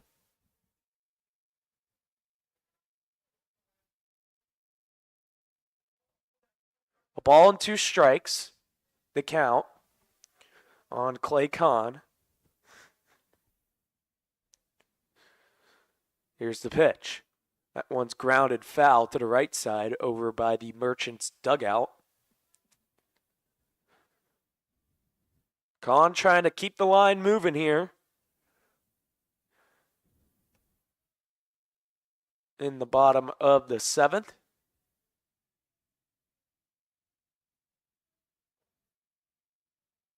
That one's high and outside. 2 balls, 2 strikes.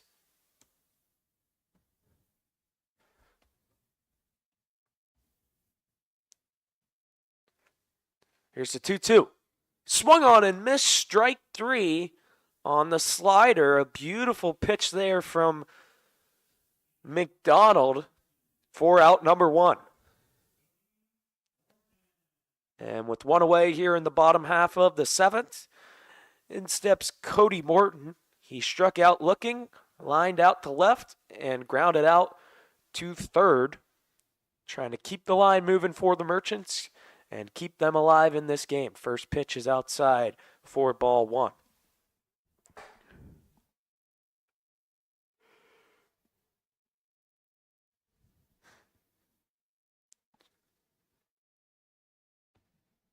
Here's the 1-0. That's a fastball in there for strike one.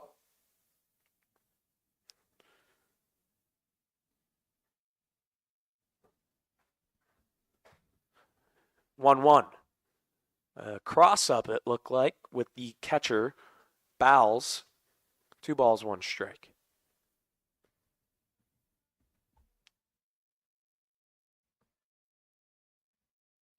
McDonald from the stretch. Kicks in the 2-1. Beautiful looking slider in there for strike 2.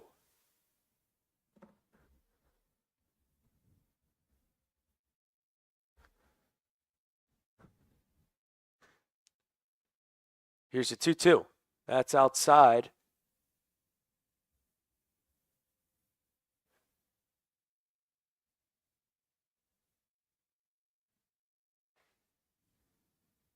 Three balls, 2 strikes.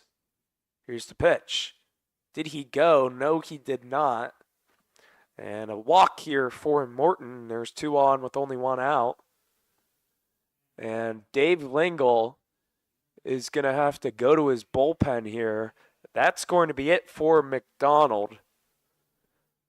Looks like a new pitcher coming on for the Blue Caps to try and get the final 2 outs here in the bottom of the 7th. We're going to take a short break. Be back with the finish here right after this.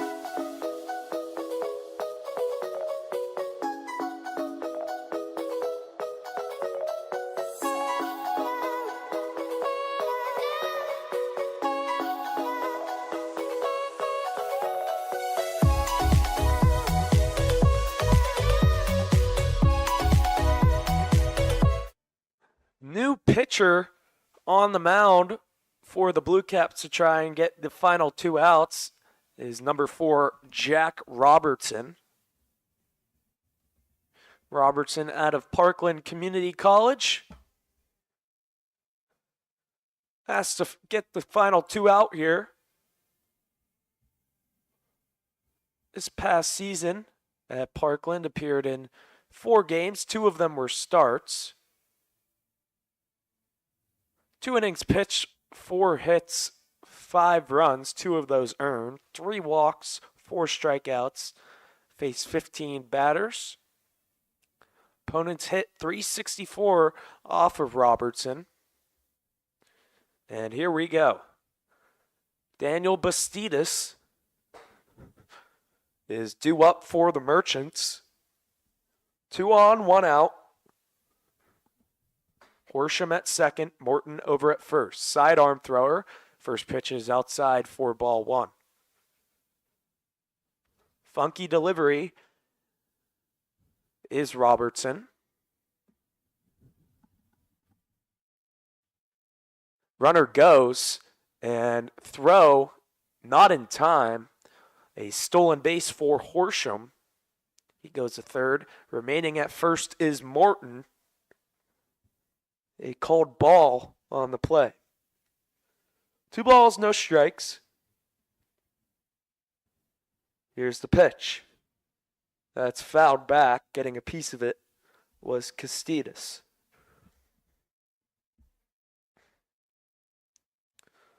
.10-4 ball game. Runners on the corners. Merchants threatening. Still a lot of work to do to try and get back in this ball game. Here's the 2-1. Called strike at the knees for strike 3. 2 out now. in the bottom half of the 7th. Last hope for the Merchants is the first baseman, Grant Hackney. He singled, reached on an air, and struck out tonight, lefty-on-lefty matchup. Horsham over at third, Morton over at first, 2 away. First pitch to Hackney is fouled off his foot. 4 strike 1. Blue Caps trying to ride the 6-run 5th inning to victory. Need one more out to get it. Here's the 0-1 to Hackney. And that hit him, and that will load the bases here with 2 outs. And Mason Nauman now up. So the bases are juiced. Still 10-4. As Hackney tries and shake that off. And another lefty due up in Mason Nauman. First pitch is in tight, 4-1.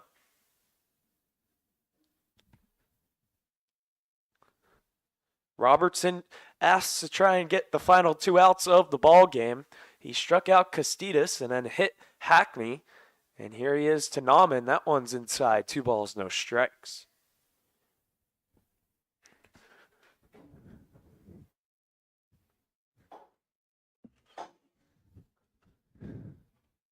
Two-0 count. Here's the pitch. That's in tight. 3 balls, no strikes.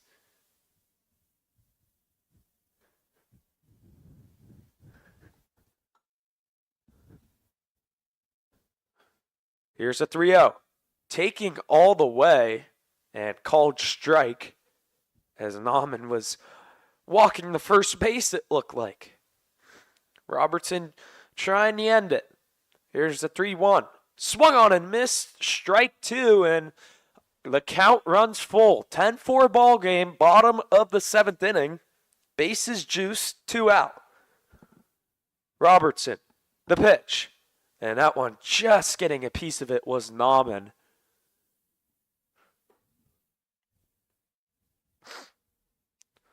We'll do it again at 3-2. Trying to end things. Jack Robertson. Here's the 3-2. That's going to be poked up the middle. Second baseman Maurer throws on the first, and that's the ball game. The Blue Caps steal one against the Merchants by a final score of 10-4. Riding high off that 6-run 5th inning, and the Merchants tried to get back into this game late, but it is too little too late. Had a lot of fun calling this KCL baseball doubleheader. And in that doubleheader, we saw a lot of action. The Ground Sloths beat the Bobcats by a score of 13-9 and followed that up with the Blue Caps beating the Merchants by a score of 10-4. So, for Colin Winnie and the normal Corn Belters, KCL Baseball League saying so long, everybody. Good night. Again, your final score. The Blue Caps 10 and the Merchants 4. Good night, everybody.